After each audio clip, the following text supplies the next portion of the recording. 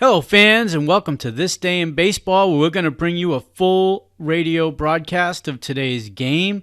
And before we do that, I just want to thank Classic Baseball Radio, and there's a link in the notes where you can check out their full channel. They have many great radio broadcasts. And while you're listening to today's game, if you want to check out much more about the game and the players, look on the links below, and you're going to see links to player pages, the date the game happened, the year it happened, and the play-by-play. Enjoy the game, and check out the links while you're watching the game, and please don't forget to hit the subscribe button so that every time new content comes out, you're going to get that firsthand. And thank you again for checking out This Day in Baseball, and enjoy the game. New York Mets are on the air.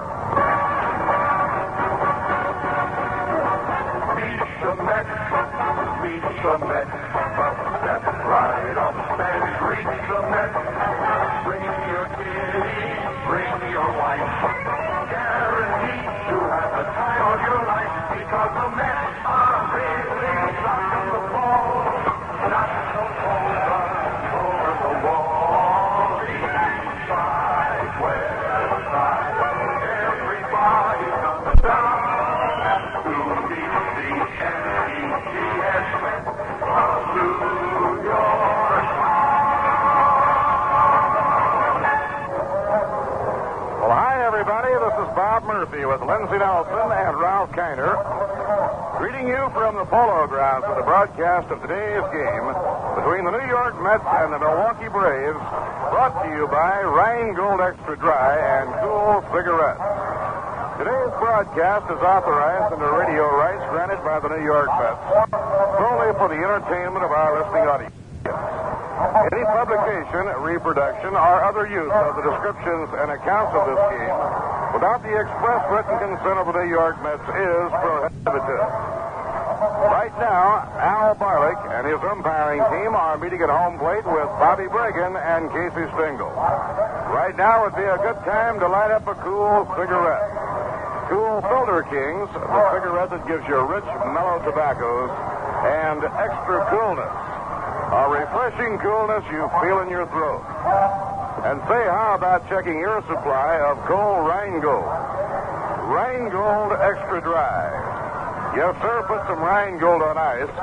It'll add a lot to your enjoyment of the game. Now, here is a beer with a clean, clear taste, brisk and bright all the way through. Rheingold is beer as beer should taste. Dry tells you why. Now, here are the lineups and batting orders. Milwaukee will have Roy McMillan playing short. He will lead off. Lee May in center field, batting second. Henry Aaron in right field, hitting third. Eddie Matthews, the third baseman, will be the cleanup hitter. Don Dillard playing left field and hitting number 5. Tommy Aaron at first base, batting sixth. Bob Uecker behind the plate, hitting seventh. Dennis Menke playing second base and batting eighth. On the mound and batting ninth, Warren Spahn. For the New York Mets, Jimmy Pearsall in center field leading off. Charlie Neal playing third and batting second. Ron Hunt will be at second base, batting third. Frank Thomas in left field, hitting cleanup. Jim Hickman in right field, batting number 5. Chico Fernandez playing shortstop, batting sixth. Cliff Cook will be at first base, batting seventh. Norm Sherry behind the plate, batting eighth. And on the mound and batting ninth, right-hander Jay Hook. Ed Fargo umpiring the plate, Doug Harvey at first, Lee Wire at second, and Al Barlick will be at third. The skies a brilliant blue, warm and sunny with a temperature of 78 degrees, and the breeze blowing in favor of the left-hand batters from right across toward left. We'll be getting underway with the play-by-play of today's game in just 1 minute. Right now, though, a word from Cool Cigarettes. Are you thinking of changing to a menthol cigarette? Well, don't make a disappointing change. Make the right change. Come up to Cool. Here's why. Your cigarette's not tasting cool enough unless you're smoking cool.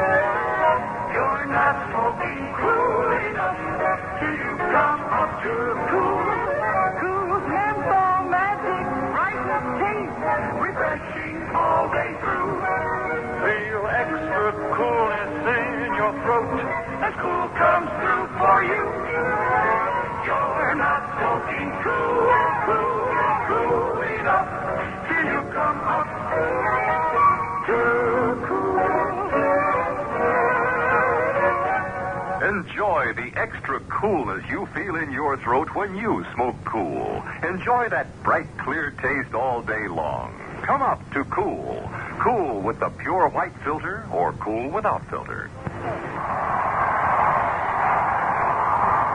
Now the New York Mets take the playing field. Right-hander Jay Hook making his way toward the mound. He'll be pitching to Norm Sherry. We'll set up the defense for the New York Mets for you in just a moment. Right now, though, as Jay Hook reaches the mound, we'll have the audience here in the Polo Grounds rising for the playing of our national anthem.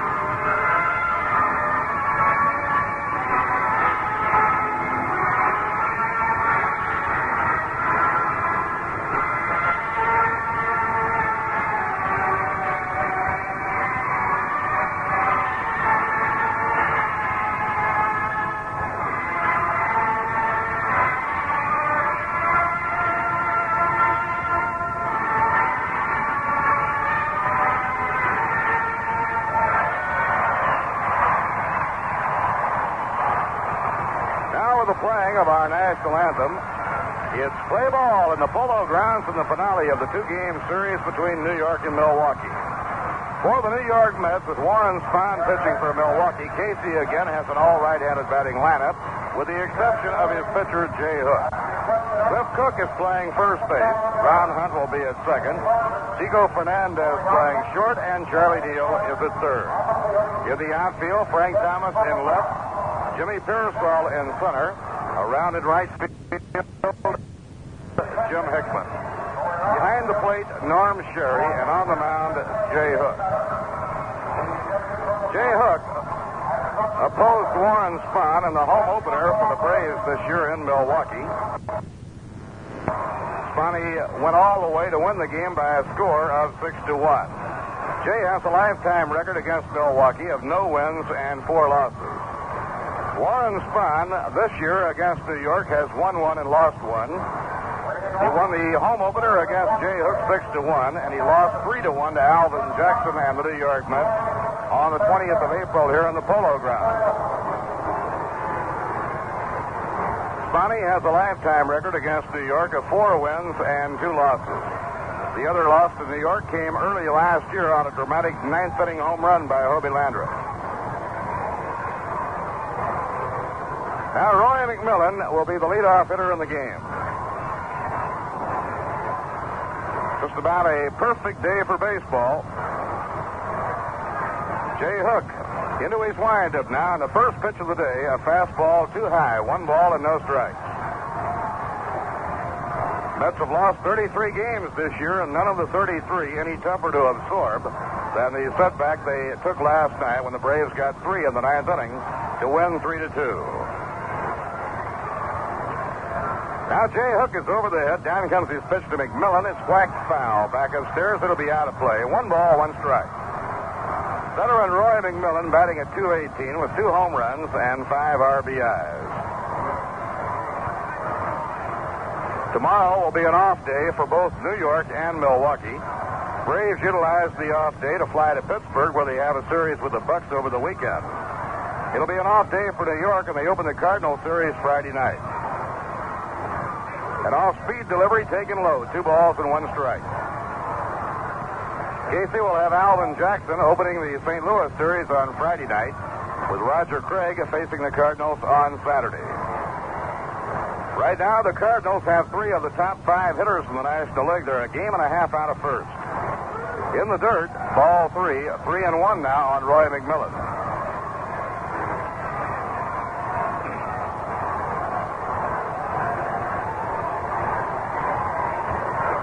Lee May, the center fielder, will be hitting next, and then Hank Aaron, the right fielder.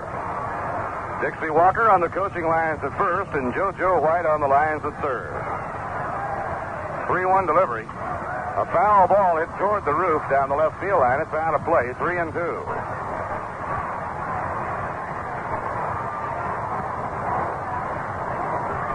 Braves now lead the season series 5-4. Victory by Milwaukee last night was their first win in the Polo Grounds in 5 games. Now the 3-2 delivery, too high and inside. He had to hit the dirt to get out of the way. Ball 4.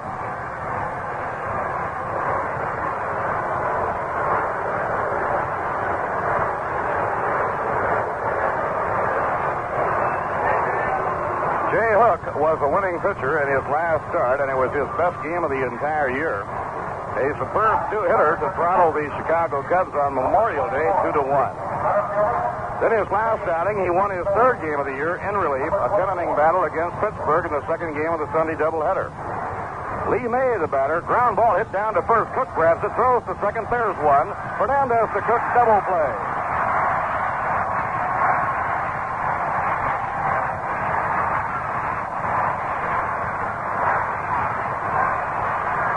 The New York Mets unfolding their 51st double play in their 54th ball game. Today's game is number 54 for Casey and the Mets. That means they have now reached the 1/3 mark in the baseball season. Mets, with very few postponements, have been playing as many, if not more, ball games than anybody else in the major leagues. They had a game postponed with the Dodgers, which will be made up on the night of July 10th, and a game postponed with Houston. Henry Aaron whacks the ball foul back toward the roof. It's out of play. Mayor's Trophy game was rained out. It will be made up on Thursday night, June 20th at Yankee Stadium.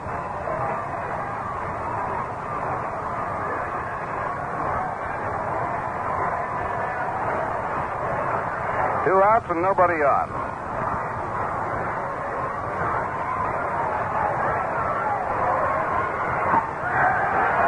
Strike. A 2-strike count on Hank Aaron. The Mets have not been rained out on the road all year long, and they have been rained out at home only twice. Once with the Dodgers and once with the Colt 45. Very few baseball seasons do you reach the 1/3 mark with only 2 rainouts. Just off the outside corner. 1 ball and 2 strikes. And we have another big weekend of baseball coming up. Johnny Keane and the St. Louis Cardinals coming into town. A game and a half out of first, depending on the outcome of their action today. Swing and a miss. He struck him out. Real good changeup by Jay Hook to strike out Henry Aaron. No runs, no hits, no errors, and none left on. The score in the middle of the first, the Braves nothing, and the New York Mets coming to bat. Well, fans, a lot of people keep changing their brands of cigarettes, then after a while they're changing again. Can't seem to make the right choice. Now, if that's been happening to you, it's time you came up to Cool. I did. Made the change that really counts. To Cool Filter King. You see, only Cool gives you rich, mellow tobaccos and extra coolness. Extra coolness that comes to you free and easy through Cool's Pure White Filter. That refreshing extra coolness you can feel in your throat. Yes, sir, you're not smoking cool enough till you come up to Cool. Why don't you make the change that really counts? And when you do, come up to Cool, you'll find that refreshing difference coming through for you, pack after pack. Why not get yourself a carton today? Cool Filter Kings with a Pure White Filter. You'll never have to change again.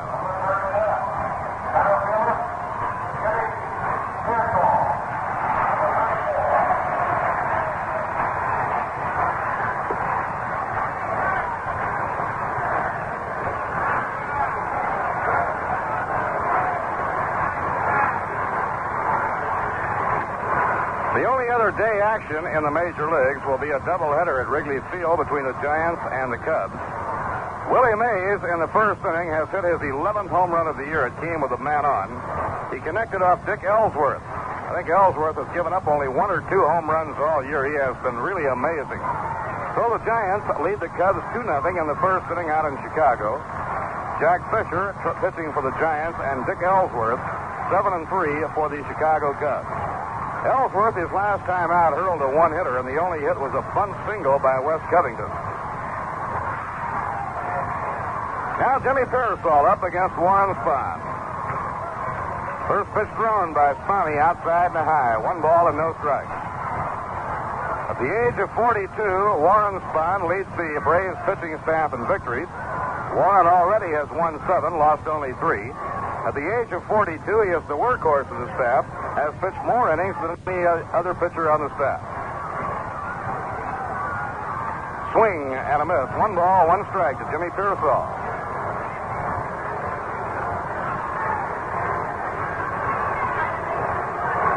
Two oldest members of the mound staff have worked the most innings for Milwaukee.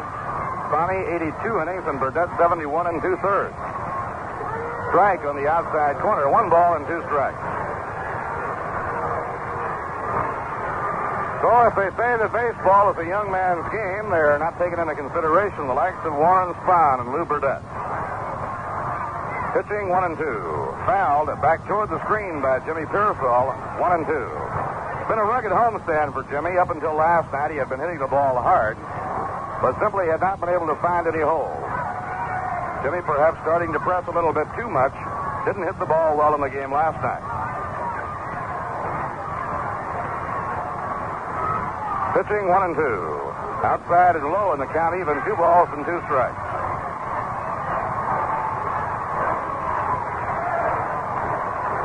Charlie Hemus coaching his first and Cookie Lavagetto at third. Braves have the infield bunched toward the middle against Parasol. The 2-2 pitch. Foul ball off the fifth. Back up against the screen. No play.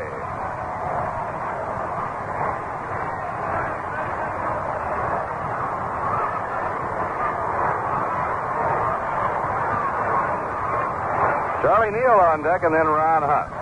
Both Bobby Brigham and Casey Stengel are going with their same lineup in today's game that they opened the game with last night. Pitching 2-2. A ground ball hit toward the hole, glove-handed by Eddie Matthews. He pegs on to first in time for the out.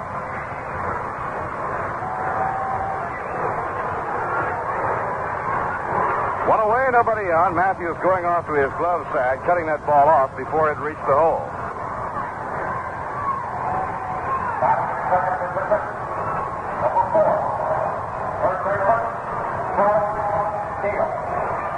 One away and nobody on. Here's Charlie Neal. Charlie batting at .236.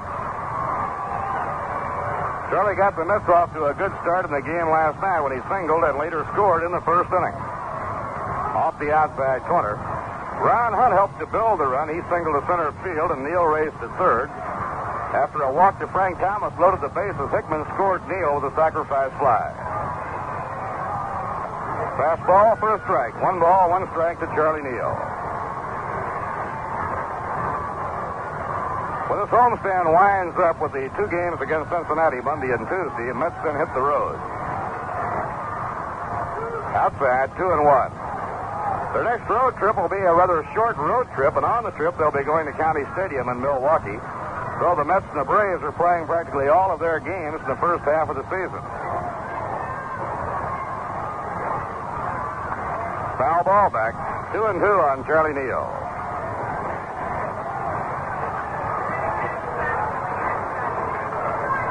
They will have played 13 of their 18 scheduled ball games long before the season reaches the halfway point.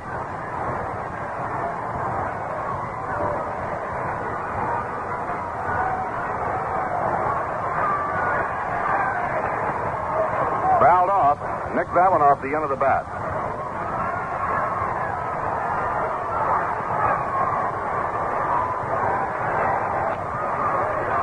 Braves on their second visit to New York. They make their final trip to New York the last couple of days of August. Now Neal swishing the bat around, waiting on Spahn.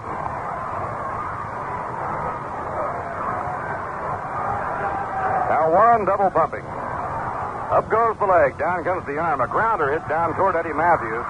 He's up with it. He pegs across to Tommy Aaron, retiring Charlie Neal. 2 up and 2 set aside on ground balls hit down to Eddie Matthews. That'll bring on Ron Hunt. Ron batting at .272 with 3 homers and 13 RBIs. Big play in the game for the Braves last night came in the first inning when Hunt was on second. Mets had runners on first and second, 2 down. Bob Henley broke a curveball off in the dirt that was blocked by Euchre, and it bounced about 6 or 7 yards away. And Euchre recovered in time to throw to third and get Ron Hunt. Strike on the outside corner. Euchre has a tremendous throwing arm.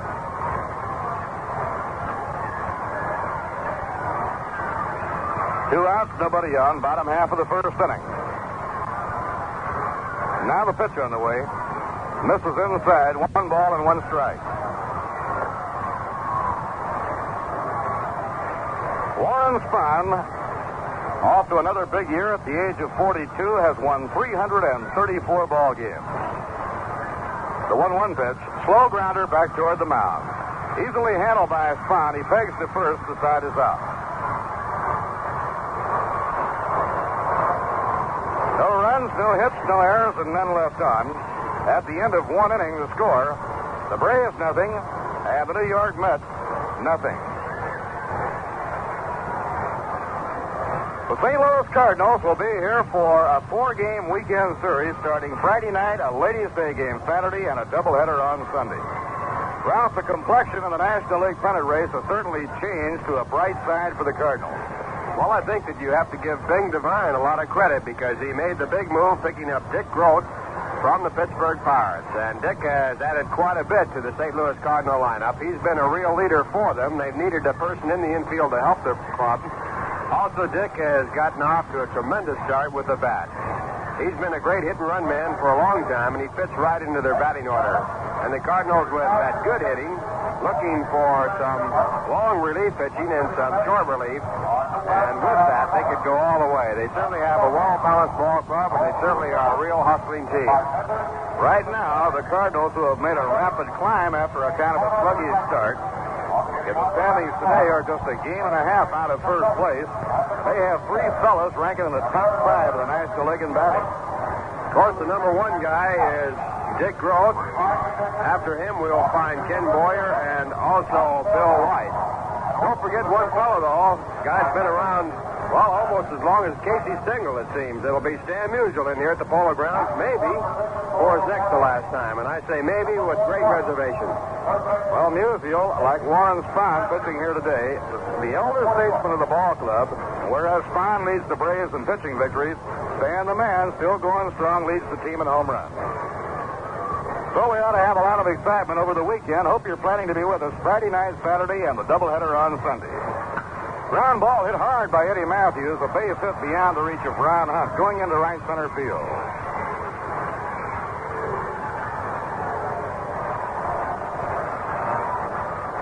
Matthews singled his first time up in the game last night.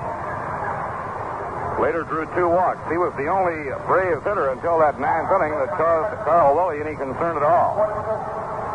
This is Tom Dillard. He had a key hit in the 9th inning of the game last night, in which the Braves got 3 in the 9th to win 3-2. Dillard hitting at .271 on the year. Left-hand batter, feet wide apart. He's around the bunt, bunts, and it's foul going down the first base line.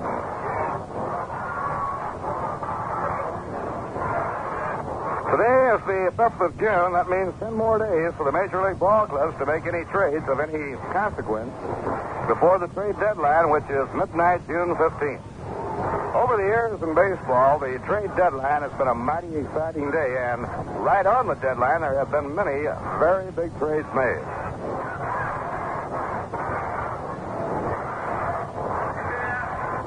Lobbed over to first base. Charlie Neal in close at third. Dillard, a left-hand batter, waiting. He's around the bunt. The pitch is high. He doesn't offer. 1 ball and 1 strike. No doubt about it, the Cardinals will be trying to make a deal to strengthen their pitching because they certainly feel they have the hitting and the defense to make a serious run on the National League flag this season.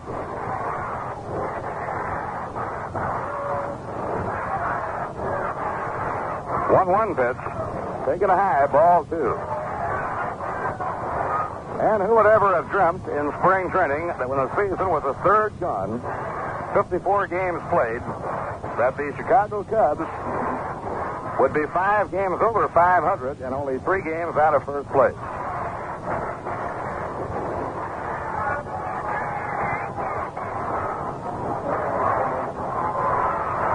Now Hook up in pitching position.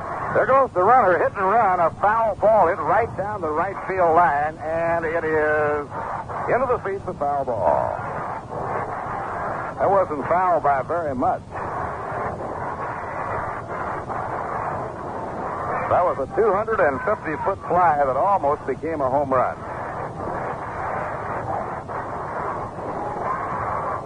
Even count now, 2-2 on Don Dillard. Tommy Aaron, the on-deck batter.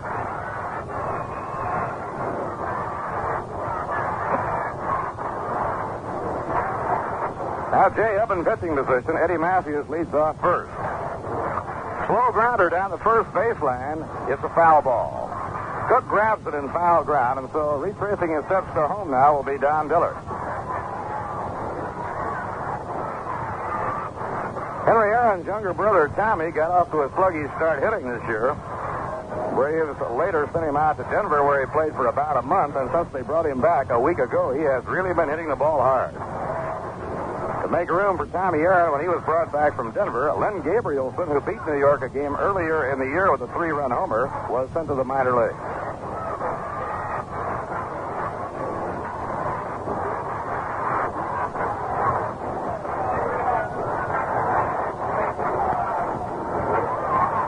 Chico Fernandez shaded towards second against Dillard, a left-hand batter.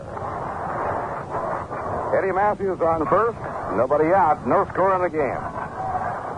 Here's the pitch on the way. There goes Matthews, a high fly ball to center field. Jimmy Tursall is under it, tapping the glove waiting, puts it away for the out. Matthews now halfway, goes back to first base.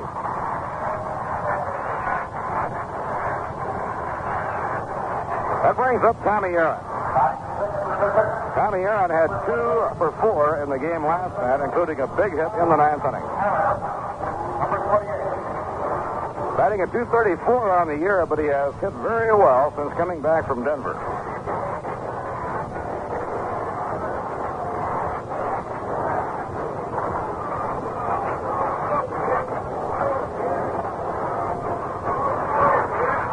Breaking ball off the outside corner. 1 ball and no strikes. The lower stands in the upper deck over in left field and in the left center field corner jam-packed with midget Mets who are here as guests of the Mets. Foul ball back toward the upper deck. 1 ball and 1 strike. Ralph, I always get a kick out of watching the midget Mets come into the park because the youngsters, they wear those ball caps like they had been playing the game for 20 years. They really file them in there, and it's quite a job to get them in, but they do a real good job of getting them in. Throw to first.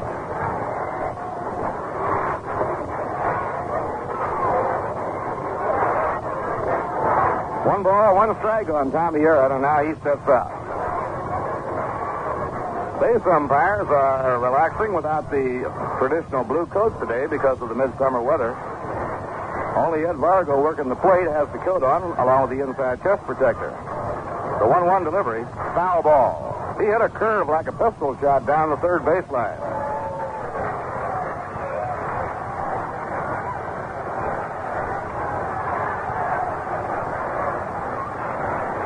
I think the Mets were more stunned by the loss in the game to Milwaukee last night than any previous game this year. Clubhouse was a complete silence for over an hour. Pitching 1 and 2. Fouled again. Back over our radio booth and no play.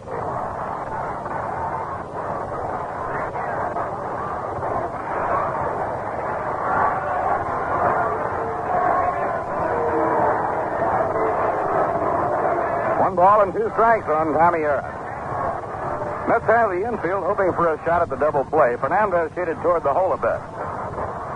Here's the pitch on the way. A foul pop-up. It's playable. Norm Sherry gets rid of the mask, drifts back, and takes it for the out.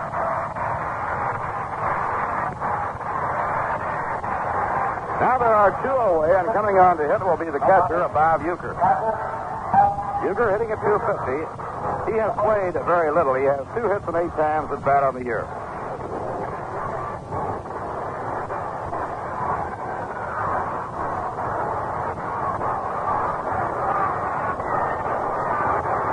Of the 3 Milwaukee catchers, Joe Torre has been up 136 times. Del Crandall has been up 80 times.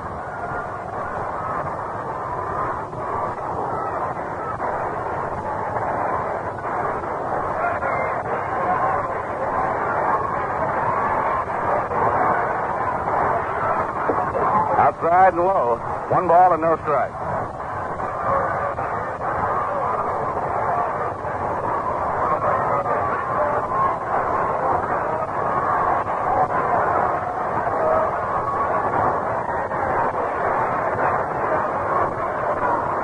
Bob Euchre, the batter, the pitch by Jay Hook. A drive in the air to center field. Pearsall is there waiting.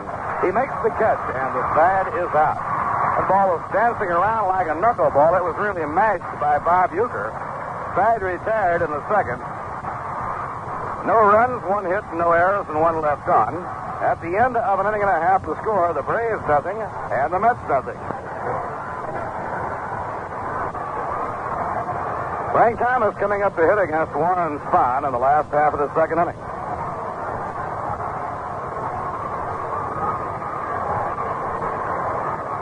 Frank narrowly missed the home run on a couple of occasions in the game last night. He hit 2 of those long drives up in the upper deck that were foul. Thomas, Hickman, and Fernandez will hit against Warren Spahn in the last half of the second.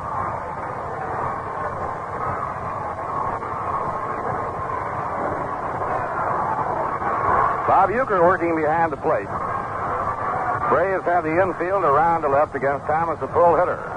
Frank standing upright, right on top of the plate. Fastball outside. 1 ball and no strike.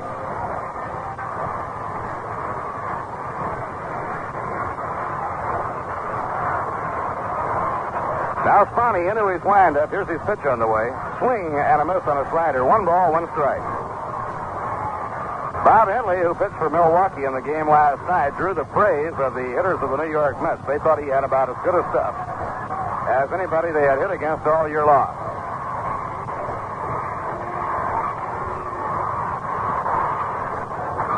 Now Thomas, pushing the bat around, cocks it off the right shoulder. The 1-1 pitch. Drives him back from the plate. It's inside. 2 balls and 1 strike.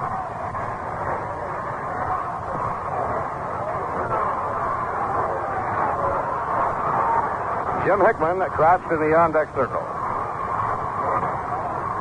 Now Spahn with a 2-1 delivery. He runs up, busts it, pops it in the air. Running for it is Euchre, beyond his reach.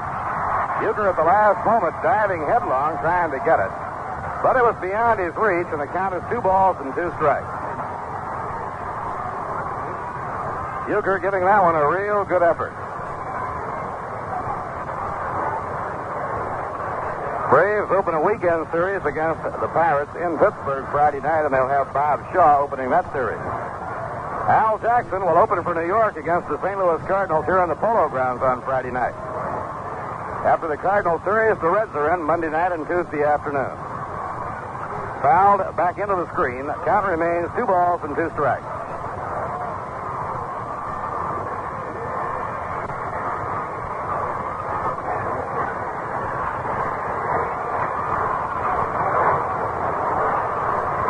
Nobody on, nobody out, no score, last half of the second. Dennis Menke deep and pulled over towards second against Thomas. Curve outside and low, a ball 3, and we have a full count, 3-2.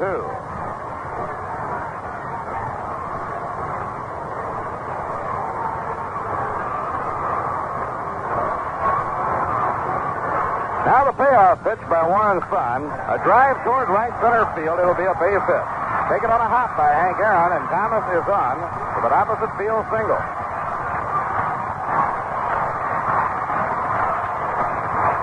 Thomas took a nice, easy swing and hit the ball right where it was pitched. So there is the first hit of the game for New York, and it brings up Jim Hickman. Jim batting at .235, leads the team in RBIs with 25.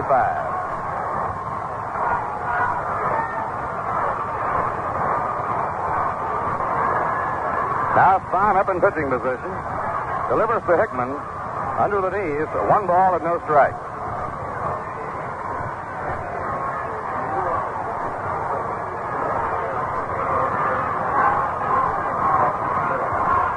Tommy Aaron holding against the base runner, Frank Thomas. Menke and McMillan talking back and forth at second and short.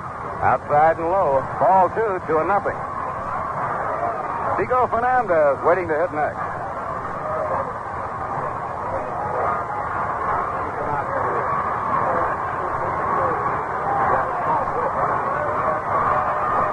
Now Spahn checks with his battery mate Bob Uecker. 2-0 pitch. Outside, ball 3. It hops away from Uecker. No advance on the baselines by Frank Thomas.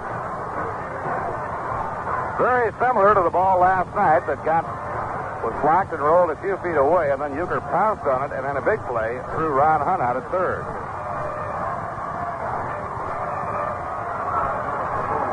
Three and 0 the count on Jim Hickman. Spahn, 7 wins and 3 losses on the year. Now the pitch on the way. Ball 4, it's outside. Hickman walks. That moves Thomas to second. Nobody out. And brings up Fernandez. Right here, let's pause for station identification. Listeners find the accent on value at WGY, the General Electric station, Schenectady. 2:32. Bob Murphy with Lindsey Nelson and Ralph Kiner. Now the hitter is Chico Fernandez, and the Braves look for the bunt.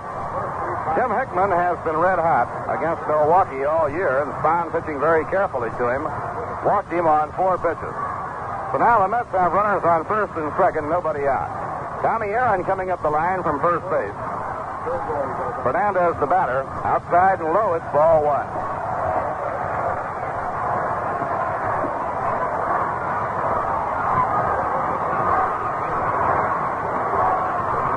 Waiting on deck to bat next, the first baseman, Cliff Cook.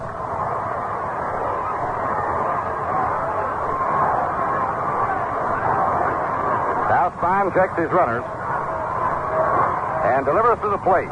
He tries to bunt and misses a peg to second. Safe. Bob Uecker whipping that ball to Roy McMillan as they tried to pick off Frank Thomas. Chico Fernandez didn't square around. He tried to conceal his intentions and then bunt him over. And he was also hoping to bunt for a base hit. 1 ball, 1 strike now on Chico. Tommy Aaron still playing in close, looking for the bunt. Eddie Matthews even with the bag wide of the line at third. The 1-1 pitch. A slow ground ball back toward the mound. Spahn has only 1 play. To first base in time, getting Fernandez. Not intended as a sacrifice, but serving the same purpose.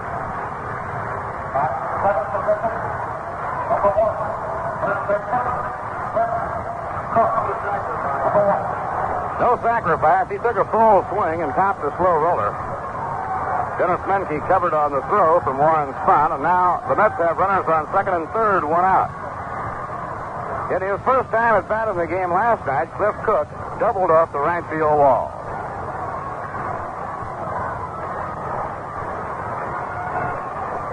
Norm Sherry comes out of the on-deck circle.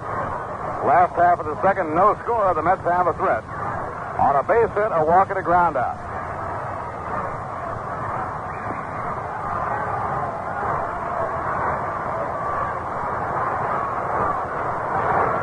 Now Spahn has his sign from Uecker. The wind-up and pitch to Cook. Low in the dirt, scooped out by Bob Uecker. 1 ball and no strike.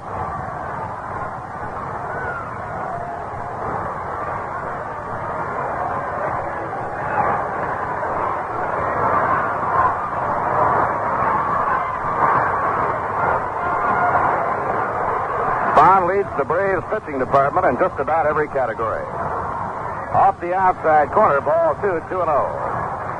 At the age of 42, he has won more games, completed more ball games, pitched more innings than anybody else on the staff.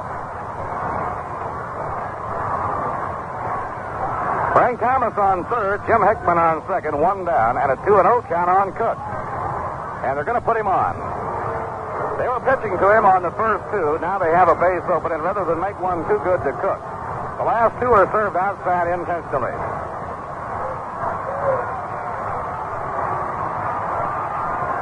Now Norm Sherry comes on with the bases loaded. See, now's the time to come up to cool and feel that extra coolness in your throat.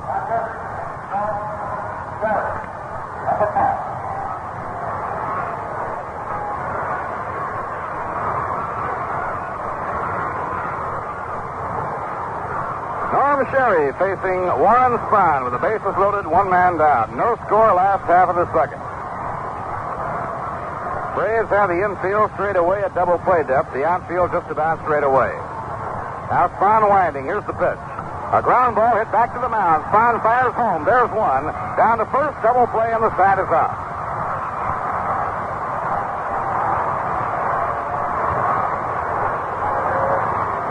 Norm Sherry topped the grounder right back to Spahn.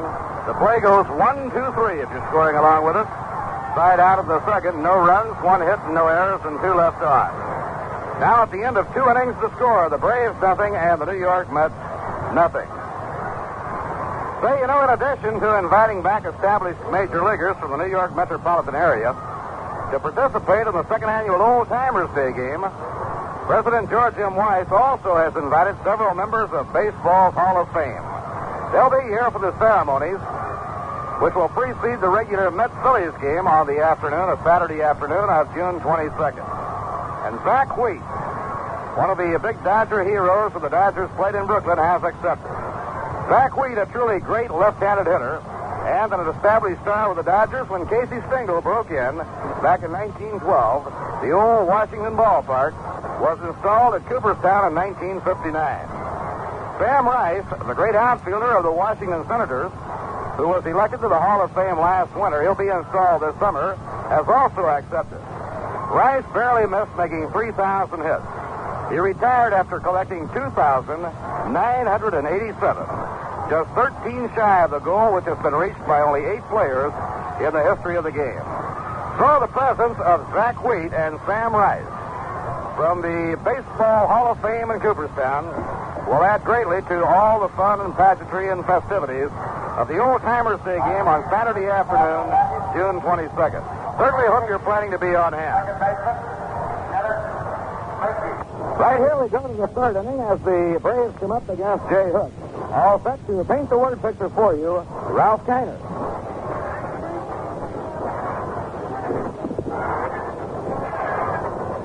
Thank you, Bob, and hi to everybody. No score of the first pitch to the top of the third. Jay Hook to the plate, and there's a line drive to right field. Going back to right fielder Hickman, a tough chance, and he makes the catch.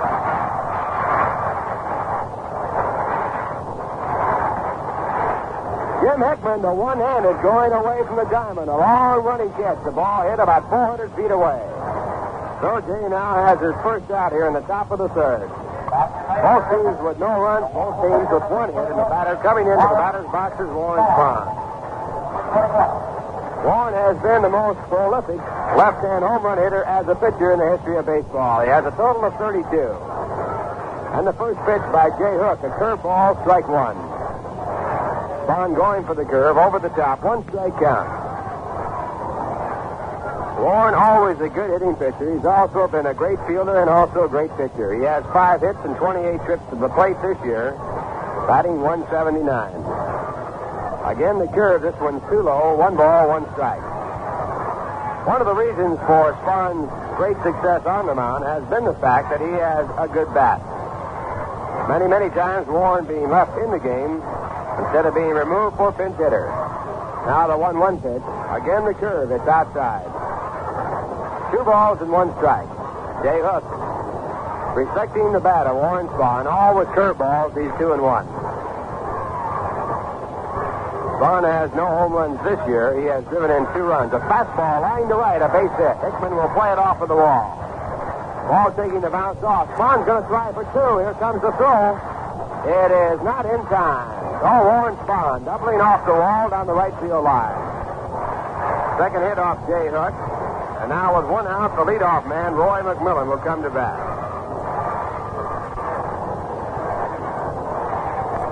Well, Jay Hook threw 3 curveballs. Got the Cat 2 balls and 1 strike, and then came in with a fastball to Warren Spahn, and Spahn lined it to right field. The game continues at the beginning of side 2.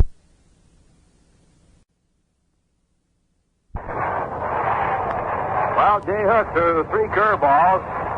Got the Cat 2 balls and 1 strike, and then came in with a fastball to Warren Spahn, and Spahn lined it to right field. Here's Roy McMillan, who walked his first time up. Roy batting .218. He bats on the right-hand side. No score.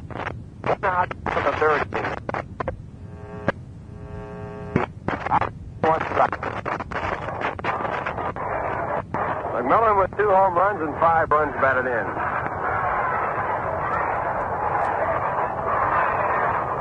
He was 0 for 5 in the game last night. Only 5 hits given up by the Mets. Braves winning the first game of this 2-game series 3-2. 3 of the hits coming in the 9th inning. Now Jay back with a changeup, a good one for strike 2. Roy McMillan looking. So Jay has the count his way, 0 ball and 2.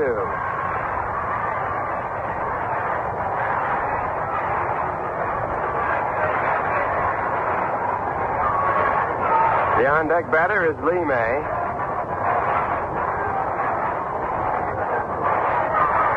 Now the 2-strike pitch. It's outside, a fastball wasted away. 1 ball, 2 strikes. McMillan being played straight away. A shallow center field by Jimmy Pearsall.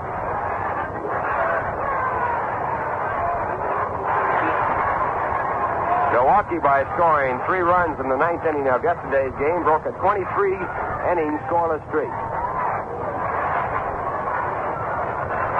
Jay setting. And the 1-2 pitch, a curve in the dirt. Nice block by Norm Sherry, holding Warren Spahn at second base. Spahn almost made up his mind to go. The count, 2 balls, 2 strikes. Wind blowing toward left field. Beautiful day for baseball. The Mets will have tomorrow off and then play Friday, Saturday, and Sunday.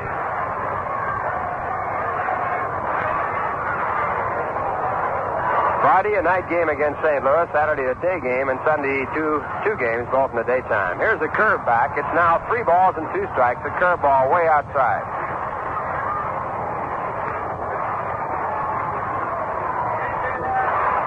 Warren Spahn at second base. No score. 1 out here in the top of the 3rd.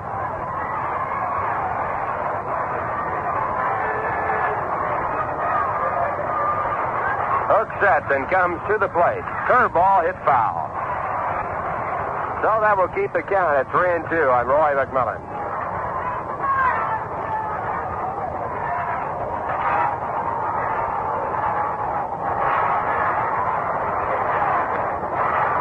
McMillan acquired by the Cincinnati Reds in a trade that sent Juan Pizarro and Joey Jay to Cincinnati. There's a hard ground ball in the hole. A good play by Fernandez. A play at third base is high. Chico Fernandez going deep in the hole. He had no chance to go to first base. But he seized the opportunity to pick up Warren Spahn, who was moving over to third. A perfect throw as he moved away from the bag. The tag made by Charlie Neal, and it's out number 2. On at first base, robbed of a base hit as a result of a good play by Chico Fernandez, Roy McMillan. And the batter now is Lee May. First pitch to May, a curveball. Fouled down in the dirt for strike 1. May, a left-hand batter. He hit into a double play, a 3-6-3 double play his first time up. Batting at 198.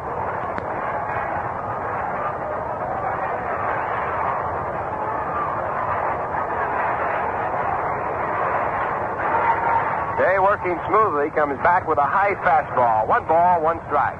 That play by Chico Fernandez, a fine play. It kept Spahn from scoring a run and breaking the scoreless deadlock. And on top of it, he turned it into an out.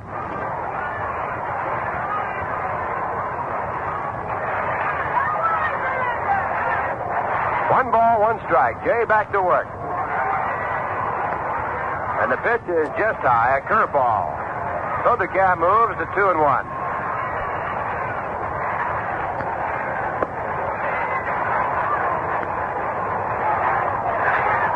Lee May, a professional singer in the off-season.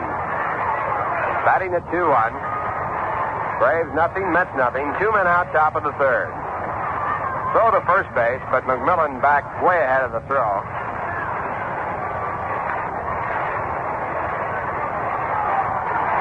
Now to the plate. And a curve slips outside. 3 balls and 1 strike. The on-deck batter, a big man, Hank Aaron. So Jay Hook hoping to get Lee May. He doesn't want to work to Hank Aaron with 2 men on.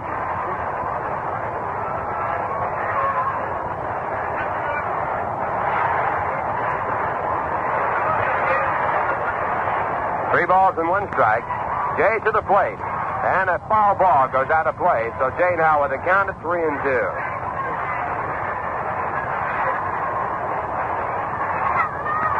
Roy McMillan on at first base. 2 men out. On deck, Hank Aaron. Hank leads the major leagues in home runs with 16. Now the runner goes, and the 3-2 pitch down the line. It could go all the way. Going out there, and there it goes. A home run for Lee May, his second home run of the year.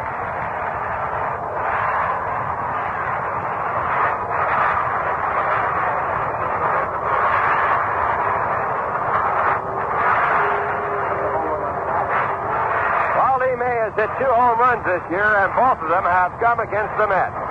Right here, it puts the Braves out in front 2-0. His other home run won a ball game against Tracy Stollard. That home run coming in Milwaukee. Here's the first pitch to Hank Aaron. Low curveball dropping on the outside part of the plate at the knees for strike 1. Hank struck out on the change of pace his first time up. He's now batting .313. Well, Jay Hook not wanting to walk Lee May and give Hank Aaron a chance with 2 on. There's a strike called, a fastball at the knees. Came in at 3-2 with a fastball, and Lee May hit it against the facade that fronts the upper deck. Pitch back to Hank Aaron outside. 1 ball, 2 strikes.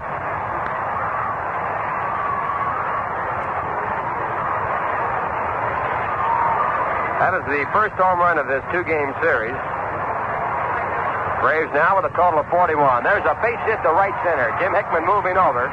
He picks it up. Aaron rounds and holds at first base. So 3 hits in the inning now off Jay Hook. The Braves lead by a score of 2-0, and Eddie Matthews comes up. Eddie had the first hit of the game against Jay with a single to center field his first time up. Matthews batting at .278.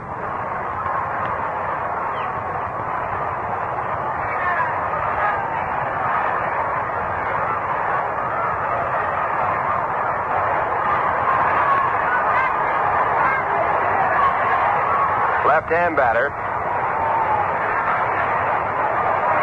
And the first pitch to Matthews, a fastball for strike 1.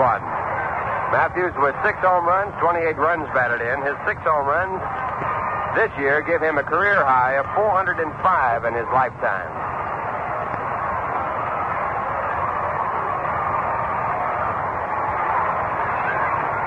Jay with a curve, and this one is down the line, way out there. If it's fair, it's long gone, but it's a foul ball.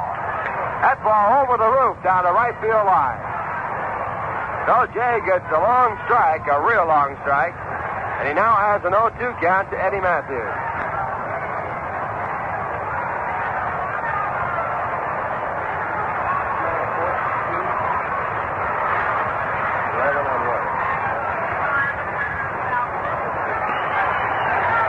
Only Mickey Mantle ahead of Eddie Matthews in active players in home runs. And Stan Musial. There's a pitch outside. 1 ball, 2 strikes. Mantle, in last night's game, the only run off Steve Barber, hit his 11th home run and his 415th career home run. 1-2 pitch with a runner going. The throw to second base is not in time. So Hank Aaron steals his second base of the series. And the pitch to Eddie Matthews outside. 2 balls and 2 strikes. Aaron had a stolen base against the Mets in the 9th inning with Carl Willie on the mound. He now has a total of 7 on the year. That leads the Milwaukee Braves club.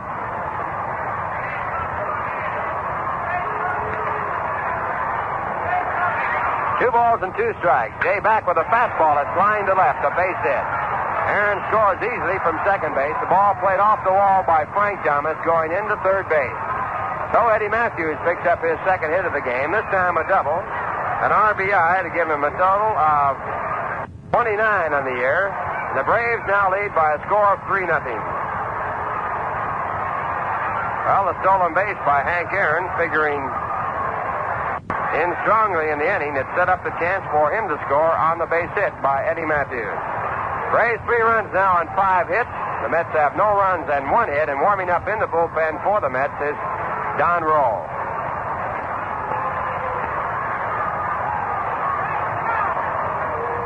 The batter now is Don Dillard, and he swings and fouls the first pitch on top of the upper deck, and the count is 1 strike and no balls. Dillard flied out to center field his first time up. He's batting .268.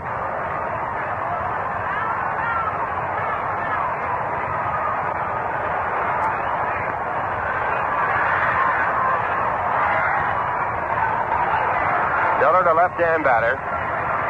And the pitch by Hook is it hits him.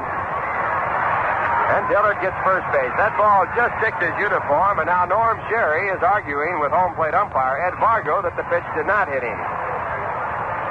But Dillard gets first base, and now the Braves have runners at first and second with Tommy Aaron, the batter.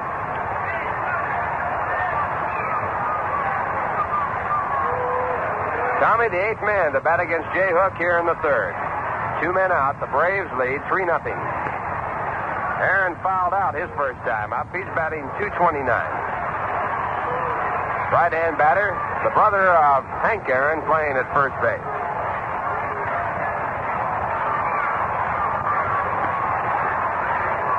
Jay with a stretch, and here's the pitch to Tommy Aaron. A change of pace that's on the outside corner. Strike 1. Dennis Menke led off and flied out to right field. A fine catch by Jim Hickman. And Warren Spahn doubled. Roy McMillan hit into a fielder's choice out. Lee made it homered for 2 runs, and Aaron and Matthews combined for 1 more. 1 strike pitch. It's way inside. 1 ball, 1 strike. A curveball hanging inside and high. Aaron singled to center field, and Matthews, after Aaron had stole second base, doubled him in.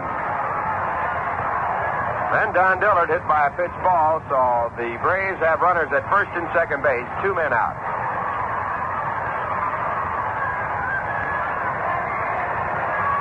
Here's the 1-1 pitch by Jay Hook, and it's fouled away.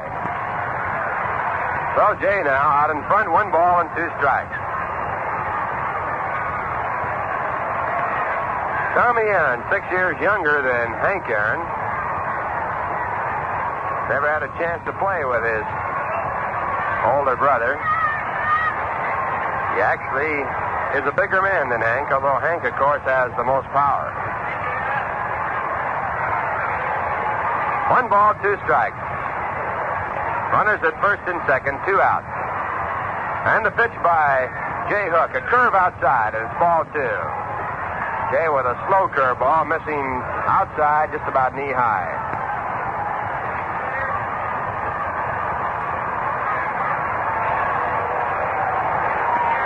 Two balls, 2 strikes. Score 3-0, Braves lead. Now Jay back with a fastball, a swing and a miss to strike him out. In the inning for the Braves, 3 runs on 4 hits. There were no errors, 2 men were left, and the score now at the end of 2.5 innings of play. The Braves 3, the New York Mets, nothing. Well, all you have to do is look around, and you can see it's mighty pretty this time of year. And it sure leaves you with one big impression. Nature is pretty wonderful.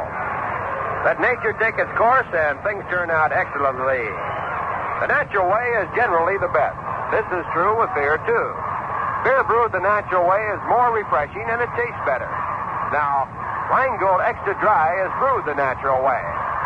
It's the long, slow, costlier way, that's sure, but it pays off in taste. A taste that's brisk and bright and clean, clear through. That's why we say that Rheingold Extra Dry is beer should taste. Now look, why don't you do the natural thing? Enjoy a tall, foaming glass of Rheingold Extra Dry and discover the difference that dry makes. You'll be glad that you did. Only remember to make it Rheingold. Rheingold Extra Dry.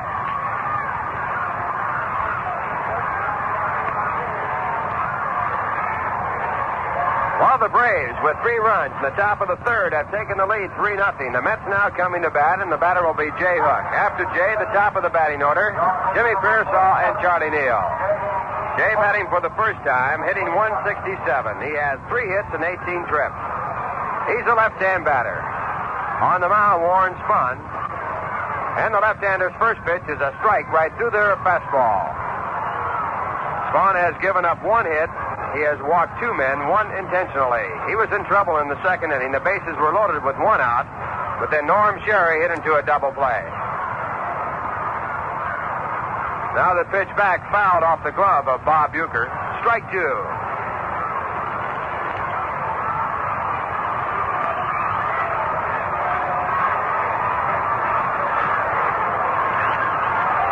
Spahn being played deep by the center fielder, shallow by the left and right fielder. Should say Jay Hook.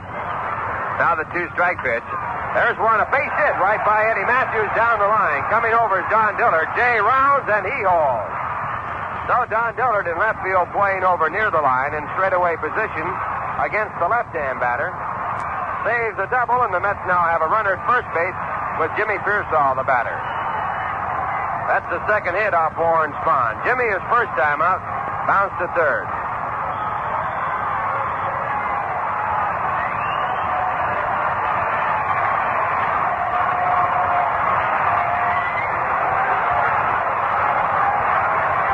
Pearsall, right-hand batter, and the first pitch by Spahn.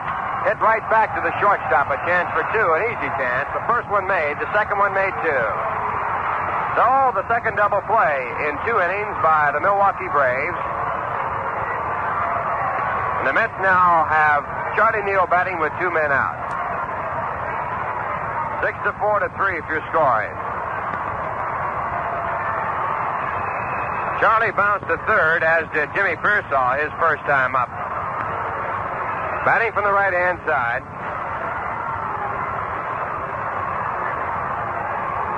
And batting .235.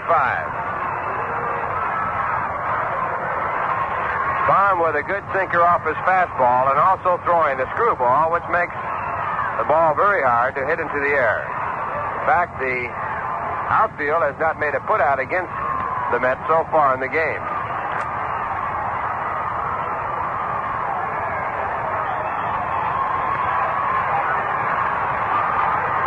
Braves 3 runs on 5 hits. The Mets no runs and 2 hits. 2 men out, bottom half of the third.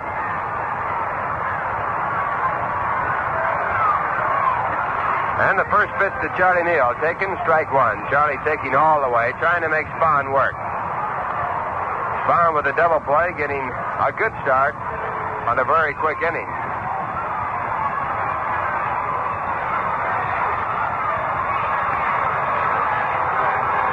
Now back to Neal, and there's a foul ball down the right field side. It'll go into the stand. Strike 2.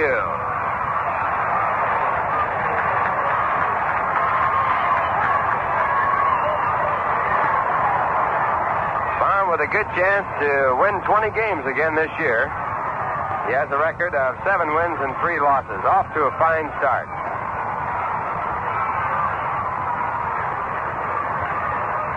Now he comes back inside. 1 ball and 2 strikes.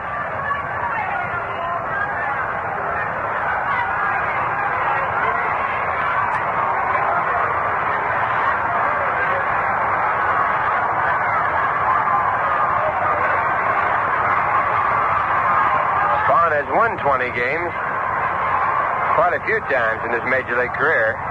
There's a bouncing ball that's through the middle, gloved by Roy McMillan. The throw to first base in time. This time, Roy McMillan going deep to his left, coming up with a one-hand play, a turn and a good throw to first base to get the man and retire the side. In the inning, no runs, one hit, no errors, no one left. And the score at the end of 3, the Braves 3, the New York Mets nothing. Well, next week starts off as the final series of this homestay for the Mets. The Mets playing 15 games, and they'll close up against the Cincinnati Reds, who have been playing fine baseball here of late. They have passed the 500 mark after getting off to a slow start. They are 5 games out in 5th place in the National League race. They've been getting some fine hitting from Frank Robinson. They also have Vada Pinson, Gordy Coleman, to go along with their pitching staff of Joey J., Jim O'Toole, Bob Perkey, and Jim Maloney. They also will bring in Bob Skinner wearing the Cincinnati uniform for the first time. He was traded from the Pittsburgh Pirates to the Reds. So your opportunity to pick up the former National League champions of 1961, the Reds, right here in the Polo Grounds on Monday night, June the 10th. They'll also play Tuesday afternoon, June 11th, and then the Mets will go on a road trip that will take them to Milwaukee and to Cincinnati and St. Louis, returning home on the 21st against Philadelphia.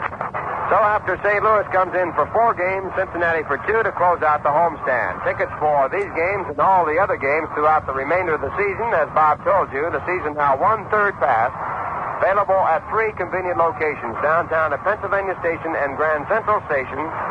Also, tickets available right here at the Polo Grounds 7 days a week at the advanced reservation window, located on the 8th Avenue side. You may make ticket reservations at any Howard Kohl store in the New York area. Now it's the top of the 4th, and the first pitch by Jay Hook. A slider over, strike 1 call to Bob Uecker. Uecker lined out to center field his first time up. Spahn back to Uecker with a slow curve. It's fouled off. The count now 0-2, and we'll pause for station identification. 810 on your radio dial, WG Boys, connect baseball over WABC. The correct time is 2 minutes after 3. The current temperature is 80 degrees. Ralph Kiner along with Bob Murphy and Lindsey Nelson from the Polo Grounds. Hook back to the plate with a curve, a check on the swing by Uecker in time. It's ball 1. 1 ball, 2 strikes. Milwaukee Braves, 3 runs on 5 hits. The Mets have no runs and 2 hits. Braves batting in the top of the 4th inning, no one out. After Uecker, it'll be Warren Spahn and Roy McMillan. A let up, it's outside. 2 balls, 2 strikes. Jay's last start, a 2-hitter against the Cubs, his best pitching effort so far this year. Now again, it's 2-2, and he misses low with a fastball. Full count now to Bob Uecker. Jay at one time had a no-hitter going against Milwaukee. He was pitching for Cincinnati at the time. He pitched 5 innings and was taken out of the ball game with the explanation by Bertie Tebbett that he was too young to pitch a no-hitter. That was his first year in pro ball. Here's the pitch. It's outside to Uecker, ball 4. So Jay has walked his second man. He walked Roy McMillan as the leadoff man in the game. Now he'll work with no one out, and Dennis Menke, the batter. And here comes Casey Stengel.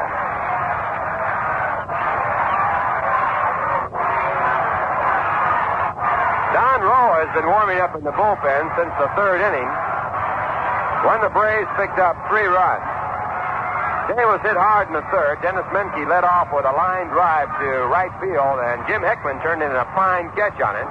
Then Warren Spahn doubled off the wall. Roy McMillan hit a ground ball to short, which was turned into an out when Fernandez made a great play to save a base hit and pick up Warren Spahn going to 3rd. McMillan safe at first in the fielder's choice, and he scored ahead of Lee May as Lee May hit his 2nd home run of the year in the 3rd. That gave the Braves 2 runs. Then Hank Aaron followed with a line drive to center field. He stole second base when Eddie Matthews was batting and then scored when Matthews doubled to left. Don Dillard followed Matthews, and he was hit by a pitch ball, but Tommy Aaron struck out to save further damage. In the 3rd, when the Braves scored the only runs of the game, they had 3 runs on 4 hits, and they left 2 men on. Now Casey Stengel making a change. It's going to be Don Rowe. So So Jay Hook officially will be credited with 3 innings of work. So far, he has been charged with 3 runs. He allowed a total of 5 hits in the game. He struck out 2, and he walked 2.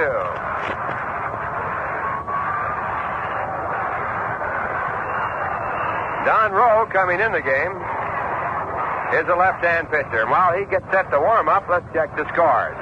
At Chicago in the first of 2, it's the Giants 2, the Chicago Cubs 2, after 3.5 innings of play. On the mound for the Giants, Fisher going for Chicago, Ellsworth. Home run by Mays and Huff, scoring the game at 2 apiece, with Chicago batting in the bottom half of the 4th. That is the first of 2 games. St. Louis scheduled at Philadelphia at night, Cincinnati at Pittsburgh a twilighter, and Los Angeles at Houston. Giants lead the National League by 1.5 games. And now Ernie Banks in the bottom half of the 4th has hit his 9th home run of the year to give the Cubs a 4-2 lead. They're still batting. That home run by Banks is 344th in his Major League career. In the American League, New York scheduled at Baltimore, a night game, Boston at Washington, Detroit at Cleveland, Minnesota at Kansas City, and Chicago at Los Angeles, a twilighter. All the games in the American League scheduled at night.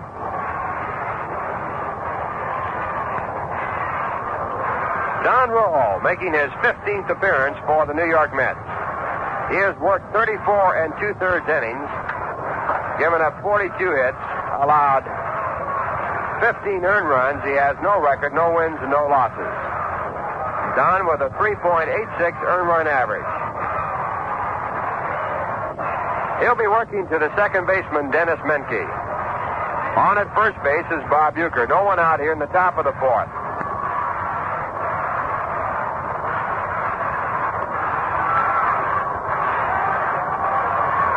Menke, a right-hand batter, 0 for 1 in the game.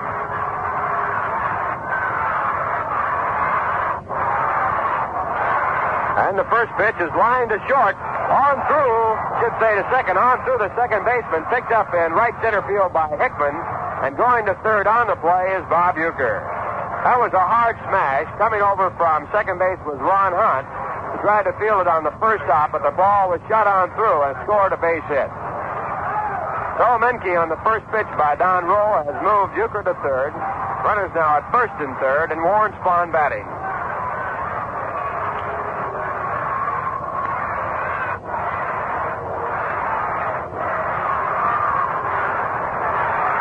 Spahn doubled to right his first time up. He's a left-hand batter. The infield playing back.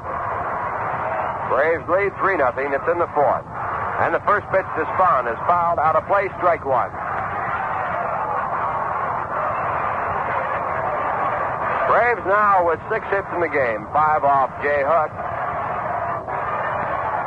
1 here against Don Rowe.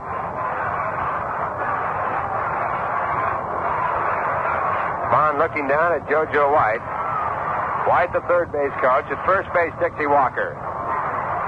Charlie Neal now in even with the bag at third. Also holding the runner at first is Cliff Cook. The shortstop and second baseman playing back, looking for a double play. Now Spahn steps out of the batter's box, looking for another set of signs. Anytime a batter steps out of the batter's box, the original set is off and a new set has to come on.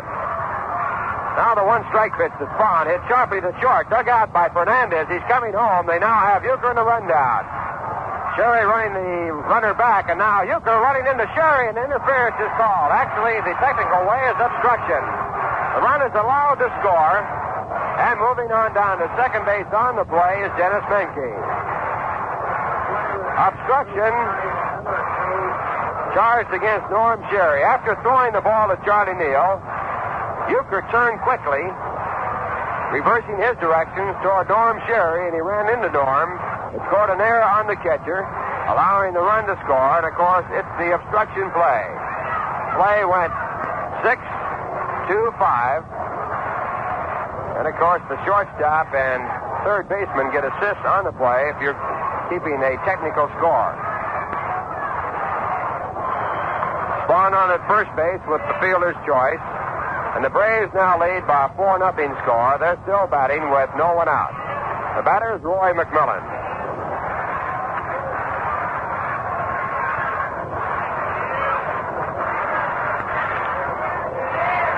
And McMillan squares around to bunt, but takes low for ball one.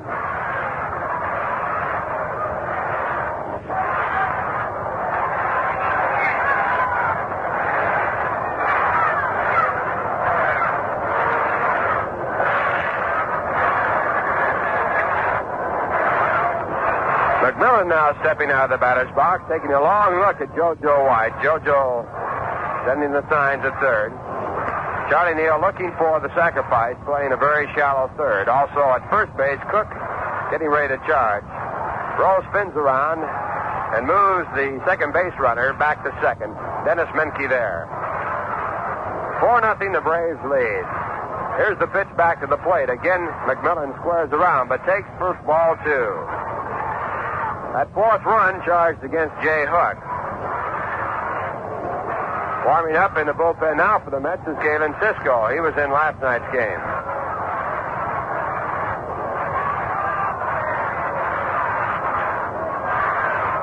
Now the bunt down to third, a real good one.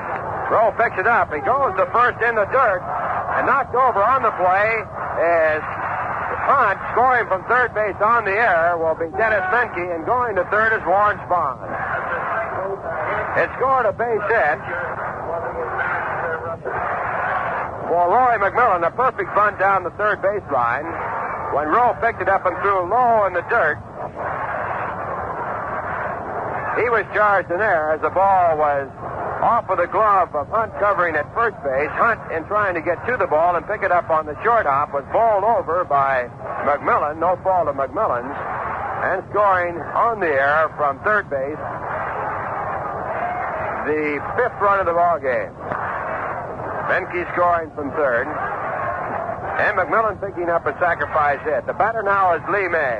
Lee with a two-run homer for the first two runs for the Braves in the third inning. He bats from the left-hand side. He is batting now 207. And the first pitch is inside for ball one. Infield still back. No one out. Runners at first and third.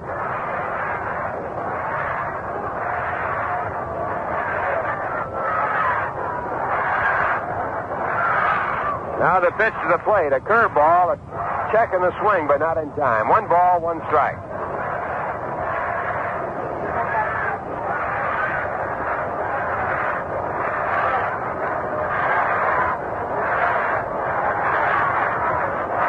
One ball, 1 strike. And the pitch is inside. 2 balls and 1 strike.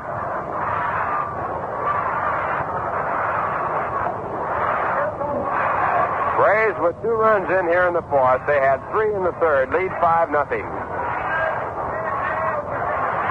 Now Don Rowe back to the plate. And there's a bouncing ball to first. A fair ball. A play now home. And the tag is made and Warren Spahn. A double play. Cliff Cook at first base took that ball right in the bag. And, of course, on that play, Lee May was out. He then whirled around and threw home to Norm Sherry. And Warren Spahn, trying to score in the play, was out. So if you're scoring, it went 3-2, a double play. The second in the game for the Mets. They're 52nd of the year. And they now have 2 out. Moving on down to second on the double play, Roy McMillan. And the batter now is Hank Aaron, who is 1 for 2.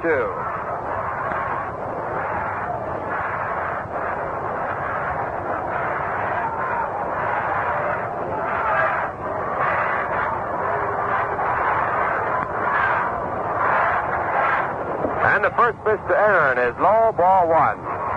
Hank batting .316. He has 16 home runs and 38 runs batted in.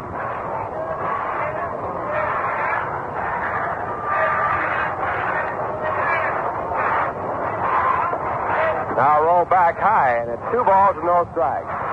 On the play at the plate, Spahn got up and limped off the field. He was limping just a little bit, but we'll have to wait and see whether or not anything happened to him that would detain him on the mound. No one throwing in the bullpen for Milwaukee, which would indicate he's okay.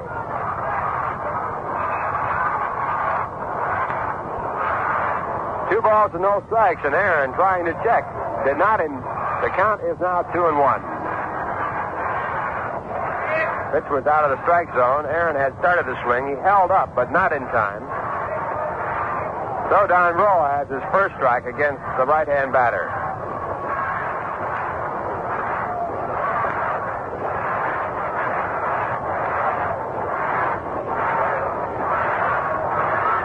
Now at 2-1, he gets Aaron to bloop one into shallow center. Coming in strong is Pearsall. It might drop in. Going back is Hunt, and he one-hands it. Fine play by Ron Hunt to make the catch. And that retires the side. In the inning, the Milwaukee Braves scored 2 runs on 2 hits. The Mets made 2 errors. And 1 man was left on. And the score at the end of 3.5 innings of play, the Braves 5, the New York Mets nothing. Braves lead 5-0. The final game of this series. After a day off Thursday, the Mets will play the St. Louis Cardinals. The Cardinals only 1.5 games out of first place. And they'll be in for a 4-game series. Friday night, Saturday afternoon, Ladies' Day, and a doubleheader on Sunday. Warren Spahn looking for his 335th Major League victory. He'll be working to Ron Hunt. Ron is 0 for 1. He grounded right back to Spahn his first time up. And the first pitch by Spahn, a teasing slow curve that's low for ball 1. If you watch closely on Spahn, if you see him work, you'll see that he'll work low most of the time and try to get the batters to go for a pitch just out of the strike zone. He makes the batters hit the ball on the ground, and he gives up quite a few hits, but usually never with men on. Here's the pitch back, a fastball outside. 2 balls and no strikes. In this game, he has not given up a fly ball to the outfield. Now he gets a strike on the outside corner. 2 balls and 1 strike. The only base hit that Spahn gave up that was hit hard was to Frank Thomas. Here's a swing and a miss. 2 balls and 2 strikes. And he has not given up a base hit with a man on base. Warren with a base hit to Frank Thomas as leadoff batter in the second, and the base hit to Jay Hook as the leadoff man in the third. Here's the 2-2 pitch, and there's a foul ball out of play.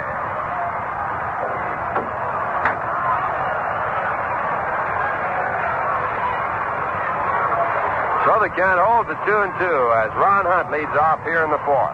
After Hunt, it will be Frank Thomas and Jim Hickman.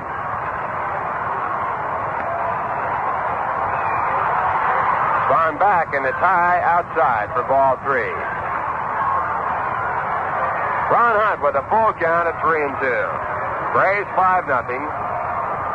They scored 3 runs in the 3rd, 2 in the 4th. Now Spahn back to Hunt. And a fastball lined right at Eddie Matthews. He jumps high in the air, 2-hands it for the first out. That will bring up Frank Thomas, who singled to center field his first time up. Frank is starting to get back into his batting ways. He had 1 hit last night, but he's been swinging much better at the plate. His base hit to center field was a line drive. Frank with only 3 home runs at 1/3 of the season. Last year he had 34, so he's way below his normal output. First pitch to Frank is fouled out of play, strike 1. Spahn with a high-tight fastball for the first strike.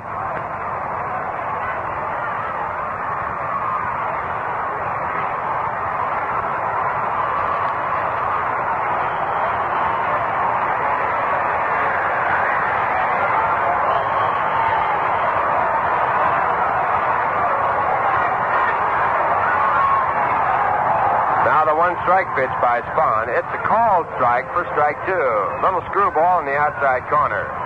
We started to say Warren Spahn has won 20 games many times. He has a chance again this year, and he has a total of 12 years with 20 or more wins in his Major League career. He's tied for 4th place with Walter Johnson in that department. 2-strike pitch is line foul. So the count will stay at 0-2.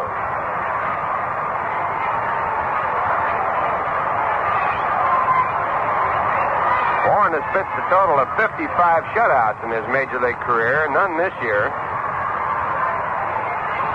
I stand corrected. He has one this year. He has 56 now. Here's a 2-strike pitch to Thomas. Just outside. 1 ball, 2 strikes. That one down around the knees.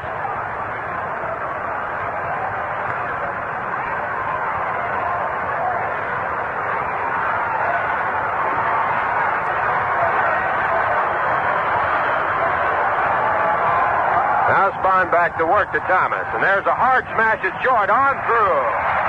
Thomas rounds at first base and holds.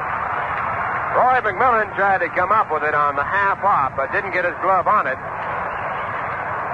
And it scored a base hit for Frank. His second in this game, the third off Warren Spahn. And with 1 out here in the bottom half of the 4th, the Braves leading 5-0. The batter will be Jim Hickman. Jim walked his first time up. He's batting .235.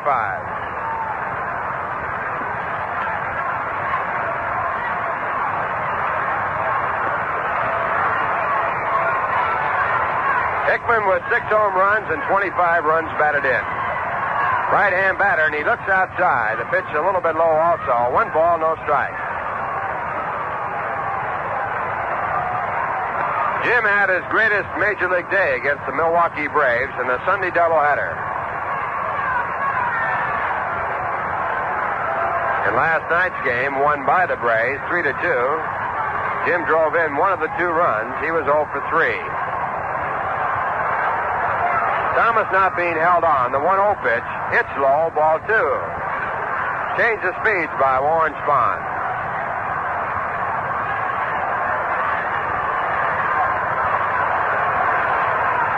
Milwaukee Braves very much interested in acquiring Jim Hickman. They've had an outfield problem for quite some time, looking both for a center fielder and a left fielder. Now Spahn at 2-0. And it's a foul ball. Spahn getting his first strike against Hickman. 2 balls and 1 strike. Right field, of course, for Milwaukee, set for years. Hank Aaron there, one of the greatest. Since the Braves traded away Bill Bruton, they've had trouble in center field, and they've always had a tough time in left. Best performance by a left fielder traded in back in 1958. Turned in back in 1958 by Wes Covington. He's now having a fine year since being traded away several times for Philadelphia. There's a swing at a screwball. Strike 2. So Spahn evens the count at 2 balls and 2 strikes.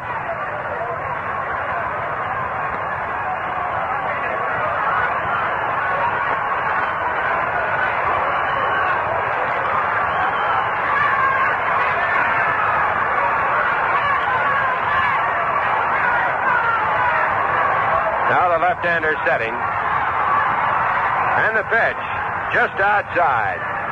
3 balls and 2 strikes now to Jim Hickman. Frank Thomas at first base. 1 man out. The score 5-0. The Braves lead, breaking the scoreless tie after 2 innings. The on-deck batter, Chico Fernandez. Tommy Aaron at first base, not holding Thomas close to the bag. He's playing about 2 steps behind. Now the 3-2 pitch. It's swung on and a miss. So Hickman goes down on strikes. The first strikeout for Warren Spahn in this game, and it brings up Chico Fernandez. 2 men out, Frank Thomas at first. Fernandez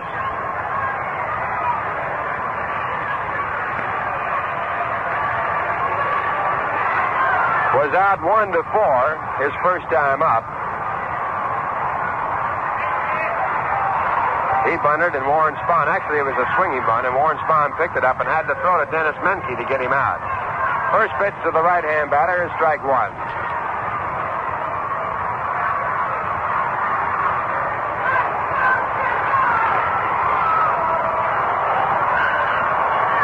Now Spahn back.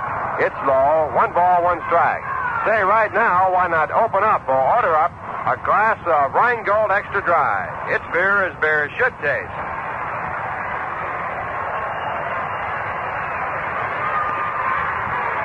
Warren Spahn back to the plate low again. 2 balls and 1 strike.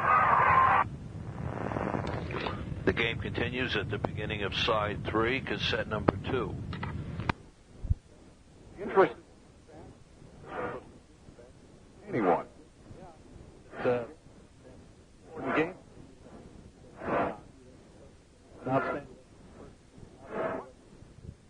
continuation. Three.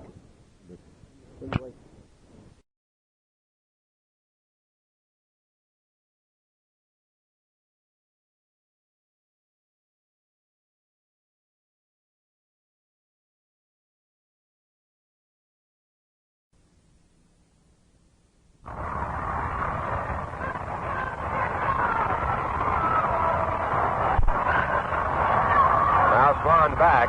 It's low. 1 ball, 1 strike. Say right now, why not open up or order up a glass of Rheingold Extra Dry? It's beer as beer should taste.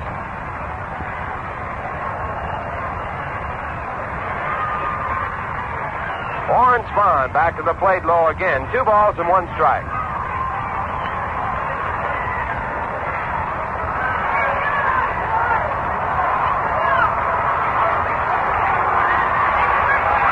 Mets need 5 to tie.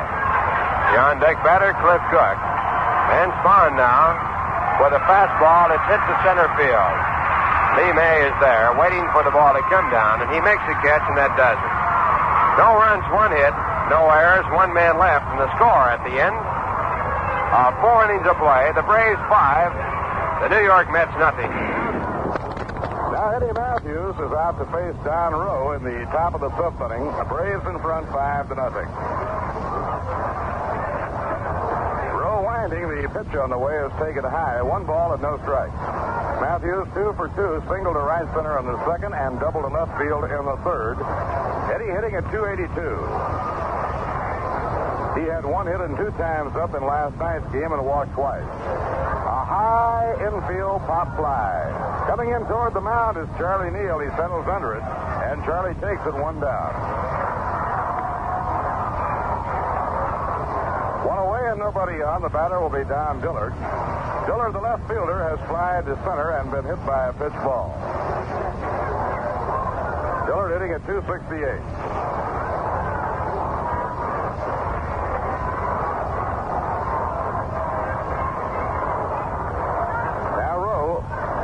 Is swung on and missed, strike 1. Tommy Aaron, the on-deck batter, and then Bob Uecker.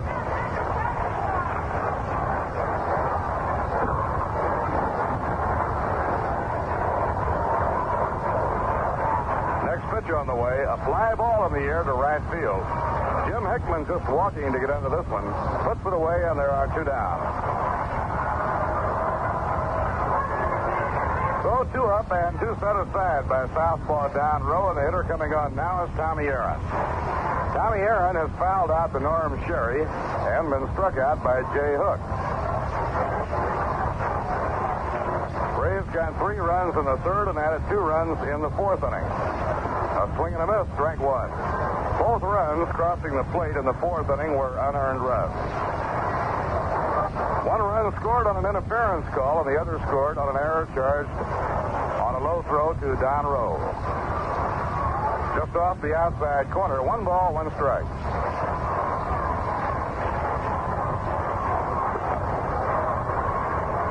2 outs, nobody on. Tommy Aaron batting. A drive down the left field line by Aaron, hooking toward the line. It's in for a base hit. Thomas waiting for the carom, fires the ball to second. Aaron sliding in. He is safe at second base. He slid away from the tag. Ron Hunt thought he had him, and he is really arguing strenuously now with Lee Wire. Hunt had the ball waiting on Tommy Aaron, but Aaron, with a beautiful slide, apparently was able to get away from the tag by Ron Hunt. And Hunt is really going at it now with umpire Lee Wire, all 6'6", 250 pounds of him.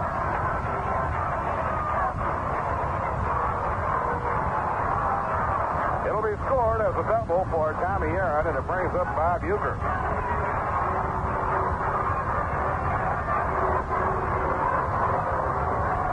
That is the 8th hit of the game for the Milwaukee Braves. Bob Uecker has lined out the Pearsall in center field, drawn a walk, and scored a run. It was Uecker who came in to score when interference was called on Norm Sherry when Uecker was hung up in a rundown between third and home. Now Rowe off the stretch, delivers a knee-high strike.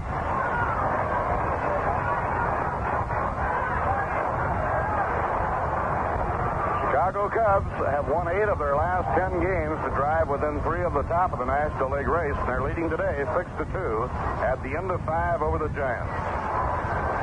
Breaking ball inside and low, 1 ball, 1 strike on Bob Uecker.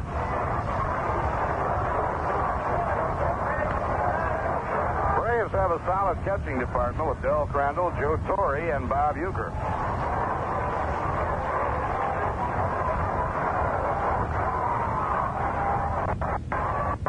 Delivery, low and outside, 2 balls and 1 strike. All 3 of the Milwaukee catchers are right-hand hitters.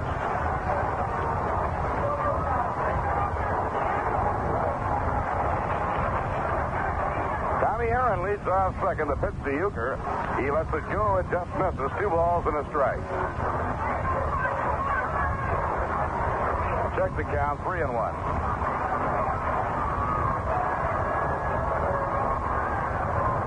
Menke, batting number 8 in the Braves batting order, is the on-deck hitter. 3-1 pitch by Rowe. Ball 4, it's inside and low. He walks Uecker.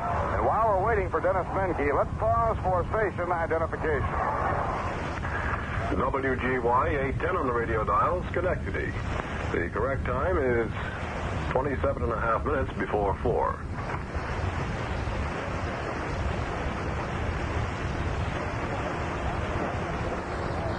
Menke has been up twice, lined hard to Hickman in right field, who made a good play back near the fence, and singled to right center field. 2 outs and 2 on. The pitch by Rowe. Ball 1, it's high.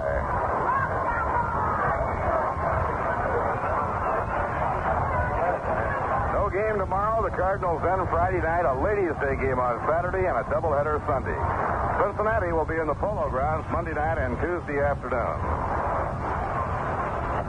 Rowe missing outside with a fastball, 2 balls and no strikes. Warren Spahn will be hitting next. Jay Hook worked the first 3 innings. Jay gave up 4 runs, 5 hits, walked 2, and fanned 2. Don Rowe working his second inning in relief.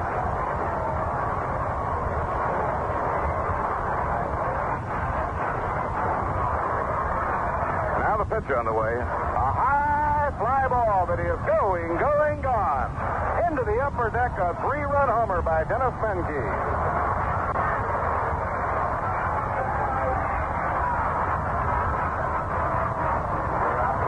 Dennis Menke belting his 5th home run of the year, a 3-run homer, and the Braves now lead 8-0.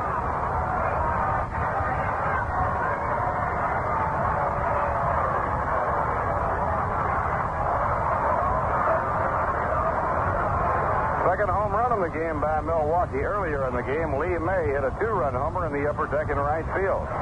Now Warren Spahn is up with 2 outs and nobody on. Ball 1, it's low. Don Rowe retired. Eddie Matthews and Don Dillard, the first 2 men up here in the 5th inning. Tommy Aaron doubled. Uecker drew a walk, and now Dennis Menke has hit a 3-run homer. Braves lead 8-0. Low, ball 2, it's 2-0.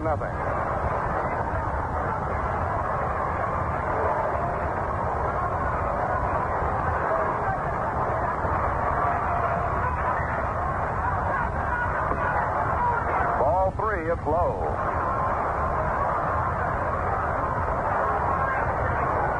Galen Cisco warming up in the bullpen for New York. Spahn has doubled to right and reached on a force play, 1 hit and 2 trips. Inside, it's ball 4. And Don Rowe walked Warren Spahn on 4 pitches.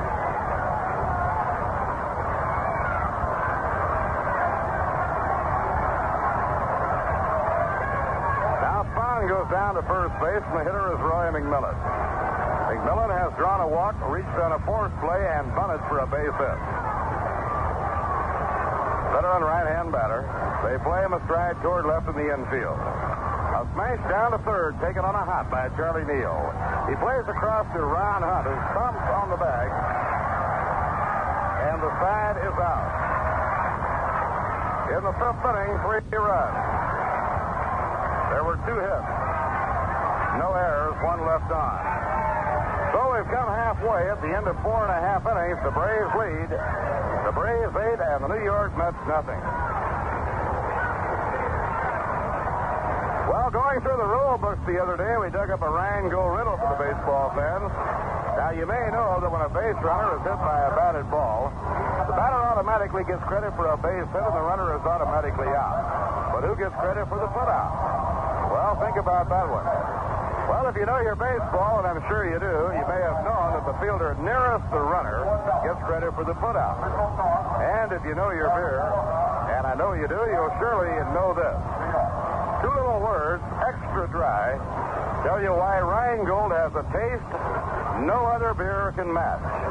They tell you that Rheingold is brewed the long, slow, costlier way for a taste that's brisk and bright and clean clear through. So why not find that out for yourself? Enjoy a cool, refreshing glass of Rheingold Extra Dry.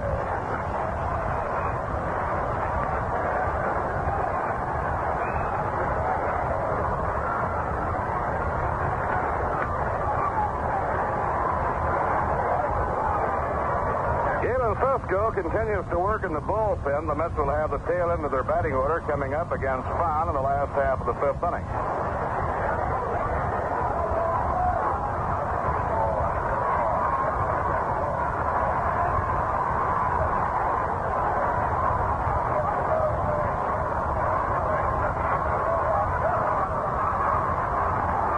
Now Spahn into his windup. Down comes his pitch. Cook hits the ground ball to short. It comes up on a big hop for McMillan. He pegs to Tommy Aaron, one man down. Fifth inning, the first pitch is thrown out. One away and nobody on. Well, when you have a great pitcher in a ball game like Warren Spahn, it naturally gives an entire ball club quite a lift. The Braves have had a lot of trouble in scoring runs this year, much in the manner of the New York Mets. But on the days that Warren Spahn has been on the mound, although he's had a couple of tough, low-scoring ball games, his teammates have scored runs for him. Norm Sherry takes ball one.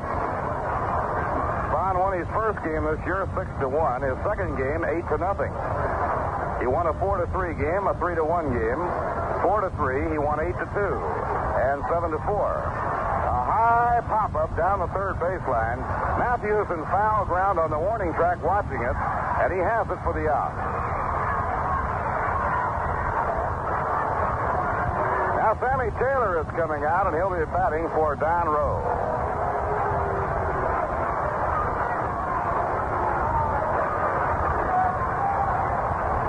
Sammy has really been working hard since rejoining the Mets to try and trim himself down. Due to the sore arm, Sammy has been used exclusively as a pinch hitter, and it's tough to control your weight in baseball when you're not playing every day. He has run long and hard with the rubber suit and has trimmed down a great deal since coming to New York. Ground ball bounced hard. That'll be a base hit going up the middle for Sammy Taylor. Sammy Taylor is on with a single to center. Now to the top of the batting order for Jimmy Pearsall. That's base hit number 4 given up by Warren Spahn.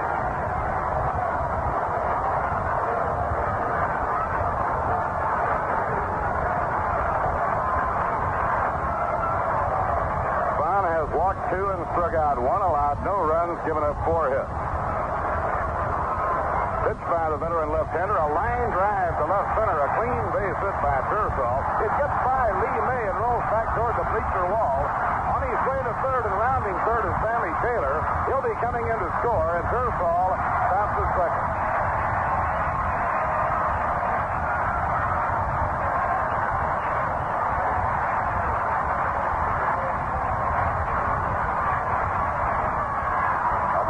For Jimmy Pearsall, an error charge to center fielder Lee May. He let the ball get by him, and then the left fielder,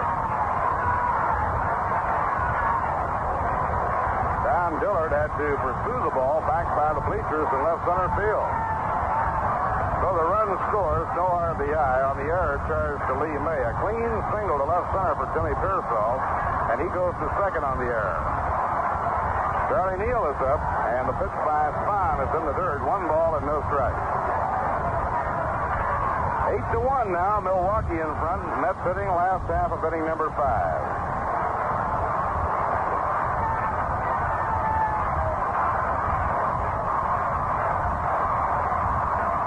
Now Spahn up in pitching position. to Neal, outside and high. Ball 2 balls and no strikes.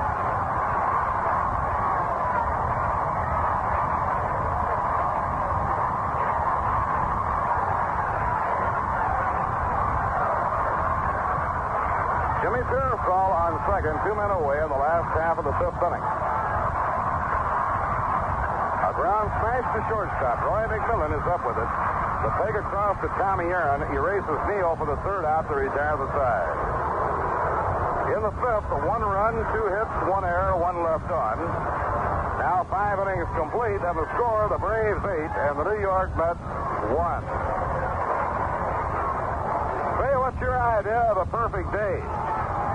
Well, maybe it's sailing on Long Island Sound or one of the many rivers and lakes we have in the area. Or maybe it's getting the family together for a picnic. There are some outstanding places to go that are nearby. But whatever your idea of a perfect day is, I've got a little tip for you.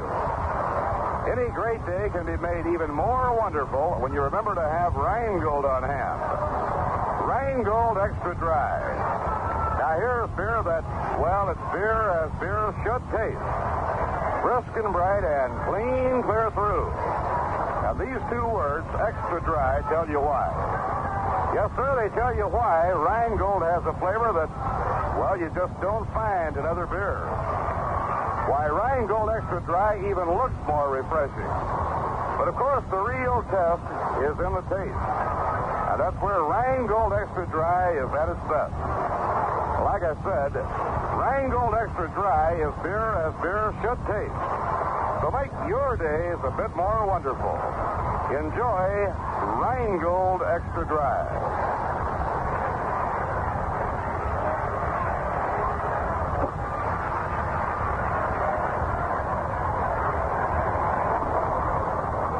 Now we have a new battery in the game for New York. Galen Cisco takes over the pitching, and Sammy Taylor has gone behind the plate. Rod Keneal comes in the game, and Rod will be playing second base. So right now, Casey is with umpire Ed Fargo instructing Fargo as to how the new players will bat in the New York Mets batting order. Sammy Taylor will be hitting 9th because he hit for Don Rowan stays in the game. The other 2 men can be placed at Casey's discretion. Ron Hunt and Norm Sherry now out of the game.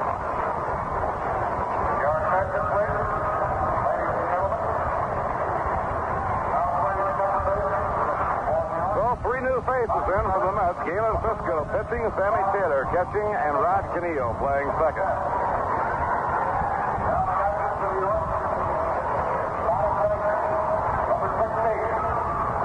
Lee May will lead off against Galen Cisco as the game moves into the 6th inning.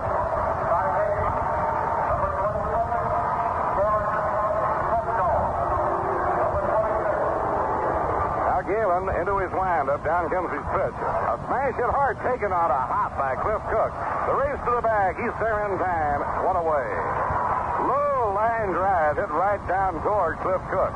He snagged it on the first hop right in front of his face. 1 away. On Henry Aaron coming on to hit. Aaron has 1 for 3. Single to right center in the 3rd, and later came in to score on a base hit by Eddie Matthews. Aaron set himself up in scoring position when he swiped second.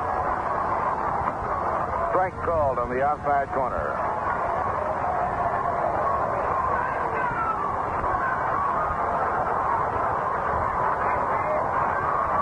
Now Galen has his sign, winds and pitches. The curve hit high in the air to deep center. Back goes Pearsall, way back.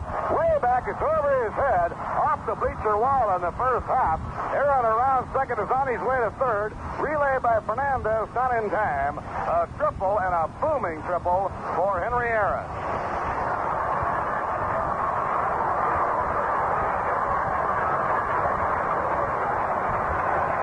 That ball on the very first bounce was up on the left center field bleacher fence.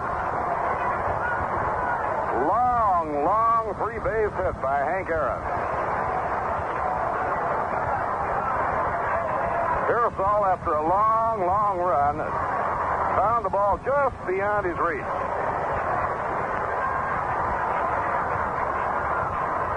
Now Eddie Matthews hitting. Matthews has singled and doubled in 3 trips. Curve down in the dirt. 1 ball and no strikes. Braves lead 8-1. We're in the top half of the 6th inning.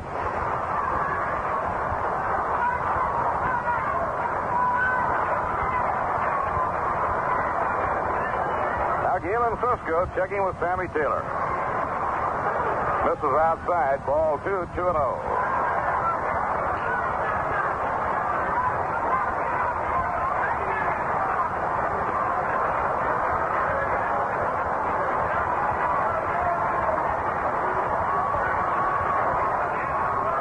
The pitch on the way, a breaking ball that swung and missed, 2-1.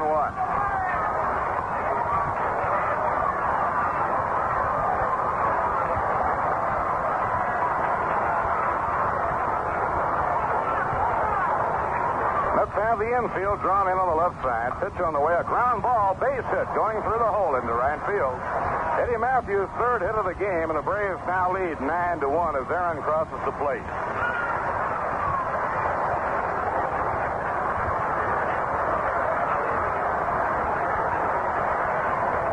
Eddie Matthews has 3 for 4 and has driven 2 runs in.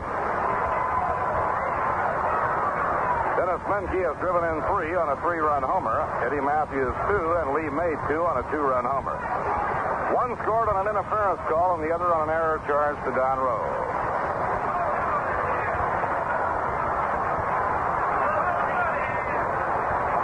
Now Ken McKenzie starts to loosen up for New York. As Galen Cisco encounters difficulty here in the 6th inning. Now the hitter is Don Dillard, left-hand batter. Pitch taken, 1 ball and no strikes.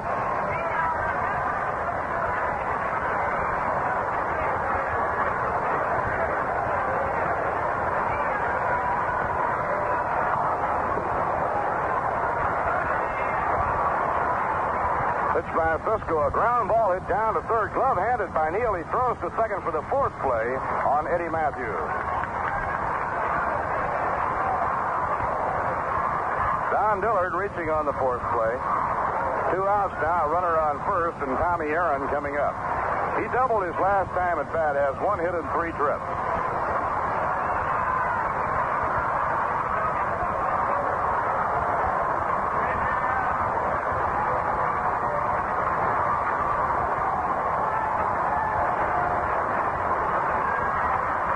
Galen checks the runner and delivers to Tommy Aaron. It's bounced foul off the plate back toward the Milwaukee dugout. Braves 9 runs, 11 hits and 1 error. New York 1 run, 5 hits and 2 errors.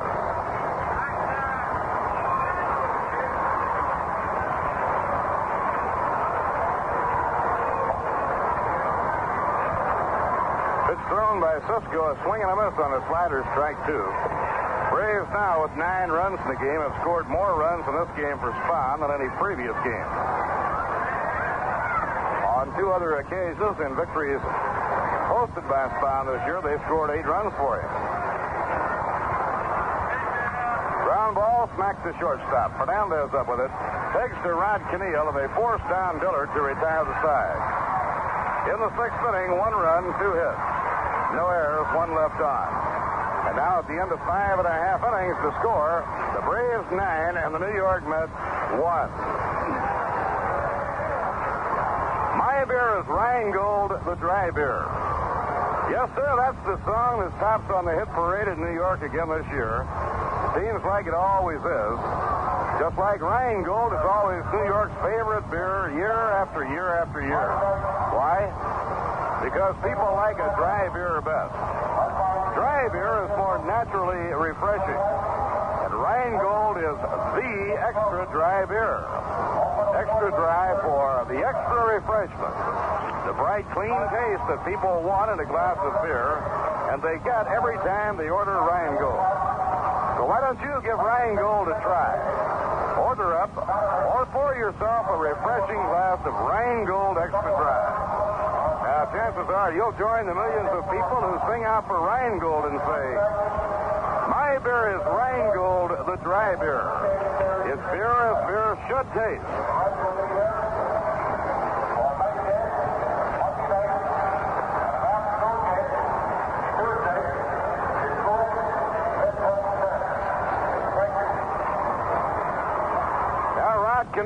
against Warren Spahn. A foul ball back to the screen, strike one.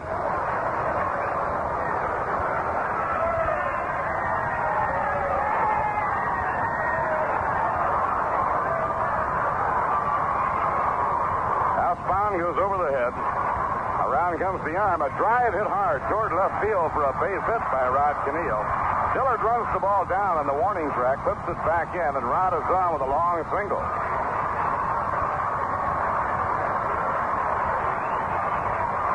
Base hit number 6 for New York, and it brings up Frank Thomas.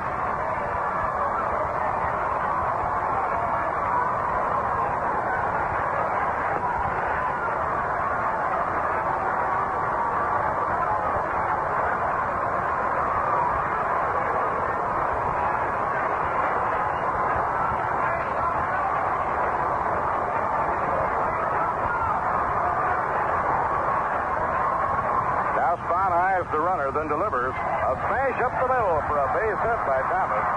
Rod Keneal turns second. He'll hold there. And Thomas now is 3 for 3. Might be a bright ray of sunshine in an otherwise disappointing ball game for New York to have Frank Thomas breaking out with base hits. Well, the city of Chicago should certainly be excited. The Chicago Cubs, with a third of the season gone, only 3 games out of first place. Against the Giants this afternoon, they now have hit 5 home runs. They are now leading the Giants 9-2 as they bat in the last half of the 7th. Jim Hickman, a foul tip, strike one. For Chicago, today at Wrigley Field, Ernie Banks has now hit 2 home runs. Kenny Hubbs, Lou Brock, and Billy Williams have each hit 1. In the first inning, Willie Mays hit a 2-run homer, Willie's 11th. But the Cubs now lead 9-1 as they hit in the last half of the 7th.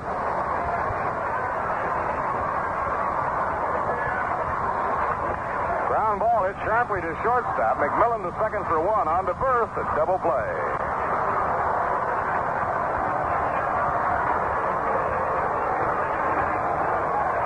Moving over to third goes Rod Keneal as the Braves turn the double play, their third of the game.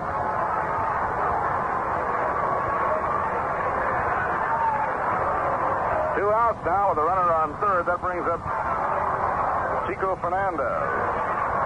Jack Fisher was the Giants starter today at Wrigley Field, knocked out of the box, and Gaylord Perry took over in the 5th inning. Low and outside, 1 ball and no strikes.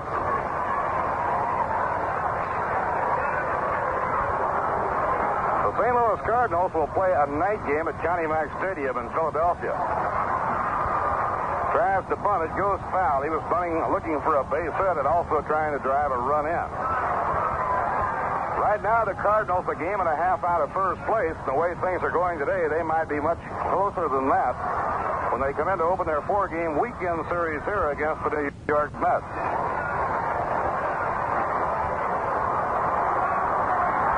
1-1 delivery, outside and low.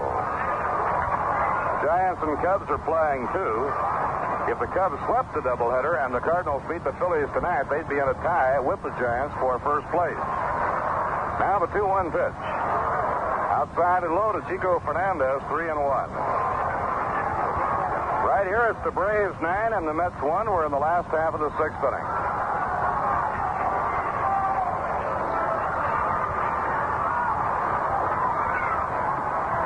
Outside, ball 4.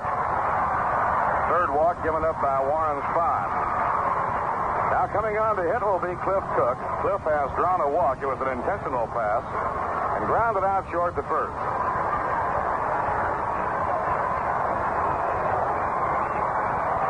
Dick Ellsworth, after giving up that 2-run homer to Willie Mays in the first, has now hurled 6 consecutive scoreless innings.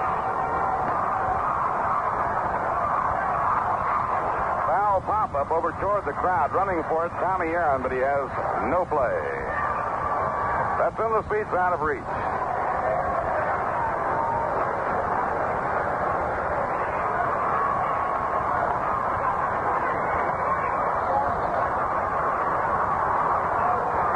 Two down, Rod Keneal on third. Now Spahn up in pitching position. delivers a swing and a miss. A 2-strike count on Cliff Cook. Sammy Taylor out of the circle, but Galen Cisco is scheduled to hit next. Galen has the number 8 spot in the order, and Sammy Taylor the number 9.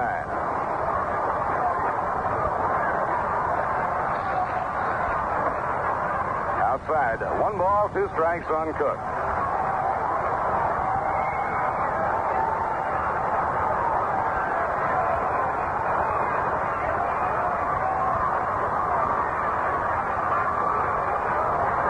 Now the pitch on the way. It's outside, 2-2.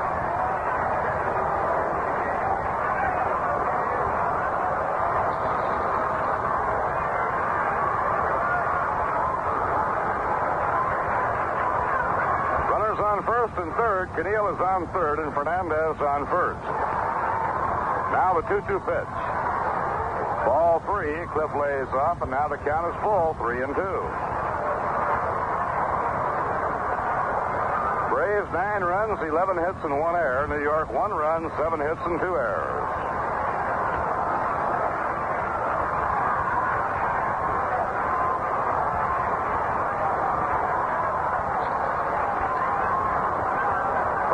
Will be on his way.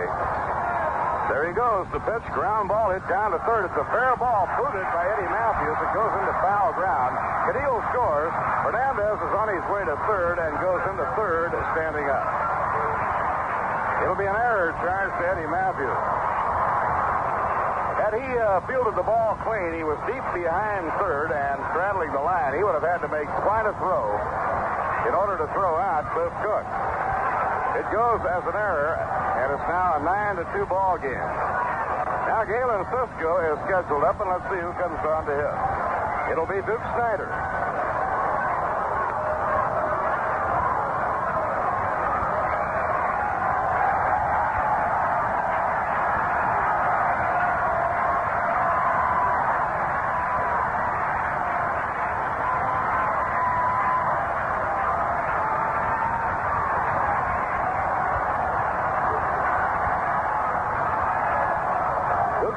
Coming out with runners on first and third, 2 down. He'll hit for Galen Cisco.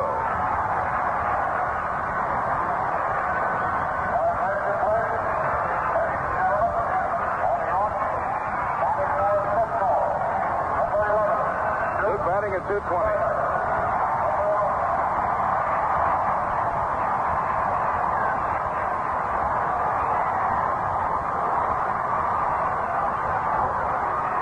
Leading the New York Mets in home runs with 9 to hike his career total to 398.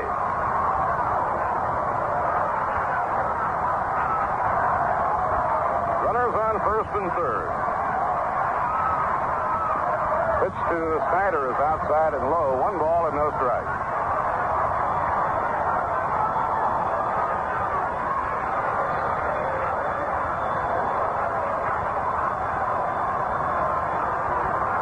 Fernandez is the lead runner at third, and Cook is on first.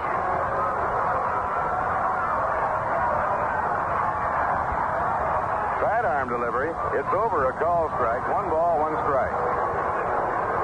Ron Boucher is warming up in the Milwaukee bullpen. Ken McKenzie warming up for New York. And he'll be out to pitch when the game goes into the 7th inning.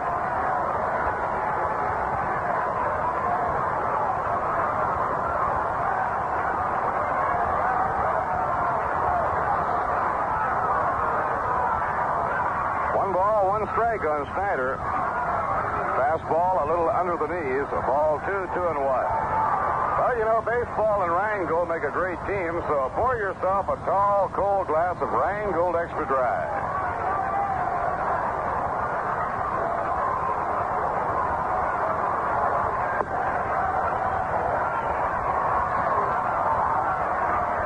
Two and one on Duke Snyder.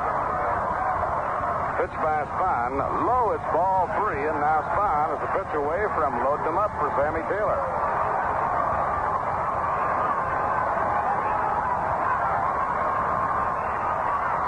Braves lead 9-2, and New York hitting in the last half of the 6th inning.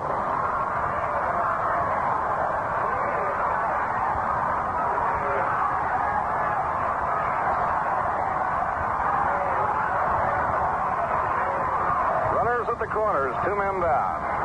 Pitching 3-1. 2 high and the bases are loaded.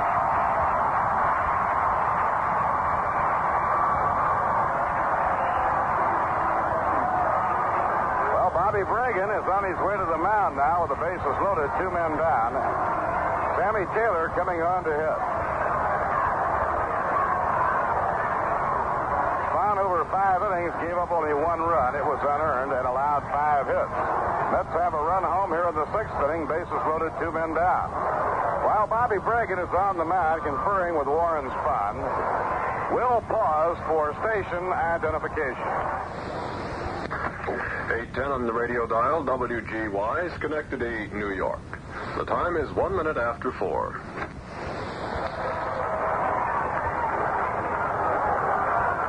Now, Bobby Bragan, after chatting for a moment with Warren Spahn, goes back toward the dugout.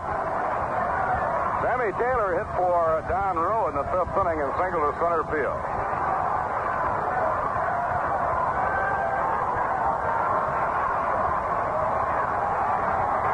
Bases loaded. 2 men away. Spahn out of his wind. Pitches. Ball 1. The breaking pitch missing outside.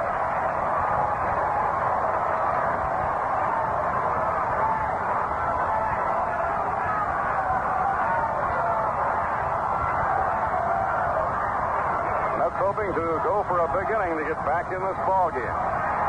Next pitch by Spahn. A line drive base hit to right field by Sammy Taylor. 1 run is in. Racing toward the plate and in to score comes Cliff Cook for the 2nd run. It's 9-4.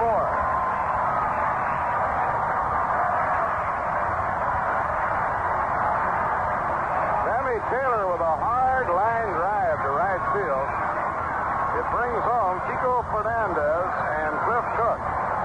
3 runs are in. It's now 9-4, and Bobby Bragan goes back toward the mound, and we'll have a new pitcher coming in the game for Milwaukee. Duke Snyder racing around to third on Taylor's 2nd hit. Sammy now has been up twice and singled twice. He really hit the last one, a hard line drive into right field. So Warren Spahn is leaving the game after pitching 5 2/3 innings. At the moment, he has given up 4 runs. A total of 8 hits. He walked 4, and he struck out 1.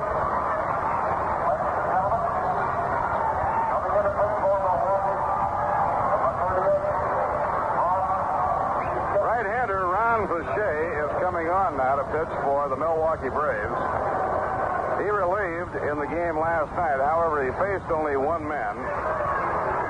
That was Duke Snyder. He walked him, and after he walked Snyder, Boucher was taken out, and Bob Shaw was brought in. Shaw then retired. Tim Harkness and got Sammy Taylor to hit into a double play to win the ball game. Ron Boucher has won none and lost 1. Now here's the hand for Spahn as he leaves the game.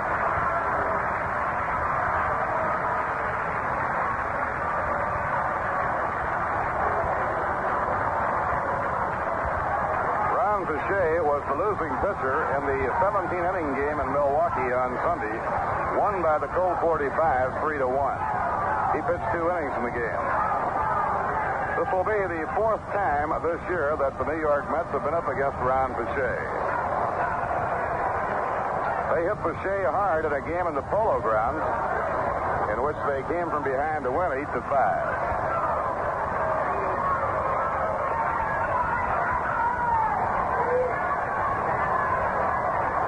This will be the 14th appearance for Ron Boucher, Canadian-born right-hander. And Jimmy Pearsall will be the first hitter up against Boucher. Pearsall singled to left center field with a line drive his last at-bat, has 1 hit and 3 trips. 9 runs, 11 hits, and 2 errors, Milwaukee. 4 runs, 8 hits, and 2 errors for New York.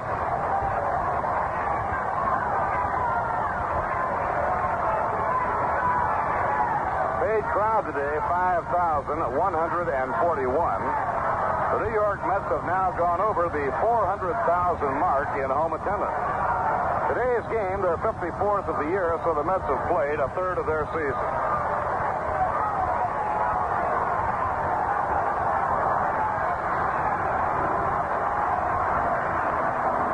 midget Mets are here today as guests of the ball club. And actually a total crowd in the ballpark of almost 14,000. Runners on first and third, 2 down. The hitter is Jimmy Pearsall. The pitch by Pache. Outside, it's ball 1.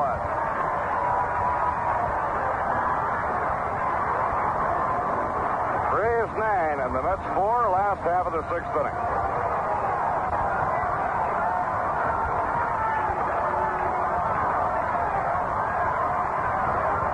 Now Pache makes the stop. The pitch to Pearsall. Ball 2 outside, 2-0.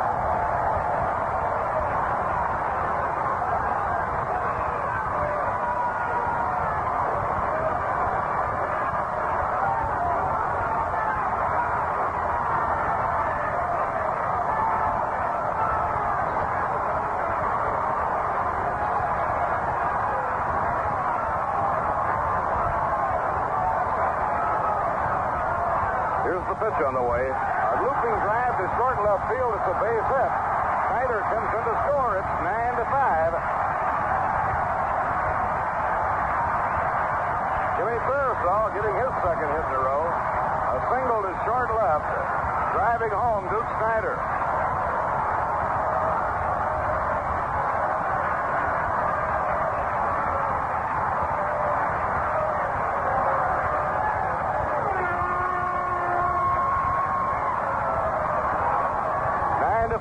Now, New York trailing by 4. Runners on first and second, 2 down. Here's Charlie Neal. The Mets have batted around. Neal is the 9th man up in the inning. Run charge to starter Warren Spahn. Charlie 0 for 3. Mets fighting back into this game. They have 4 runs home in the last half of the 6th inning. Next pitch by Pache is a breaking ball for a strike to Charlie Neal. Now the sign has gone to the Milwaukee bullpen for the relief ace to get ready, and that's right-hander Claude Raymond. Raymond has appeared in 22 of 51 ball games played by Milwaukee. At that rate, he'll be in about 70 games this year. In the dirt, a wild pitch. The runners are going into scoring position. Sammy Taylor moves to third, and Jimmy Pearsall to second. Pitch was low and outside and went all the way to the backstop. Wild pitch charge to Ron Pache.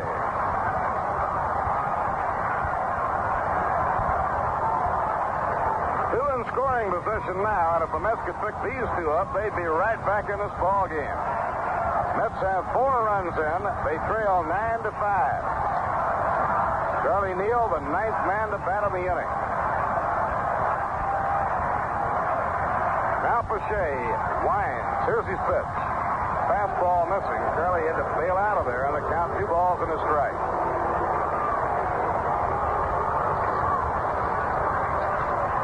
Sammy Taylor on third and Jimmy Pearsall on second. Continuation at the beginning of side 4.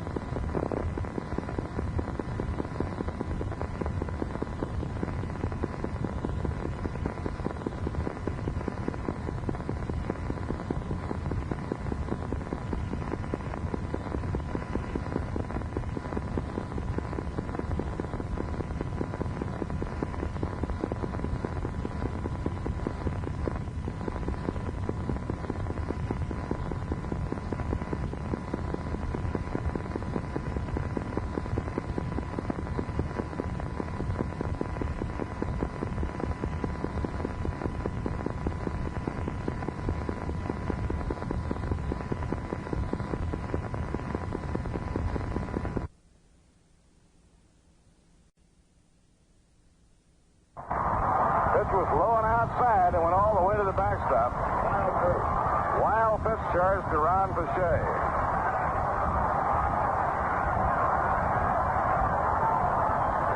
Two in scoring position now, and if the Mets could pick these two up, they'd be right back in this ball game. Mets have 4 runs in. They trail 9-5. Charlie Neal, the 9th man to bat of the inning.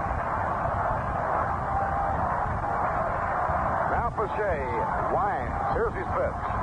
Fastball missing. Charlie had to bail out of there, and the count 2 balls and a strike.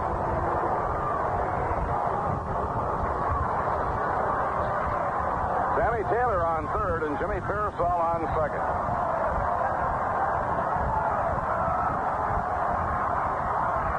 Pitching 2-1. A swing and a miss on a curve in the count even now. 2 balls and 2 strikes.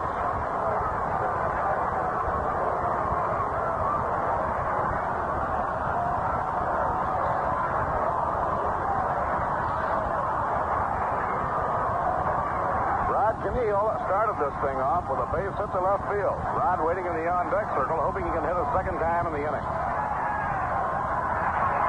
Count 2-2 as Pache takes his sign from Euchre. Now the pitch. Ball 3. Charlie started to go and held up just at that last instant. Now it's a full count, 3-2.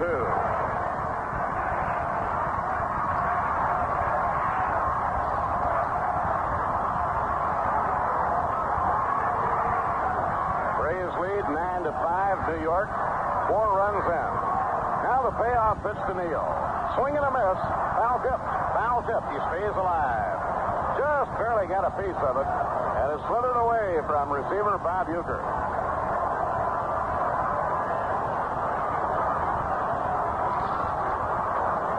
Charlie Neal just getting a piece of it to stay alive, and he has another chance coming.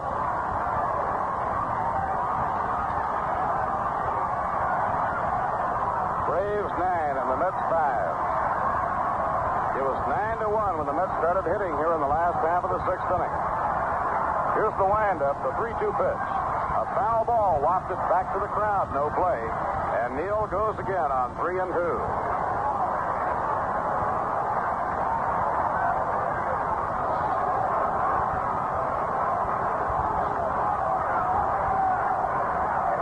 Sammy Taylor on third. He singled to right, driving 2 runs in. And Jimmy Pearsall on second. He singled to left, driving a run in. Crowd much alive now. Pache winding, the 3-2 pitch. Fouled again out of play. 3 in a row fouled off by Charlie Neal.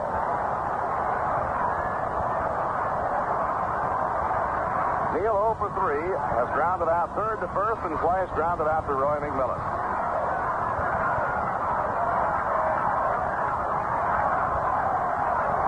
Claude Raymond warming up seriously in the Milwaukee bullpen. Now Ron Pache wants another ball to work with. It's 3-2 on Charlie Neal. Henry Aaron over toward right center against Neal. Now the pitch on the way. A drive hit hard down the left field line, a base hit. Taylor is in to score. Here's Pearsall scoring. Neal's on his way to second, a stand-up double.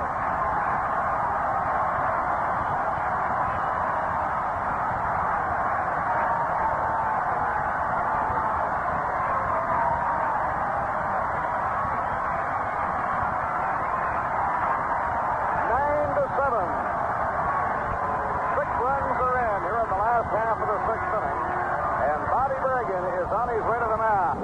Charlie Neal battling tooth and nail against Ron Pache. 3 times fouled off the 3-2 pitch. Then hit a searing line drive down the left field line, a 2-base hit, driving home Sammy Taylor and Jimmy Pearsall. Now Bergen is on the mound, and Claude Raymond is being brought in. The New York Mets have put together their biggest inning of the season. They have batted around. They have scored 6 runs. The Braves now will have their 3rd pitcher working in the inning. It'll be their relief ace right-hander, Claude Raymond. Ron Pache came in to face Jimmy Pearsall. Jimmy singled to left, driving in a run, and Neal has doubled to drive 2 runs in.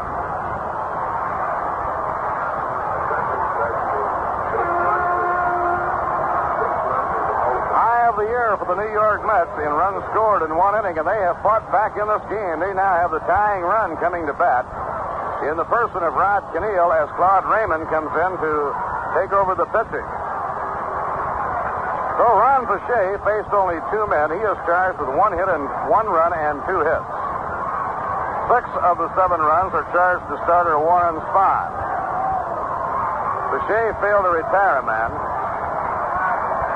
And Raymond now takes over the pitching.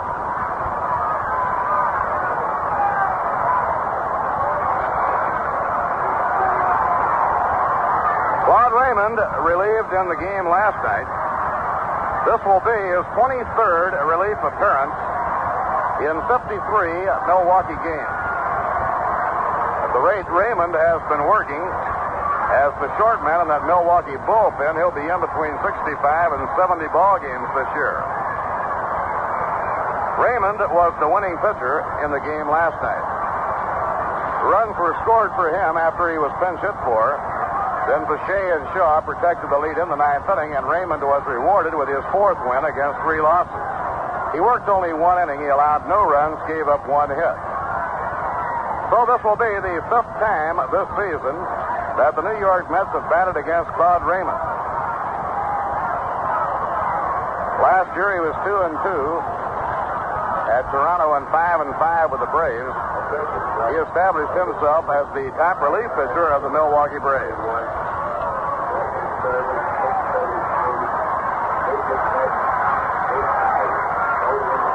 The Mets now have 6 runs in on 5 hits, aided by 2 walks and an error. And here we go. Rod Keneal, who started this thing off with a base hit, is up for the 2nd time in the inning. Charlie Neal leading off second. He doubled 2 runs in. The pitch by Raymond, a foul ball, back upstairs and out of play. This was a 9-1 ball game when the Mets came in to hit in the last half of the 6th inning. But New York, 6 runs across the plate. It now is 9-7. Braves 9 runs, 11 hits and 2 errors. New York 7 runs, 10 hits and 2 errors.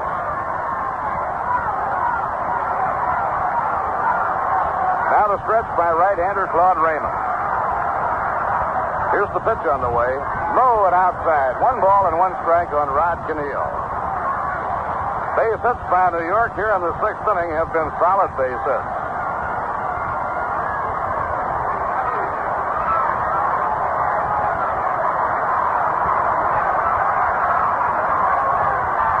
Ball, 1 strike on Hot Rod. He cocks the bat. Here's the pitch by Raymond. A pop foul coming back for it, the catcher, Bob Uecker. He has a play on it. He's under it. Drops the ball. He drops the ball, and the Mets get a life.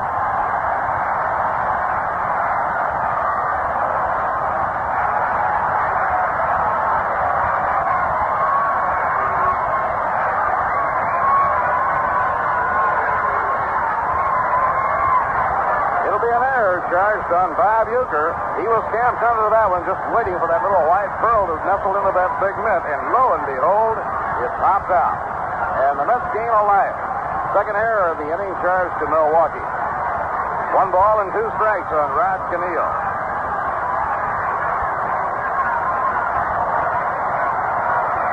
Now Raymond, up in pitching position, checks the runner. Here's the pitch to Keneal. A check swing and a drive toward right field. It may be in. It is a base hit. Rounding third and coming in to score is Charlie Neal. It's 9-8.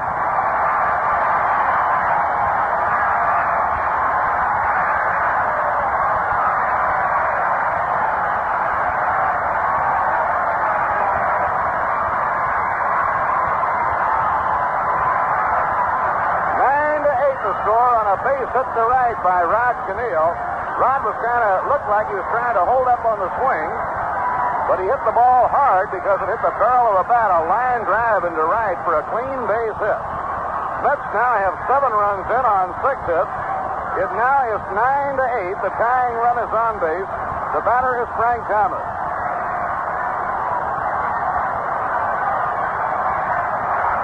Yank has 3 for 3 in the game. Now Raymond off the stretch. Here's his pitch. A line drive. It may go foul. It is a foul ball by about a yard off the base of the wall in left field. One of the hardest hit shots of the entire game. A wicked line drive, but you could see it hooking toward that foul line. And it slammed against the base of the left field wall, foul by a yard. Braves 9 and the Mets 8. It was 9-1 when the Mets came in to hit in the last of the 6th inning.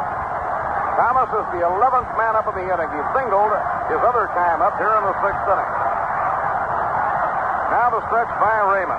Here's the pitch on the way. Way inside, brushing him back from the plate. 1 ball and 1 strike. Tony Cloninger, a right-hander, heating up now for the Milwaukee Braves. 9 runs, 11 hits, Milwaukee. New York, 8 runs, 11 hits. Tying run, Rod Cannell on first base. The runs have been streaming in with 2 men down. Here's the pitch on the way. A line drive caught by Eddie Matthews to retire the side. Thomas really hung out a hard line drive. Face high right at Eddie Matthews. And the Mets get a big hand as they go to the playing field. In a big 6th inning, the single biggest inning of the year for New York, 7 runs, 6 hits, 2 errors, and 1 left on.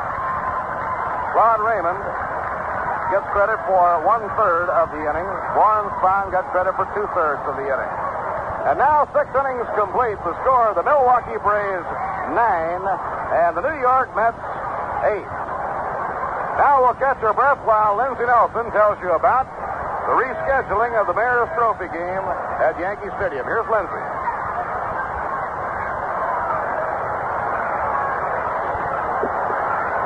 All right, Bob Murphy, and we have changes being made here by the New York Mets as Duke Snider is staying in the game in center field in place of Pearsall, and Ken McKenzie is coming in to pitch. Manager Casey Stengel getting things checked out there with umpire Ed Fargo. Meanwhile, we'd like to tell you about the Mayor's Trophy game that will be played now on the night of June 20th. At Yankee Stadium across the Harlem River from here at the Polo Grounds. As you know, the Mets and Yanks were rained out on Monday night of this week, so it will be played on the night of June 20th, and tickets that were purchased will be honored on that night. Mayor's Trophy game Thursday night, June 20th, 8 p.m. at Yankee Stadium.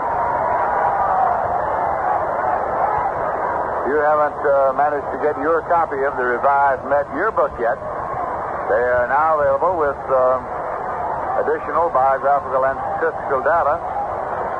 That is, in addition to that which was included in the first edition. There are over 100 pictures inside, articles and stories about Casey Stengel and the coaches in Shea Stadium and your city around the scoreboard. To obtain your copy of the revised 1963 Met Yearbook, send 50 cents to Met Yearbook, Polo Grounds, New York, 39, New York.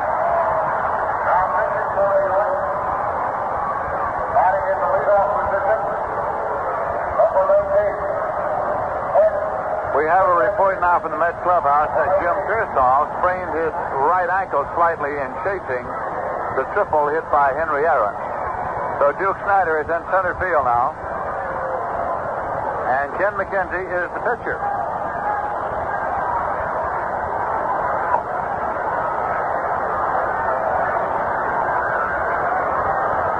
In the top of the 7th, catcher Bob Uecker is up. He's a right-hand batter. McKenzie's pitch is low for ball 1. McKenzie is the 4th Met pitcher of the day. Jimmy Pearsall sustained a slight sprain of his right ankle on Aaron's triple. He put the pitch is in there for a dog strike. It is not considered to be serious.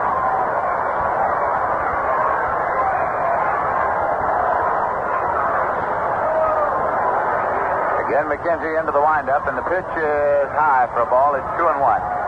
If you're keeping a scorecard, Snider, of course, bats number 8 in the batting order, and Ken McKenzie bats number 1 in Pearsall's spot in the batting order. There's a pitch swung on and foul back and out of play. 1-2 to Bob Euchre.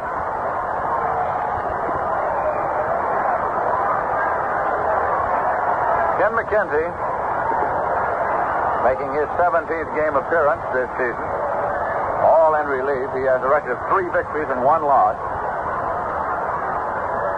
Pitching here against his former teammates, the Milwaukee Braves. 1-2 pitch, low for a ball. It's 2-2. McKenzie hoping for a call on that one. Didn't get it, and it's 2-2. The New York Mets, having battled back, they were completely out of this ball game, but they're right back in it now as the Braves lead by a scant 1 run, 9-8. Larry Bernard is up and throwing now in the Met bullpen. Swinging a foul ball, the count holds full at 3-2 to Bob Euchre.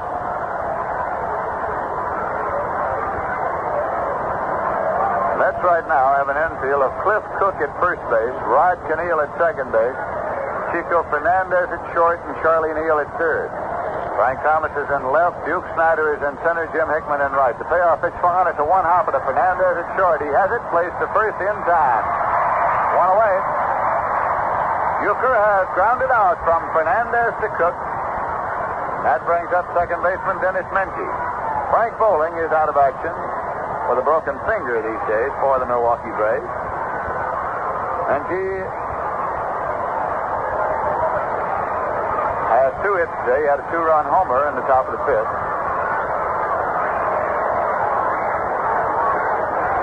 Kenzie's pitch to the right-hand batter swung on, full foul on the ground, out of play. Joe White comes off the coaching lines at third, throws it out of play. Strike 1 is the count to Dennis Menke, who bats number 8 in Bobby Bragan's batting order. The Braves 9, the Mets 8. Kenzie again starts the motion, and the pitch is low for a ball. It's 1-1.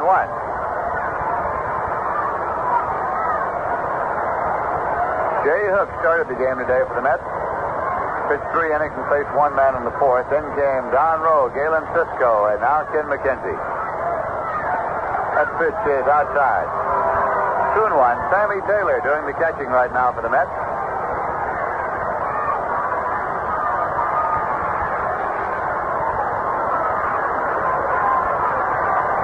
Temperature here at the Polo Grounds at game time today was 78 degrees. A beautiful baseball afternoon. Here is a swing and a miss. It's 2-2.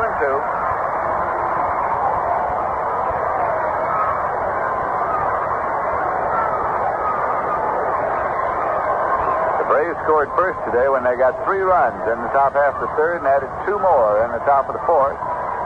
3 more in the top of the 5th, so that they led by a score of 8-0 at one point. Here's the pitch low for a ball. Runs the count out full at 3-2. McKenzie went 3-2 on Euchre. Now he's gone 3-2 on Menke. Fernandez pulled 1 step over toward the hole on the right-hand batter, and here comes the payoff pitch. He walked him, missed outside. That is the first walk issued by McKenzie. Gives the Braves a base runner. Pitcher Claude Raymond is coming up, striding out of the dugout. He has been up only 3 times this year. Has 2 hits, so his batting average is .667.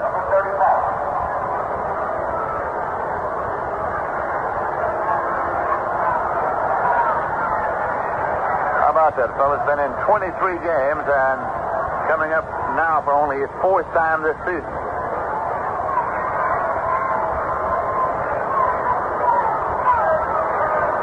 Ken McKenzie looks in to get his side from Sammy Taylor. Has it. Leading off the bag at first is Menke. The pitch, Raymond squares, and he is hit for the pitch ball. Pitch is in there high and tight, and Raymond, instead of pulling out of the way, was hit for the pitch ball.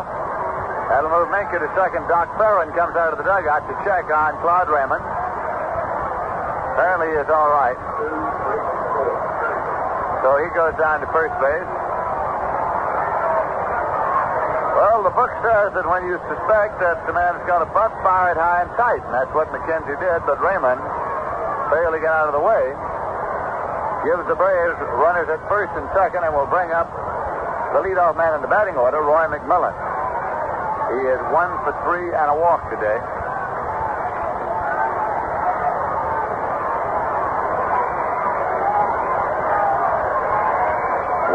start here.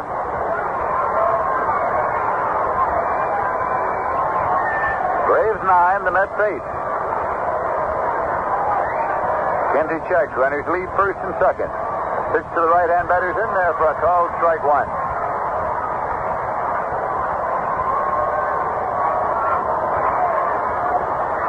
The Met defense plays McMillan straight away.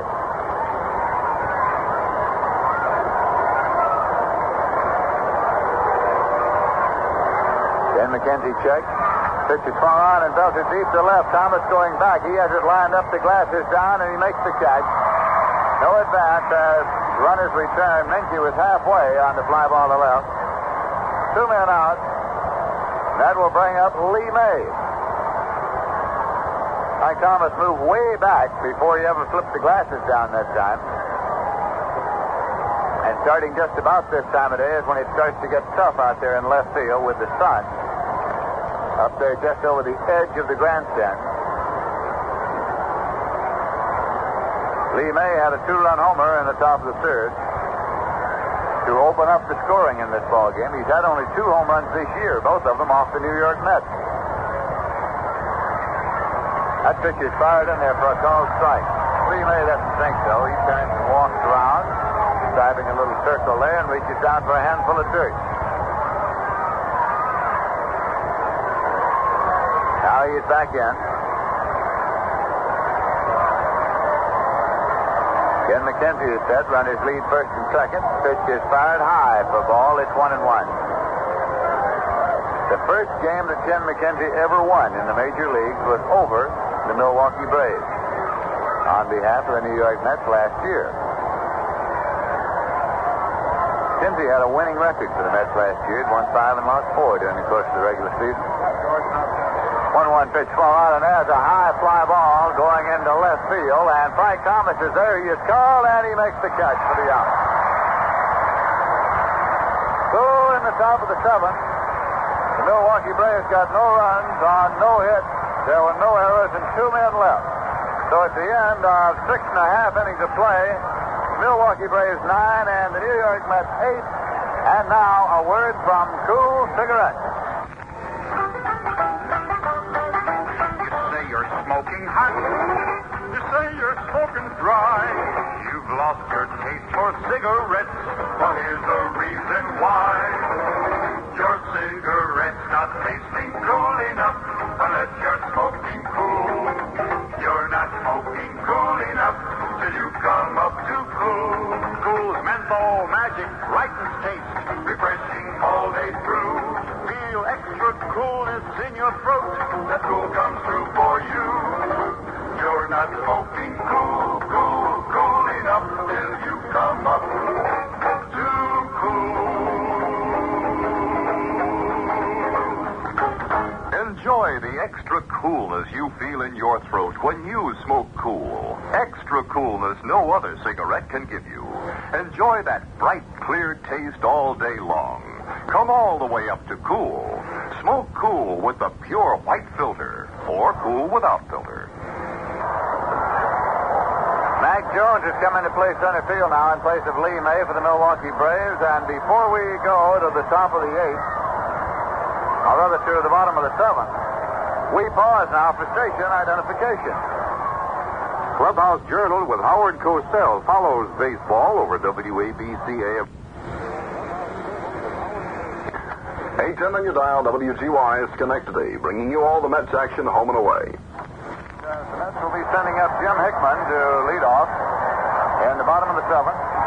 Claude Raymond is on the mound for the Milwaukee Braves.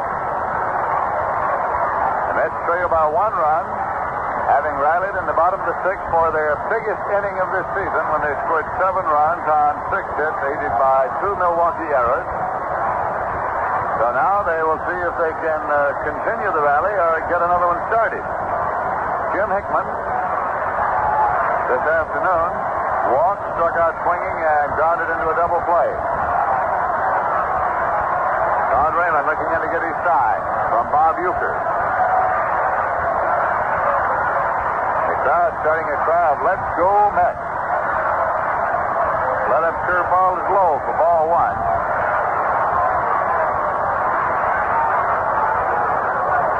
Jim Hickman, you'll recall, was the batting hero of the Mets' 4-game sweep of the Milwaukee Braves here earlier this season.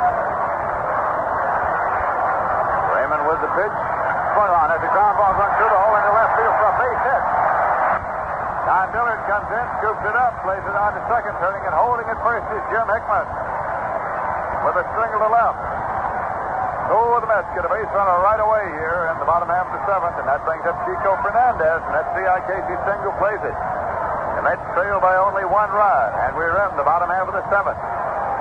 Fernandez looking down to Cookie Lavagetta, the coach at third, to get straightened out on the sign. In the meanwhile, Claude Raymond and first baseman Tommy Aaron are getting checked out on how they're going to play a possible bunt. Larry Benares up and throwing in the bullpen of the New York Mets, just in case they can keep this rally going. Tim McKenzie, the pitcher, you'll recall, bats number 1 in the batting order. Fernandez up here right now, batting number 6. Tony Cloninger is up and throwing in the bullpen for the Milwaukee Braves. He's a right-hander. And the pot's boiling at the Polo grounds. Fernandez is in and waiting. Claude Raymond looking in to get a sign from Bob Uecker. Wants him to start the series all over again. So Uecker starts the series, and now Raymond gets his pitch. He's up and set. And here is the pitch. It is low for a ball as Fernandez rammed the hand down the bat as though to bunt. He does not square, actually, when he bunts. Fernandez leaves his feet in the same position and simply runs the hand down the bat to bunt it. And he was squared as much as he ever squared, but didn't offer, and it's ball 1. Hickman leads off the bag at first. Of course, Tommy Aaron is defending against the possibility of the bunt. Matthews is in on the edge of the grass at third. Here's the pitch. It's in there for a called strike. Again, Fernandez sort of dropped the hand a little bit, but didn't offer to bunt the ball. 1-1 the count.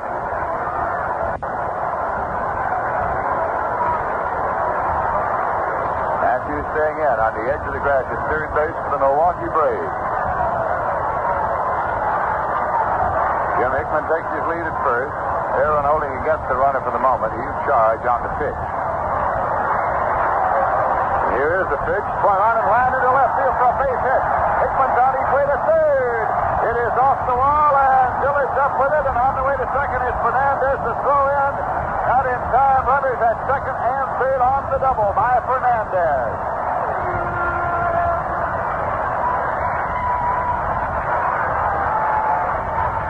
A clean shot lined into left field. That sent Hickman to third, and it's going to be a pinch hitter coming to the on-deck circle. Of course, Cliff Cook is coming up, and now he is being called back, and it's going to be Tim Harkness. Cook already had arrived at the home plate area. He is being called back, and the Mets are going to go to Tim Harkness as a pinch hitter. The left-hand batter. Harkness is batting .234. He has 2 doubles, 1 triple, 4 home runs, 16 runs batted in, and I can think of a couple of clutch blows that Harkness has delivered this year.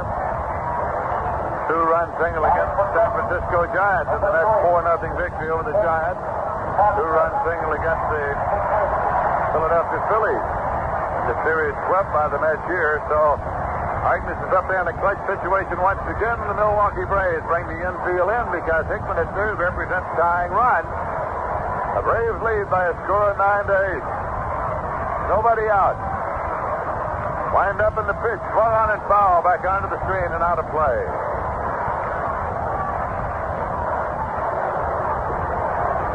Tim Harkness from Lachine, Quebec, suburb of Montreal.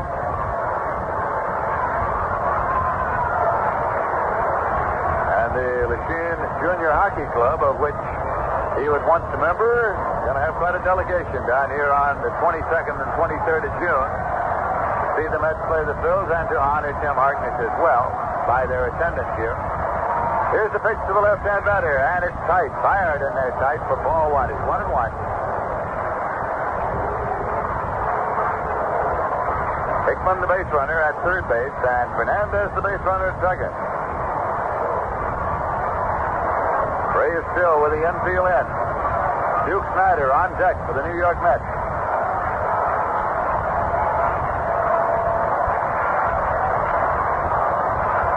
Raymond with a wind-up and pitch. Swung on, foul back, out of play. 1 ball and 2 strikes to Harkness.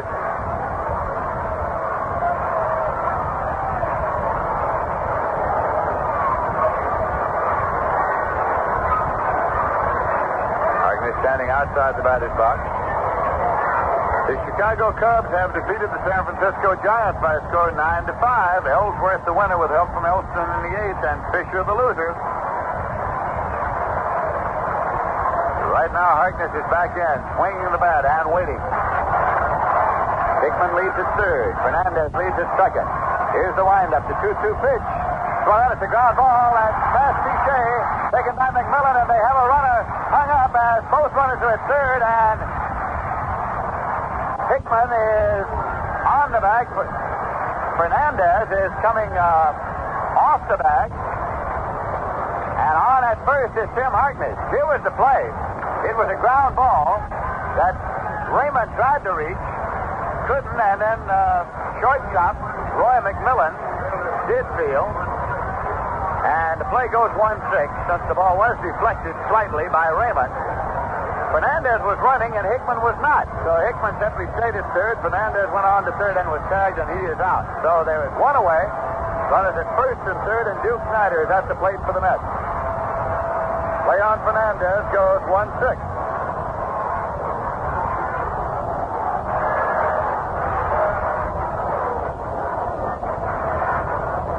Snyder swings the bat now as Raymond is up and set. Here's the pitch, and it's fired low for a ball. Low and inside.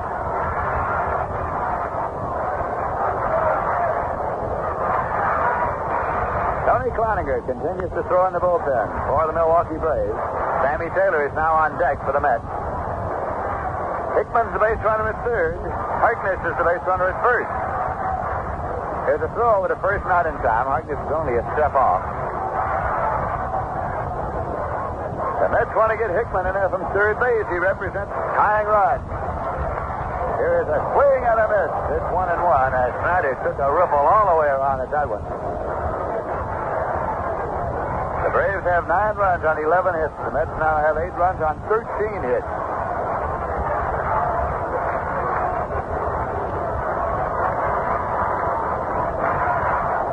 Milwaukee Braves playing the infield at double play depth here. 1 man out.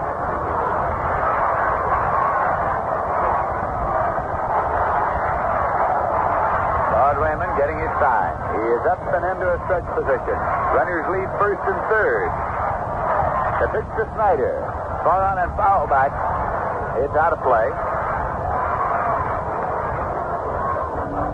1-2.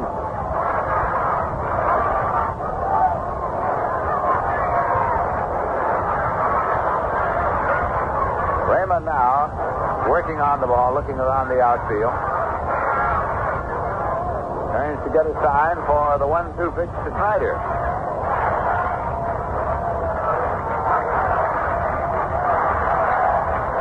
Duke appeared as a pinch hitter in the bottom of the 6th, drew a walk and stayed in the game. Raymond is set.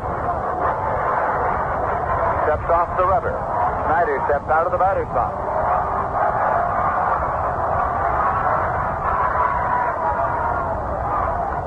Once again, pitcher and batter are getting set.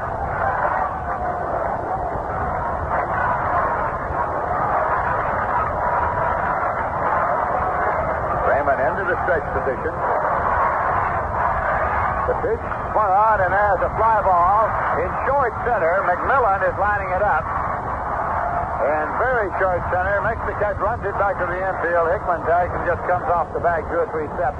There is no throw as McMillan runs it back, and that'll bring up Sam Taylor. 2 men out.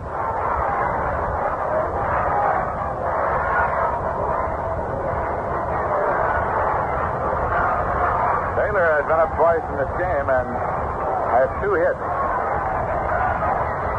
Had a single to drive in 2 runs in the bottom of the 6th. Ground single up the middle in the bottom of the 5th. We're in the bottom half of the 7th inning here with the Braves leading by a score of 9-8.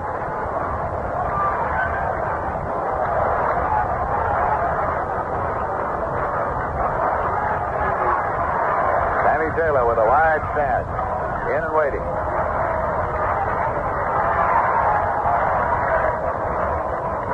set. Here's the pitch. Swing and a miss. Low curveball.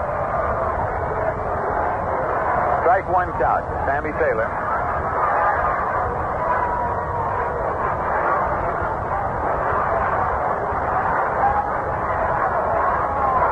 Hickman opened up this inning for the Mets with a single, and Fernandez followed him with a double. But thus far, the Mets have been unable to push across a run here in the 7th inning. The pitch swung on and missed. It's 2 strikes now to Sammy Taylor.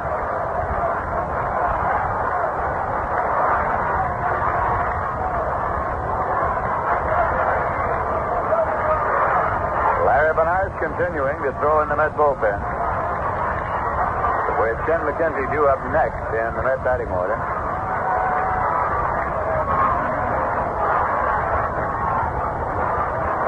Claude Raymond shakes off the sign. Now he's set. 2-strike pitch. Turns him inside for a ball. It's 1-2. The Mets at one point were down 8-0 in this game. Now the Braves lead 9-8.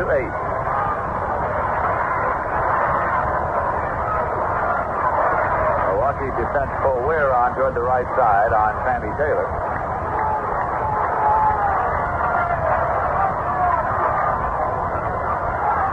This is the 1-2 pitch. Swung out and missed. Strike 3. Struck him out on the side. Is retired. As Claude Raymond fixed himself out of trouble there. Bottom of the 7th, the Mets got no runs on 2 hits.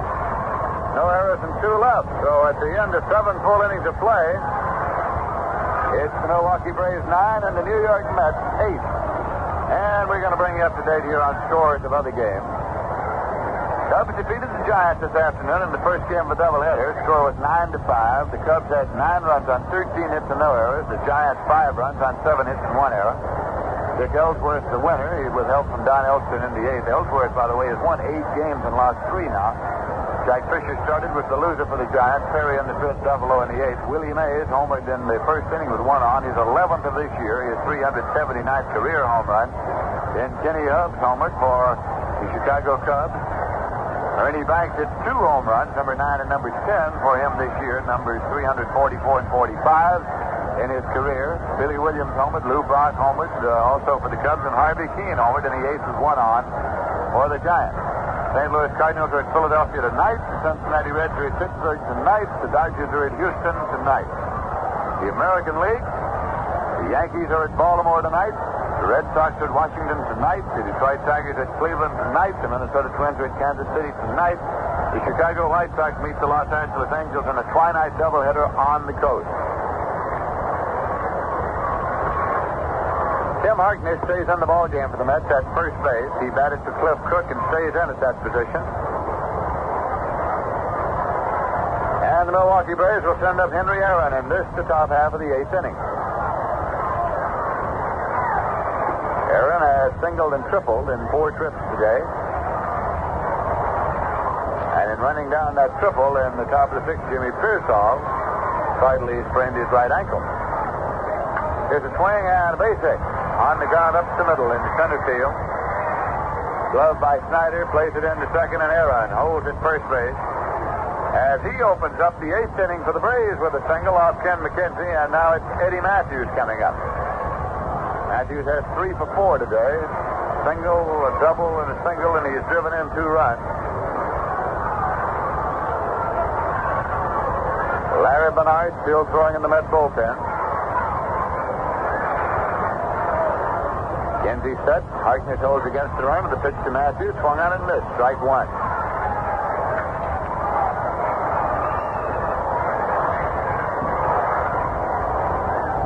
Charlie Neal on the edge of the grass at third against the left-hand batter.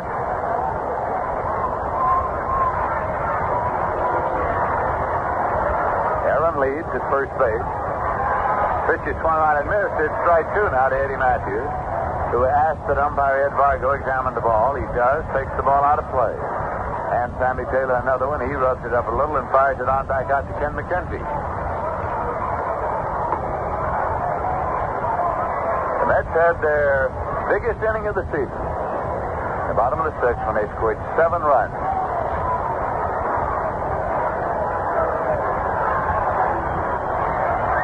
Pitch is high for ball. 1-2. The Mets are off tomorrow. The St. Louis Cardinals here Friday night, Saturday afternoon, a doubleheader Sunday, and then the Cincinnati Reds come in.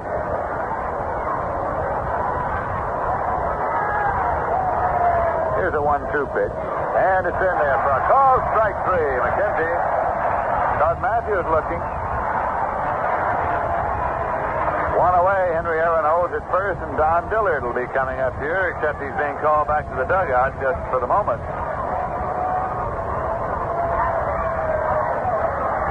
And Bubba Morton is coming out. Bubba Morton is coming out to bat for Dillard here. Morton has been up 24 times, has 4 hits. 2 runs batted in for the Milwaukee Braves. Came to them from the Detroit Tigers.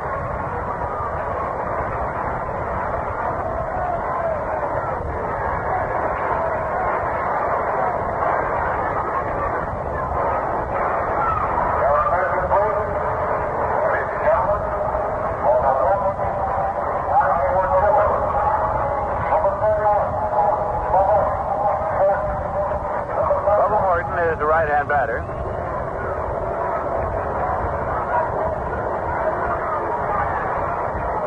And McKenzie leans over to get his sign from Sammy Taylor. He has it. Aaron leads, and the pitch to Morton is swung on and has a high fly ball to left field. Frank Thomas is underneath. Wind blows it over a little. Thomas is there, and he makes the catch.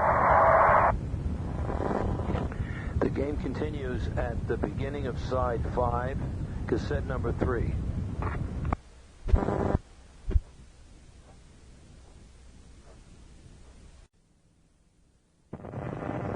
Is coming out to bat for Dillard here. Morton has been up 24 times, has 4 hits. 2 runs batted in for the Milwaukee Braves. Came to them from the Detroit Tigers.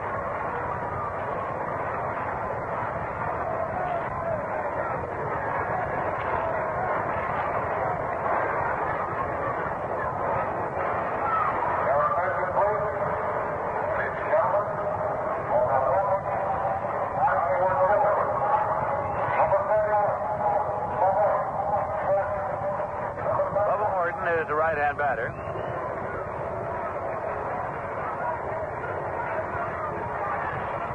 Steps in, and McKenzie leans over to get his sign from Sammy Taylor. He has it. Aaron leads, and the pitch to Morton is swung on and has a high fly ball to left field. Frank Thomas is underneath. Wind blows it over a little. Thomas is there, and he makes the catch. Halfway on the fly ball to left, Henry Aaron returns to the bag at first. 2 men out, and that'll bring up Aaron the younger, Tommy Aaron. He had a double in the top of the 5th and was on board when Dennis Menke hit his 3-run homer.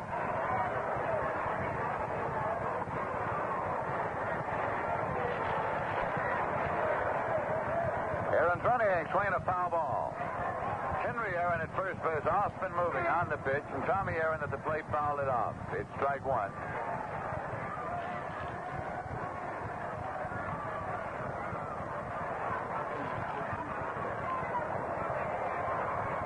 The Milwaukee Braves 9, the New York Mets 8. Henry Aaron leads at first. Tommy Aaron swings and sends a pop to short. Fernandez is there. He's waiting, and he makes the catch. So in the top of the 8th, the Braves got no runs on 1 hit, no errors, and 1 left. At the end of 7 1/2 innings of play, it's the Braves 9, the Mets 8. The New York Mets are coming up in the bottom half of the 8th, still trailing by 1 run, and coming out swinging bat is Ed Greenpool. To bat for Ken McKenzie. Action in the Met bullpen now. Roger Craig and Larry Bedard. Bubba Morton stays in the ballgame in left field for the Milwaukee Braves. He batted for Don Dillard and stays in. Greenpool is batting .221. He has 7 doubles, 2 triples, 1 home run, and 8 runs batted in. Claude Raymond is the pitcher for the Milwaukee Braves.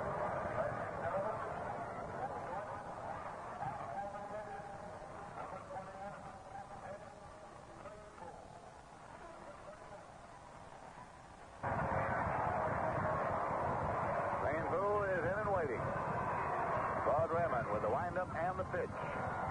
Little tight, and it's ball one to Crane Pool. Milwaukee Braves 9, the New York Mets 8.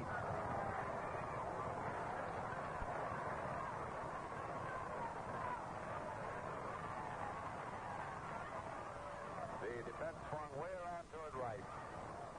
On left-hand batter Ed Cranepool.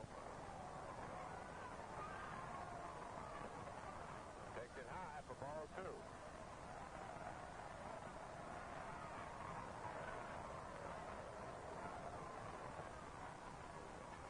And of course, Tommy Aaron, the first baseman, is only one step away from the line, guarding the line as it is the extra base hit they want to protect against, since they have only a one-run lead.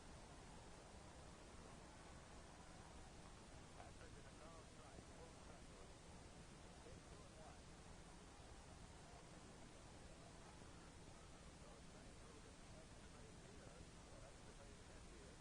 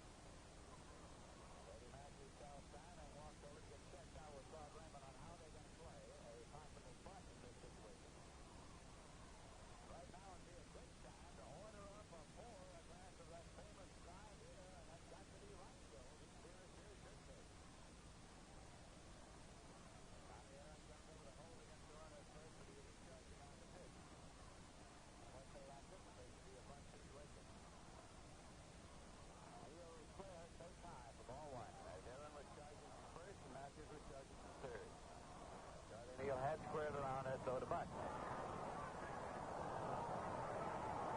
Lou Burdett has joined Tony Cloninger throwing in the bullpen now for the Milwaukee Braves. Warren Spahn started this game for the Braves. Nobody out, and the Mets have a base runner at first, trailing by 1 run in the bottom half of the 8th inning. Raymond again is set. Cranepool leads at first. Here's the pitch, and it is taken low for a ball. Again, Charlie Neal has shortened up his throw to front, and right now, Bobby Bragan leaves the dugout and is on his way to the mound. He's got Burdett and Cloninger warm in the bullpen. The count has gone 2 balls and no strikes to Charlie Neal after he had walked Cranepool. Tommy Aaron's in the strategy conference. Eddie Matthews is there. Bob Uecker is there, and manager Bobby Bragan has a brief word with Raymond, turns and comes right back off the field. The length of the conference seemed hardly worth the trip.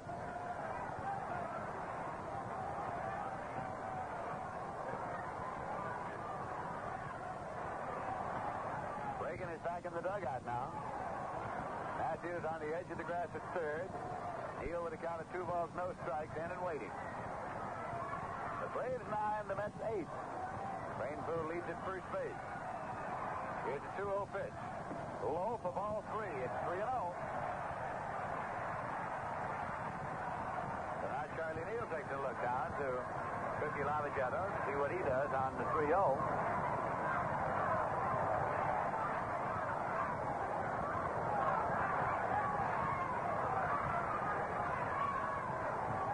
Neal is waiting. Raymond set. The pitch, and it's in there for a call strike. Charlie just sort of bluffed and then bluffed a couple of steps down toward first, but it's a call strike to count 3-1 now. Neal went 3-2 in the sixth inning, fouled off about a half a dozen pitches, and then laced a double into left field and scored 2 runs.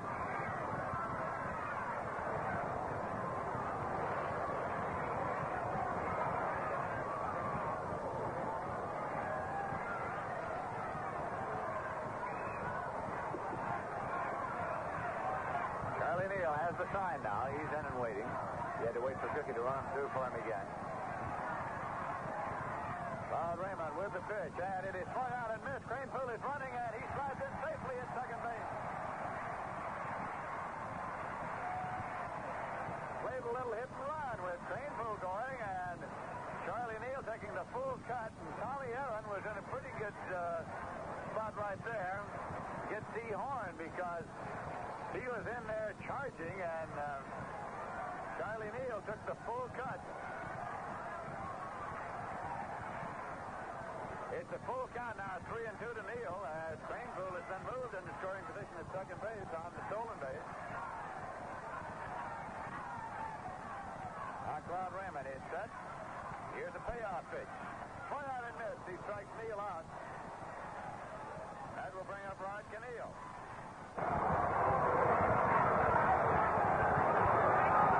Rod Canneel been up twice after he came into the game in place of Ron Hunt, and he has 2 hits.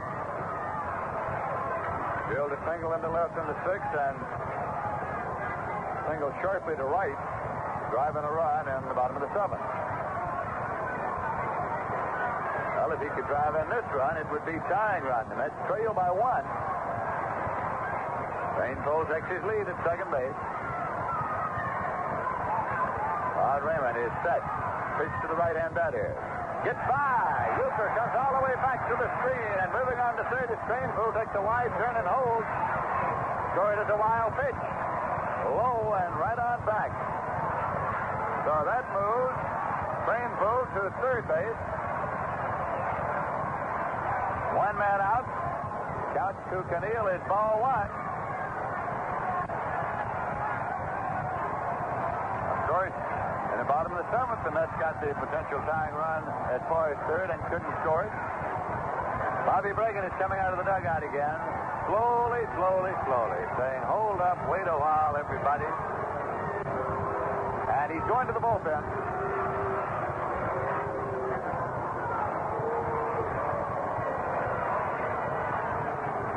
So we're going to get a pitching change right here with a count of 1 ball and no strikes to Rod Canneel.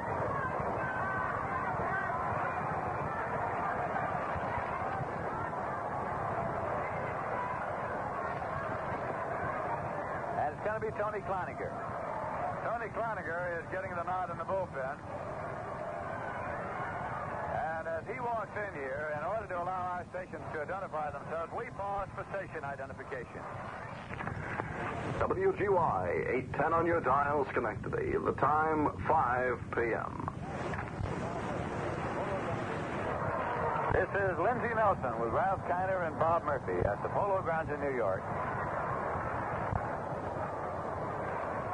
Tony Cloninger coming in relief of Claude Raymond.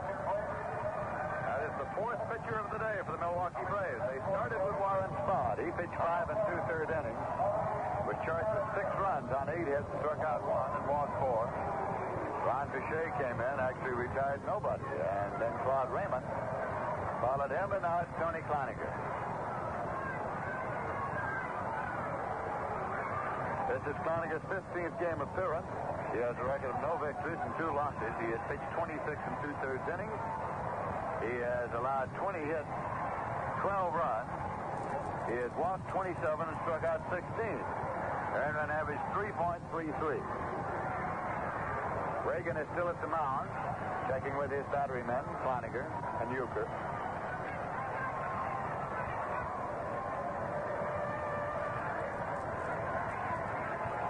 Braves set up now to play infield in. 1 man out. Count of 1 ball and no strikes to Rod Canneel. To this point, the Braves have 9 runs on 12 hits. The Mets have 8 runs on 13 hits. Tony Cloninger is taking his warm-up tosses here.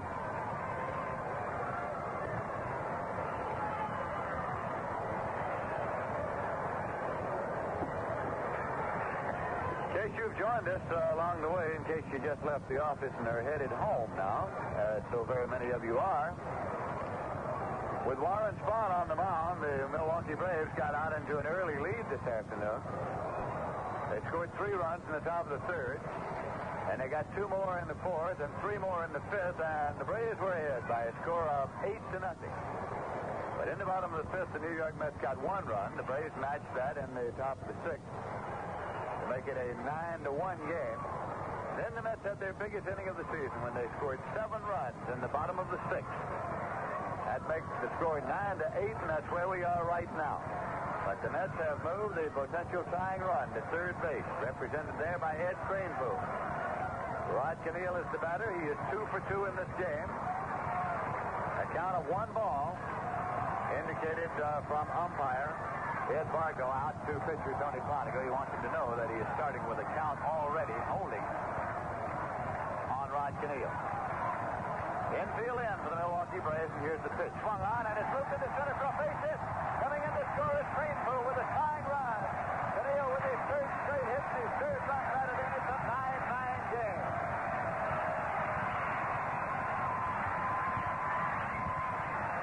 Rod Canneel just met the ball and pumped it gently out into center field. For a base hit that scored Canneel, and it's the Mets 9, the Braves 9, with Frank Thomas coming up here. Canneel now representing go-ahead run.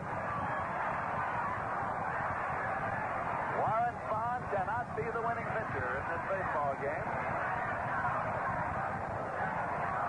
Frank Thomas in waiting now.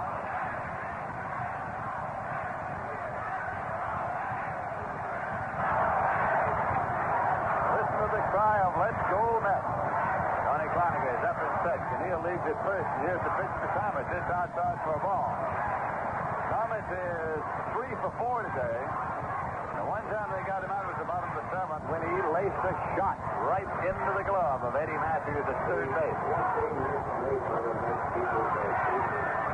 So that's 14 hits now. That is the most they have had this year. They have had 14 when previously. It equals their previous high. Here's the pitch to Thomas. Swung on, and it is a short hopper to Matthews. He plays the second. He's out toward the first. Double play. So Frank Thomas hitting into a double play from Matthews to Menke to Aaron. 5 to 4 to 3. And in the bottom of the 8th, the Mets got 1 run on 1 hit. No errors and none left. The end of 8 full innings of play at the Polo Grounds. It's the Braves 9, the Mets 9.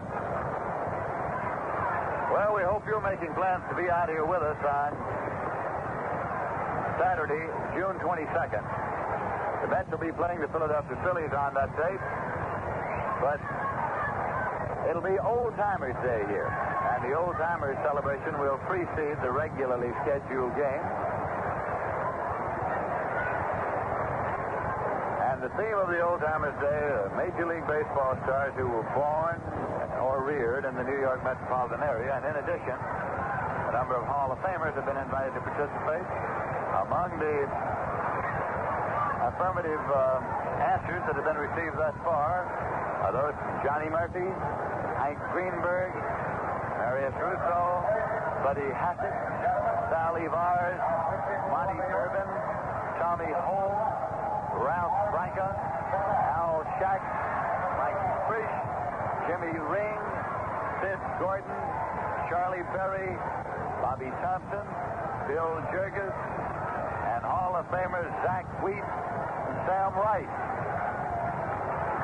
The pitcher on the mound now for the New York Mets is Larry Bernard. Catcher Joe Torre has been brought in from the bullpen by the Milwaukee Braves, comparator to his being used as a pinch hitter in this ball game. We're back where we started. 9-9 game. Larry Bernard's making his 15th game appearance. He has a record of 2 victories and 1 loss. He has pitched 24 and 2/3 innings, in which he has allowed 22 hits, 12 runs. He has walked 9, struck out 8, has an earned run average of 2.88.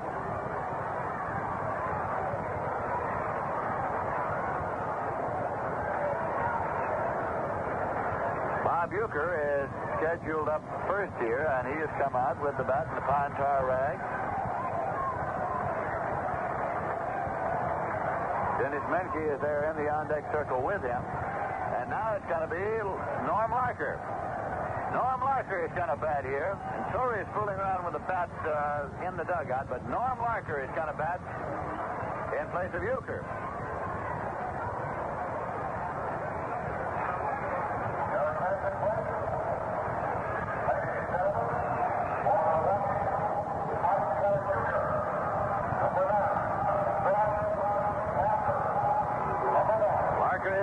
Now as the batter in the top of the ninth for the Milwaukee Braves.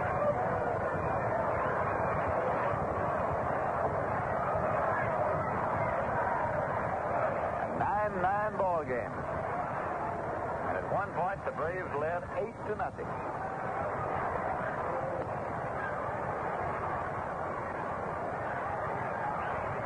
Larker is a left-hand batter. Obtained by the Braves from the Houston Colt 45s. Before that, he was with the Dodgers, batting .217 this season. Bernard winds and fires and slow for ball one. Larker had 6 doubles, 1 home run, and 12 runs batted in.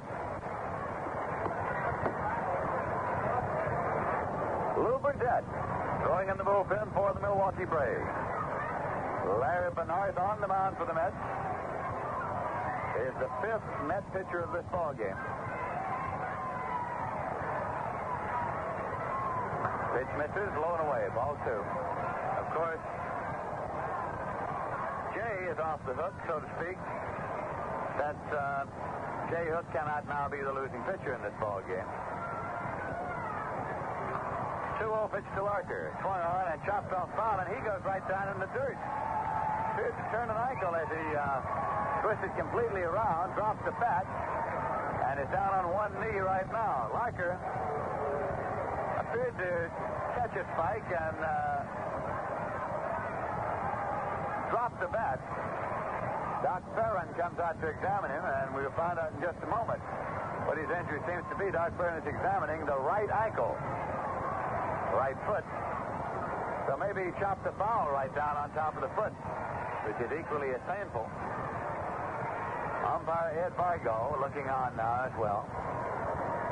Doc Ferrin scratching his head, and apparently they're just going to give him a little time here. In the meantime, the bat has been stood on in by catcher Sammy Taylor to await Norm Larker.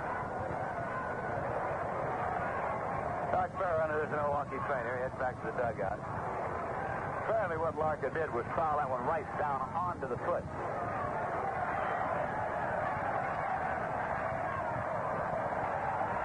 The count is 2 balls and 1 strike. Nobody out, nobody on for the Braves in the top half of the 9th inning.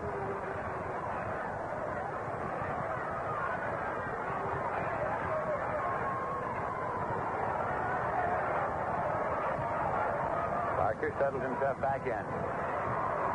Larry Bernard looking in to get a sign from Sammy Taylor. Into the windup. Here's the pitch. Swung on it. The ground ball.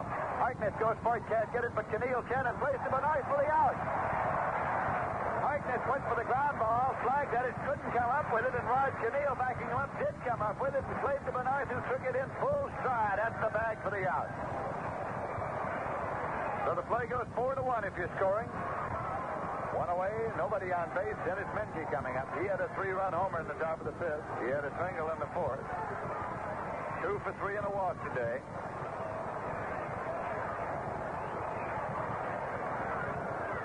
Joe Torre has come out swinging bats on deck now, with pitcher Tony Cloninger due up next. Here's the pitch in there for a called strike to Dennis Menke. The score is tied. The Mets 9, the Braves 9.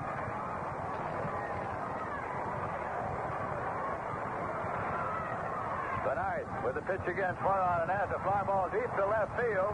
Thomas is over, and so is Snyder, and Snyder calls and makes the catch. The Duke the glass is down, and he made a leap off the ground. He was anchored and then made a leap, had both feet completely off the ground when he caught the ball, as that son was playing tricks with him out there. 2 men out, and here's Joe Torre to bat for Tony Cloninger with Lou Burdett throwing in the bullpen.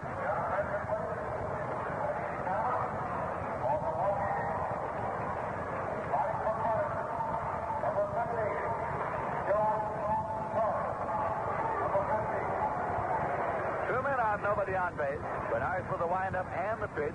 Fired low for ball one.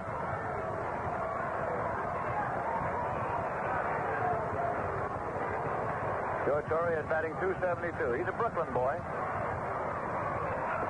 Breaking ball, it's high. It's 2 balls, no strikes now to Torre.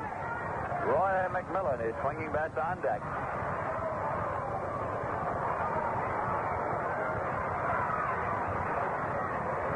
Ken Bernard into the pitching motion. 2-0 offering, swung on it. The ground ball is short. A big hop to Fernandez. He plays across the Harkness. Besides, retired. As Larry Bernard came on to get the Braves out in order in the top half of the ninth with no runs on no hits. No errors, none left. And at the end of 8.5 innings of play at the Polo Grounds in New York, it's the Mets 9, the Braves 9. You know, popularity like Rheingold has doesn't just happen. It's the result of millions of people agreeing that Rheingold has what they want in beer. A refreshing difference that they can recognize right off. 2 little words tell you what the difference is. The 2 words, extra dry. Yes, extra dry tells you Rheingold is beer as beer should taste. Brisk and bright and clean clear through. That's Rheingold beer for you, and it is the beer for you. Rheingold is a better beer because it's the dry beer. It's a wonderful beer for these wonderful days we all like to enjoy. Even the flavor has a sparkle to it. Of course, you'll find that out with your very first glass of Rheingold Extra Dry. So why not do it right now? Join the millions who say, my beer is Rheingold, the dry beer. Yes, sir? Think of Rheingold whenever you buy beer. Buy some today, tonight, tomorrow, the first chance you get. Discover the difference that dry makes. As for Rheingold Extra Dry Beer.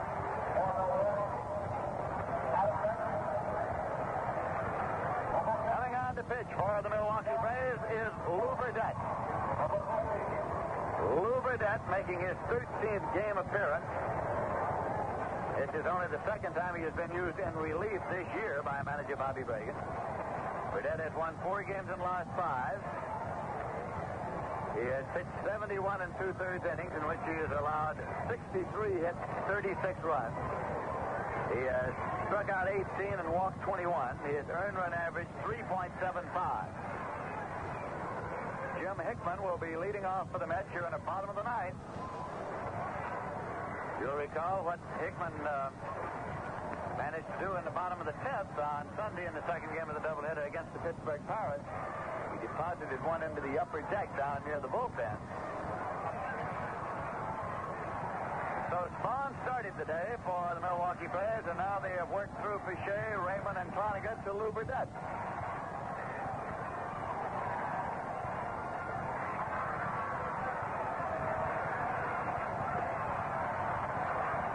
Joe Torre stays in the ball game as the catcher and must bat 9. Here is the pitch, and it's in there for a call strike. If you're keeping a scorecard, that's Burdette 7th in place of Euchre, and that's Torre 9th in place of the pitcher. Pitchy to Lou Burdette. The windup and the pitch. It's in there for a call strike 2 to Jim Hickman. Breaking ball. The high point of Lou Burdette's career came in the 1957 World Series when he won 3 games for the Milwaukee Braves. That pitch is low for a ball. It's 1-2. Burdette had 3 complete games in that World Series against the Yankees.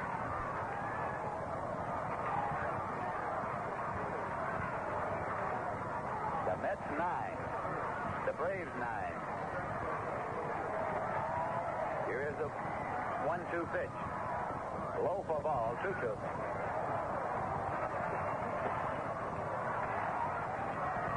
We're in the bottom half of the 9th inning.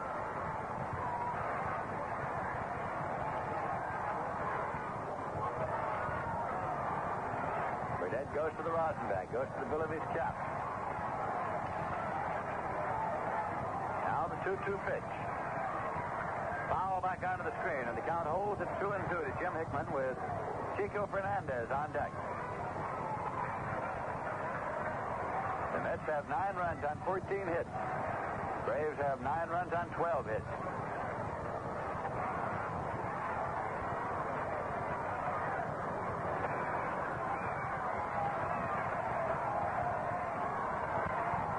Burdett getting settled, and so Hickman now backs out of the batter's box.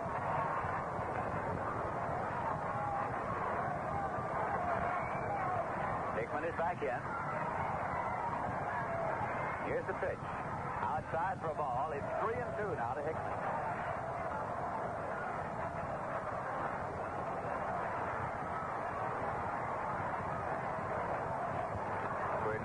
Burdett and Bernard are the pitchers of record in this game at the moment. Burdett is set now for a payoff pitch. It's on the way. Swung on and full foul on the ground outside third base. Count holds to Hickman at 3-2. Nobody out, nobody on for the Mets batting in the bottom of the ninth. The Braves led in this ball game at one time 8-0. They led later 9-1. And it is tied now 9-9.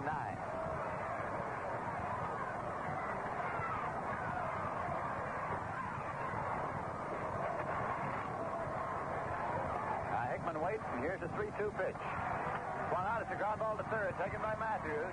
Goes across to Tommy Aaron in time, and it's one away. That will bring up Chico Fernandez. Chico had a double, bottom of the seventh.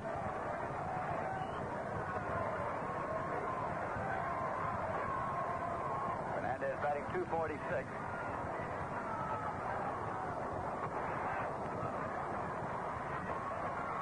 Burdett winds and fires. Swing on a ground ball to short. Bobble for a moment by McMillan. Picks it up, throws on, and just in time. 2 away. Hard hit ground ball to shortstop. McMillan did not handle it cleanly. He bobbled it out in front of him, then recovered and threw on to first in time as Tommy Aaron gave him the long stretch to help him while he could. And so it's Tim Harkness up here in the bottom of the ninth. Came on as a pinch hitter in the bottom of the seventh, batting for Cliff Cook. And hit a little ground ball. Pitch is high. He hit a ground ball toward the mound. It was deflected from the pitcher out to shortstop McMillan, and play was made on Fernandez. So Harkness was actually on the field as choice. Swinging a foul ball. It's 1-1. Whereas Tim Harkness, during this season, has unleashed some tremendous wallop. He is capable of hitting for distance. That's what the Mets would like to see him do right now, with 2 men out, nobody on base, and the score tied 9-9. Ground ball foul. Salahimas comes off the coaching lines to field at first base. 1-2 now to Harkness. He has 4 home runs this year and 16 runs batted in.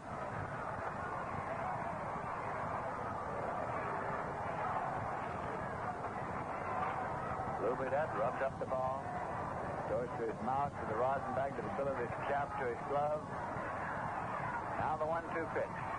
Swung on and popped foul back to third. Matthews gives it a run. He has a play. He's underneath, and he one-hands it. Eddie Matthews making the catch, and the side is retired in order and will be going into extra innings. In the bottom of the ninth, the Mets got no runs, no hits, no errors, none left. And so at the end of 9 full innings of play, the score is tied. Mets 9, the Braves 9. And we'll check up now on scores of other games. The first game of a doubleheader this afternoon, the Cubs defeated the league-leading Giants by a score of 9-5. Ellsworth was the winner, getting his 8th victory of the season against 3 losses, and Jack Fisher took the loss for the Giants. Willie Mays had a home run, the first of 1 on, his 11th of the season. Ken Hubbs had 1. Ernie Banks had 2 home runs, number 9 and number 10 for him this season. Lou Brock had 1, Billy Williams had 1, and Harvey Keene homered in the 8th with 1 on for the Giants. The second game is through an inning and a half, and the Cubs are leading the Giants 1-0. Jack Sanford against Glenn Hobby. Cardinals play the Phillies tonight. Keep in mind the Cardinals will be in here on Friday night, Saturday afternoon, and a doubleheader on Sunday. The Mets are off tomorrow. Cincinnati Reds will meet the Pittsburgh Pirates in Pittsburgh in a twilight doubleheader, and the Los Angeles Dodgers meet the Houston Colt 45s in Houston. The American League gets all-night action. The Yankees at Baltimore, the Red Sox at Washington, the Tigers at Cleveland, the Twins at Kansas City, and the White Sox at Los Angeles. Top of the batting order up for the Braves and the top of the 10th. Roy McMillan. He is 1 for 4 in a walk today. Larry Bernard is the pitcher. Sammy Taylor the catcher for the Mets. The infield is Tim Harkness at first, Rod Kenneal at second, Chico Fernandez at short, and Charlie Neal at third. Here's the windup in the pitch, and it's outside as McMillan is shortened up as though to try to bunt his way on, but took it for ball 1.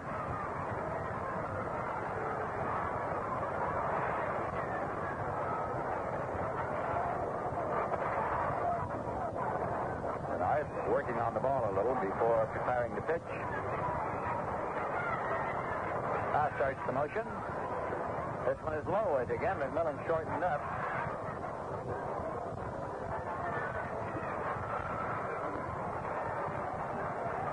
The New York Mets and the Milwaukee Braves. The 2-0 pitch. Right in there for a call strike. McMillan was crowding his plate. 2-1.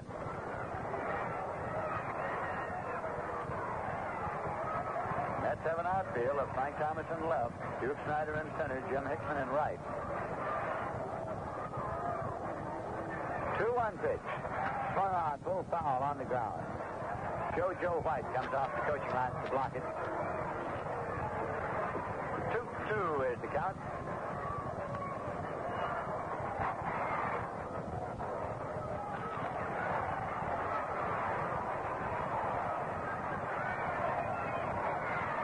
Nobody on, nobody out. Here's the windup in the 2-2 pitch. Swung on, it's a ground ball to short. Fernandez on a big hop, and he plays over to Tim Harkness, 1 away.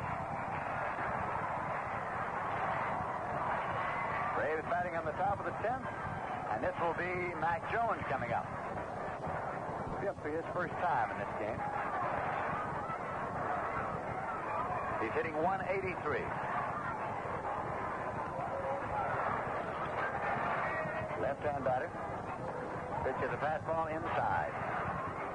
Jones has excellent speed. Braves haven't been able to set on any particular outfield alignment this year. Here's the pitch swung on and missed. 1-1. Jones was credited with driving in the winning run last night when he was hit by a pitch ball. Galen Cisco, the pitcher at the time, and he hit Jones with the bases loaded and scored tied. There's a let up high, and it's 2-1.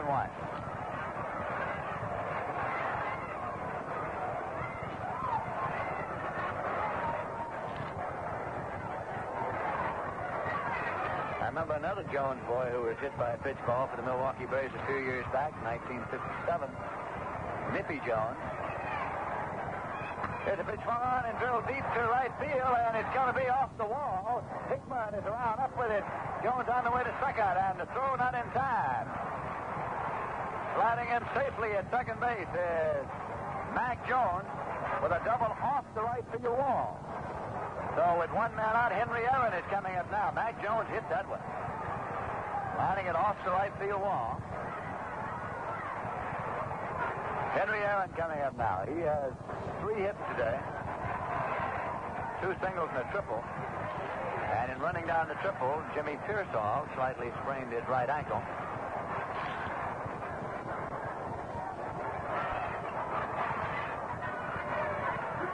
Little action stirring now down in the Met bullpen as Roger Craig gets up. Henry Aaron at the plate. Tough man in any situation. Batting .322. Larry Bernard with the pitch. And it is off the foot of Taylor, and he can make no play as Mac Jones moves to third. Next to the ball. It's off the foot of Taylor, then off the foot of umpire Ed Vargo. Scored at a wild pitch. So now the Milwaukee Braves have moved the potential go-ahead run to third base. Mac Jones is sliding into third. Upset himself a little. He's called time now to get brushed off. Don Ferrin is bringing a towel out. Mets will have to move the infield in now with only one man out. And it's a tough man up there to pitch to with that infield in. Score is tied here. The Mets 9, the Braves 9. While play is being held up for a moment in order to allow our stations to identify themselves, we pause for station identification. This is WGY, 810 on your dial, Schenectady, bringing you all the Mets action home and away. The time 27 after 5. This is Lindsey Nelson with Ralph Kiner and Bob Murphy at the Polo Grounds. Casey Stengel has come out of the dugout, out toward the home plate area. He is looking down toward the bullpen. He's going to go to Roger Craig right now. Doesn't go to the mound. He simply goes to the home plate area and motions. Well, I beg your pardon.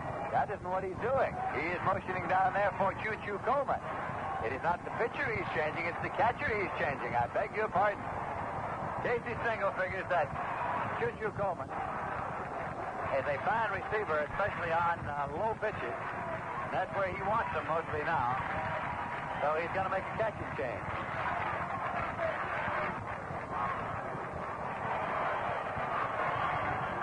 Coleman is the third catcher to be used in this ball game by the Mets.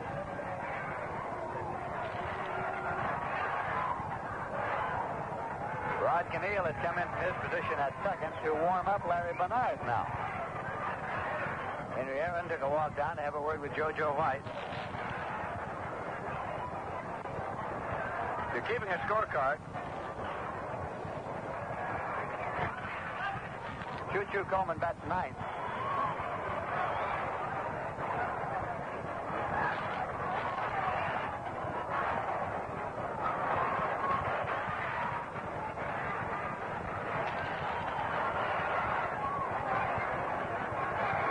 Coleman will be the second man up in the bottom half of the 10th inning for the Mets.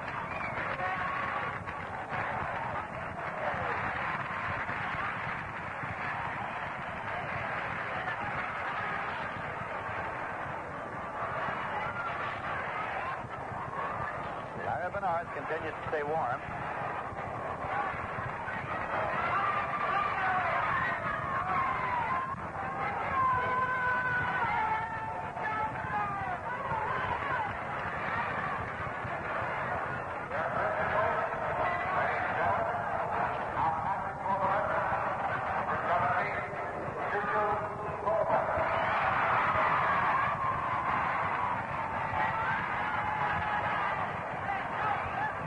Choo-Choo Coleman is in now to catch the Mets.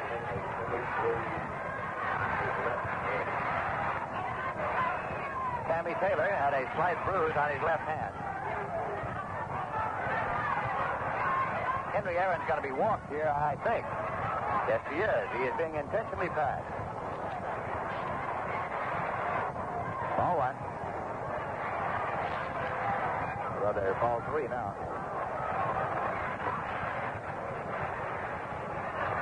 And ball four. Aaron goes down to first base.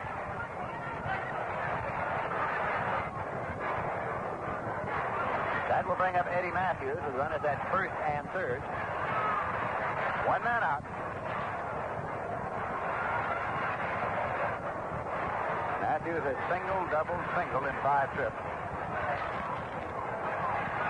Score is tied. The Mets 9, the Braves 9. Mets continue to keep the infield in.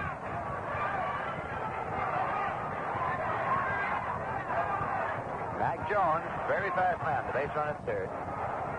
And now Matthews is going to be intentionally walked also.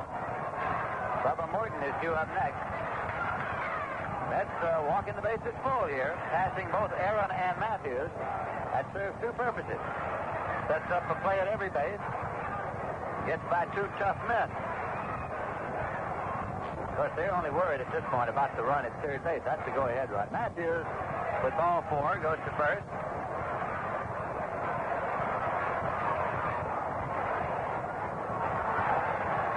Bubba Morton, the right-hand batter, coming up.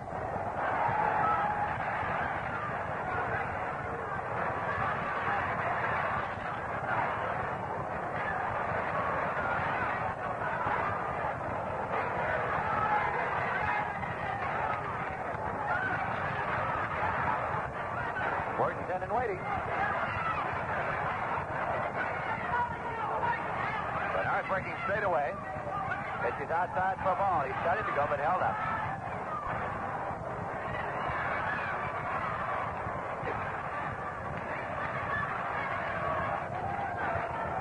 Jones, the base runner at third. Henry Aaron, the base runner at second. Eddie Matthews, the base runner at first.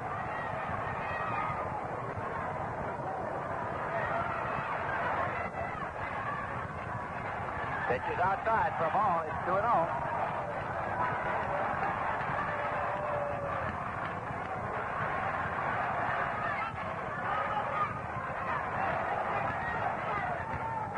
Hernandez has called time. Walks in to have a word with Larry Bernard. Roger Craig warming up in the Met bullpen.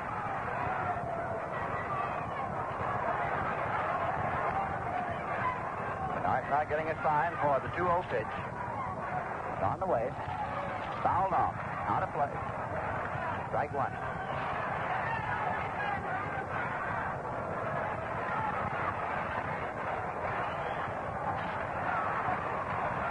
One man out, the bases loaded. The Braves batting in the top half of the 10th inning.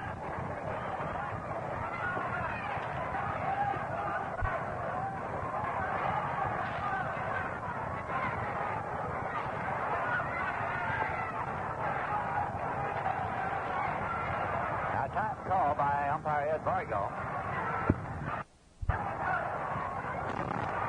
Once again, Morton settles in and getting set. The game continues at the beginning of side 6.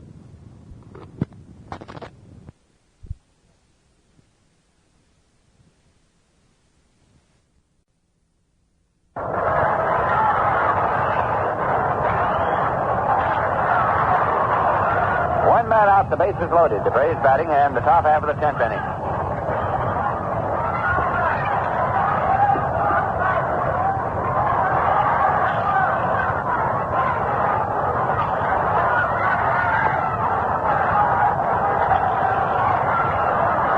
Call by umpire Ed Bargo.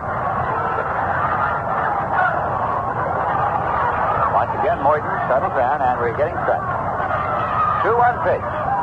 Swung on, it's a ground ball up the middle, going to go through for a base hit. 1 run is scored, 2 runs is scored. Matthews is on his way to third.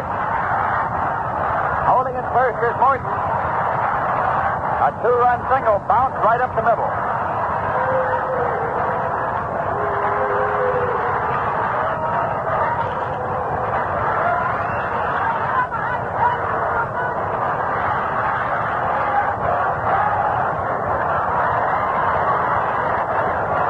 Bernard had kicked the rosin bag away. It's retrieved for him by Rod Canillo. Tommy Aaron coming up as the Braves lead here by a score of 11-9 now. They have Matthews at third. Bubba Morton at first. Still only one man out.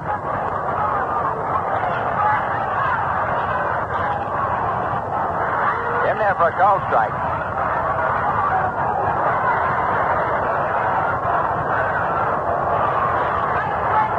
Tommy Aaron is 1 for 5. He doubled in the top of the 5th.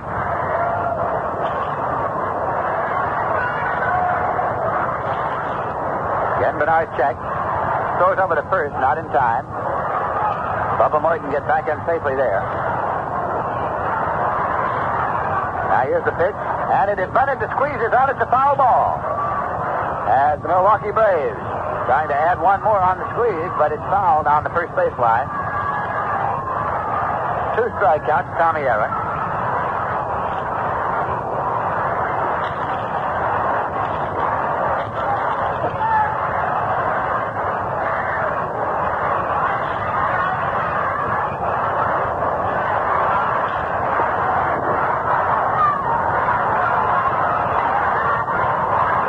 Again, the pitch. Swung out, and there the fly ball is short right.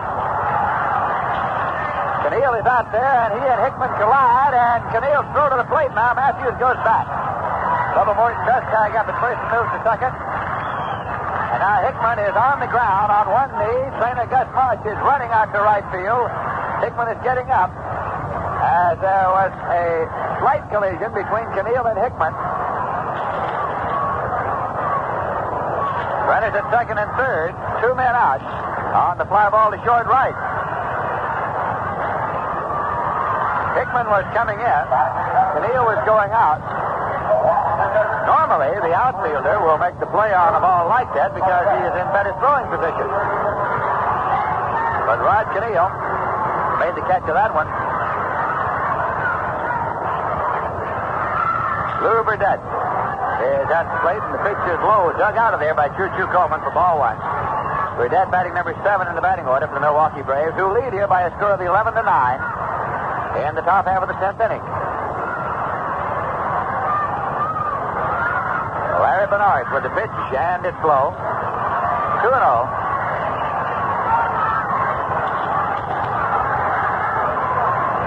Well, the ball that drove in the 2 runs was a bouncing ball right up the middle, just out of reach of everybody.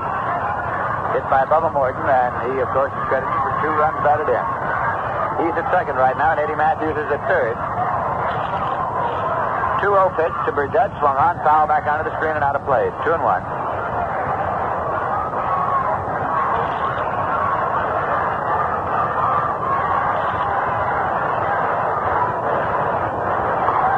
Roger Craig is still throwing in the Met bullpen.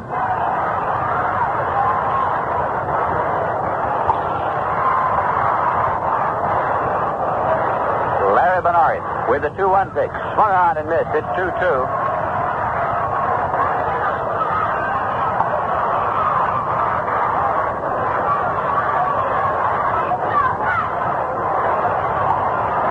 The Mets walked both Aaron and Matthews. Load him up. Here's a swing and a foul ball backing out of play. After Mac Jones had doubled off the right field wall, manager Casey Stengel ordered Henry Aaron and Eddie Matthews pass to load the bases. But then Bubba Morton spoiled the strategy moves by bouncing that ball up the middle. Here is the 2-2 pitch. Swung on, it's a ground ball to third, taken deep by Charlie Neal. The throw on to first to Harkness in time, and the side is retired. So in the top of the 10th, the Braves got 2 runs on 2 hits. There were no errors and 2 left. The end of 9 1/2 innings of play. It's the Braves 11, the Mets 9. We're going now to the bottom half of the 10th inning. Duke Snyder will be up to lead off for the Mets. Lou Burdette, of course, is the pitcher for the Milwaukee Braves, and he is the pitcher of record. Warren Spahn started, but will not figure in the outcome of the game. The Mets at one point were 8 runs behind in this game. But here in the bottom of the 10th, they are 2 runs behind.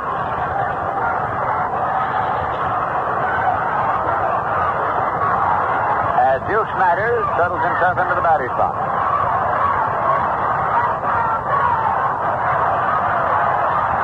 Has been up twice. He walked and popped short. When you're 2 runs behind, what you want most of all is a base runner.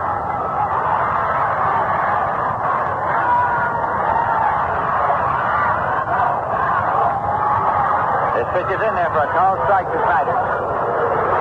The Braves have 11 runs on 14 hits. The Mets have 9 runs on 14 hits.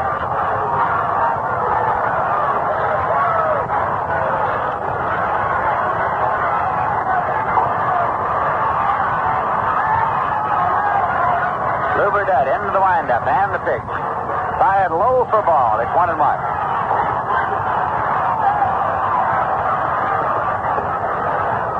Choo-Choo Coleman is on deck.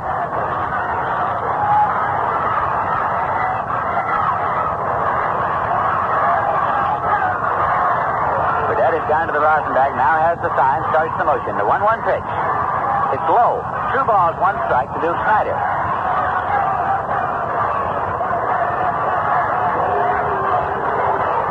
Burdette takes a little walk around behind the rubber, goes to the Rosenbag again. He goes everywhere but the corner store before each pitch. Here's a 2-1 pitch. Swung on and fouled off. It's 2-2. The Braves 11, the Mets 9, and the bottom of the 10th.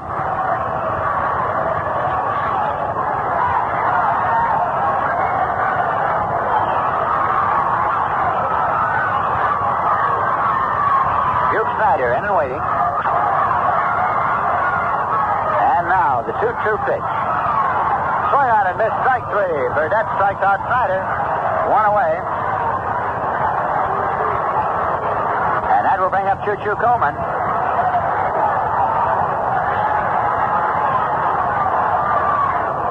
Choo-Choo coming up for his first time in the game.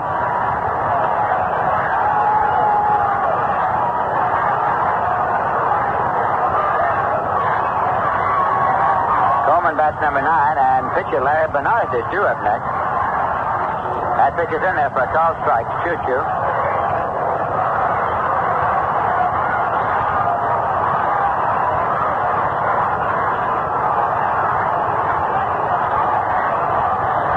The defense of the Milwaukee Braves swung way around toward right field on Coleman.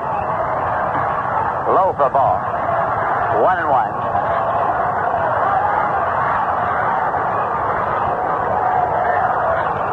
Moran is moving around in the Met dugout looking for a hard hat. He is the only man that Casey has left on the bench who might be used as a pinch hitter, and he has come out now to the on-deck circle. Here's the 1-1 pitch, and it's outside for a ball. It's 2-1. Moran now is swinging bats on deck, preparatory to batting for Larry Bernard. With the Milwaukee Braves leading the Mets by a score of 11-9 in the bottom of the 10th. Pitch is swung on, full foul on the ground, fielded by Tommy Aaron back to first. 2-2 with the count to Choo-Choo Coleman.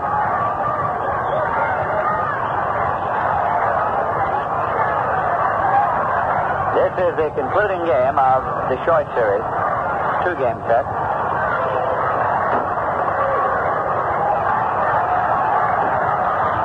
Milwaukee Braves have moved their left fielder, Bubba Morton, in a little bit. Here's 2-2 pitch, swung on, and foul back. Count holds at 2-2.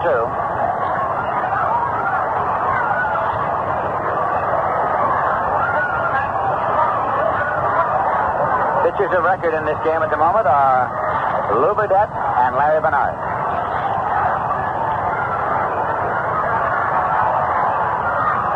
Burdette ready. Here's the 2-2 pitch. Swung on, and it's hit deep to right, but curving over and foul into the upper deck.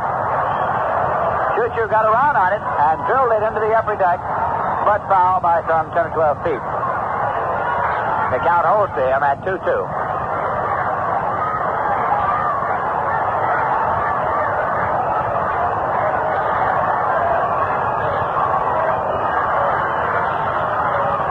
Again, Burdette is getting set to work. Here is the 2-2 pitch. Swung on, and it is a short hop foul ball taken by Tommy Aaron back to the bag at first. Now it remains 2-2 to Choo-Choo Coleman.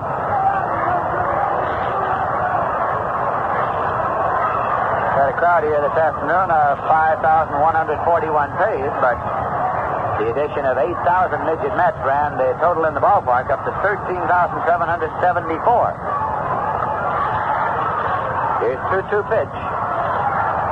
Low, fired low, and it's 3-2.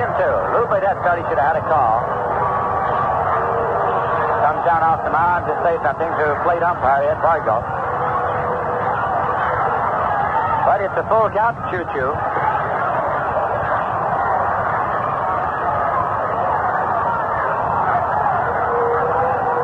Now Burdette with the payoff pitch. Swung on, it's a ground ball toward second. Fielded by Minky, a short toss over to Tommy Aaron, and Choo-Choo is grounded out. 2 men out, nobody on base, and here is Al Moran coming up to bat for Larry Bernard.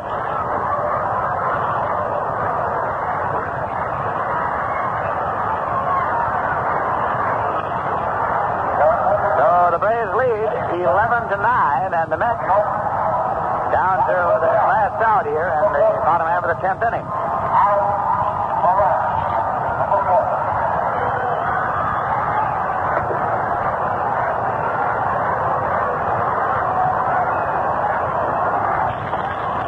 Pitcher's in there for a called strike to the right-hand batter. Charlie Neal is now on deck for the Mets. It's been a wild and woolly affair here at the Polo Grounds today. The Braves led 8-0. They led 9-1. The Mets battled back to tied at 9-9. Now in extra innings, the Braves have gone ahead 11-9. Pitch to Moran is outside for a ball. It's 1-1.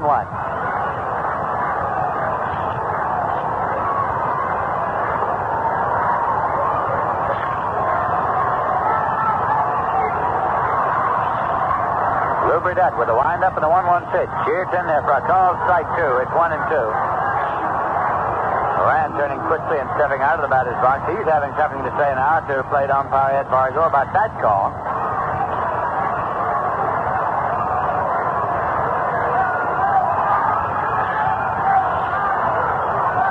Burdette is set, and here is the 1-2 pitch. It's in there for a call, strike 3, and the ball game is over as Moran is called out on strike. So the Milwaukee Braves have won it in 10 innings. After the Mets had battled back to tie it up and take it into extra innings. In the bottom half of the ninth, the Mets got no runs, no hits, no errors, and none left. Keep in mind that tomorrow is an off day. The St. Louis Cardinals will be here Friday night, Saturday afternoon. That's a ladies' day attraction. And a big doubleheader on Sunday. Dan Musial, Dick Sloat, Ken Boyer and company coming in here, making a run at the top rung in the National League. Tickets are now on sale for that series. We'll be back in a moment with the final summary and totals. Right now, the final score of the game is the Braves 11, the Mets 9. You know, it's a big, wide, wonderful world we live in. There's so many ways to enjoy life. Boating, golf, tennis, swimming, picnicking, or just relaxing in the backyard. You know what goes with all of this? Sure you do. Rheingold Extra Dry Beer. It's the wonderful beer to enjoy on a wonderful day. In fact, Rheingold makes even ordinary days seem wonderful. It's the flavor that does it. The extra refreshing flavor that is Rheingold's alone. And dry tells you why. Rheingold's way of brewing is long, slow, and costly, but it pays off in taste. It gives Rheingold the happiest taste in beer today, but why not find that out for yourself? Next chance you get, open up or order up fine, cold Rheingold. Discover why millions say my beer is Rheingold, the dry beer. Discover why Rheingold is New York's largest selling beer. Well, here at the Polo Grounds, Warren Spahn started on the mound for the Milwaukee Braves, and it looked as though you were going to be able to coast in because the Braves took a 3-run lead in the top of the third, added 2 in the fourth, 3 more in the fifth, and led 8-0. The Mets got a run in the bottom of the fifth, but the Braves matched that in the top of the sixth to make it 9-1. Then the New York Mets proceeded to get 7 runs in the bottom half of the sixth inning, their biggest inning of this season. Then they added 1 more in the bottom of the eighth to tie it at 9-9. Mets had opportunities in both the 7th and 8th, but couldn't quite make them pay off, so it went into extra innings, and in the top half of the 10th inning, the Milwaukee Braves scored twice after Mac Jones had opened up with a double off the right field wall with 1 out. Both Matthews and Aaron were perfectly fast, and Bubba Morton bounced the bases up the middle to score the 2-run off Larry Bernard. Lou Burdette, in the meantime, was on in relief and gets credit for the win. Here are the final totals. For the Braves, 11 runs on 14 hits and 3 errors. For the Mets, 9 runs on 14 hits and 2 errors. The winning pitcher is Lou Burdette, and the losing pitcher is Larry Bernard. Time of game, 3 hours, 46 minutes. That just about wraps up another New York Mets game brought to you by Rheingold Extra Dry and Cool Cigarettes.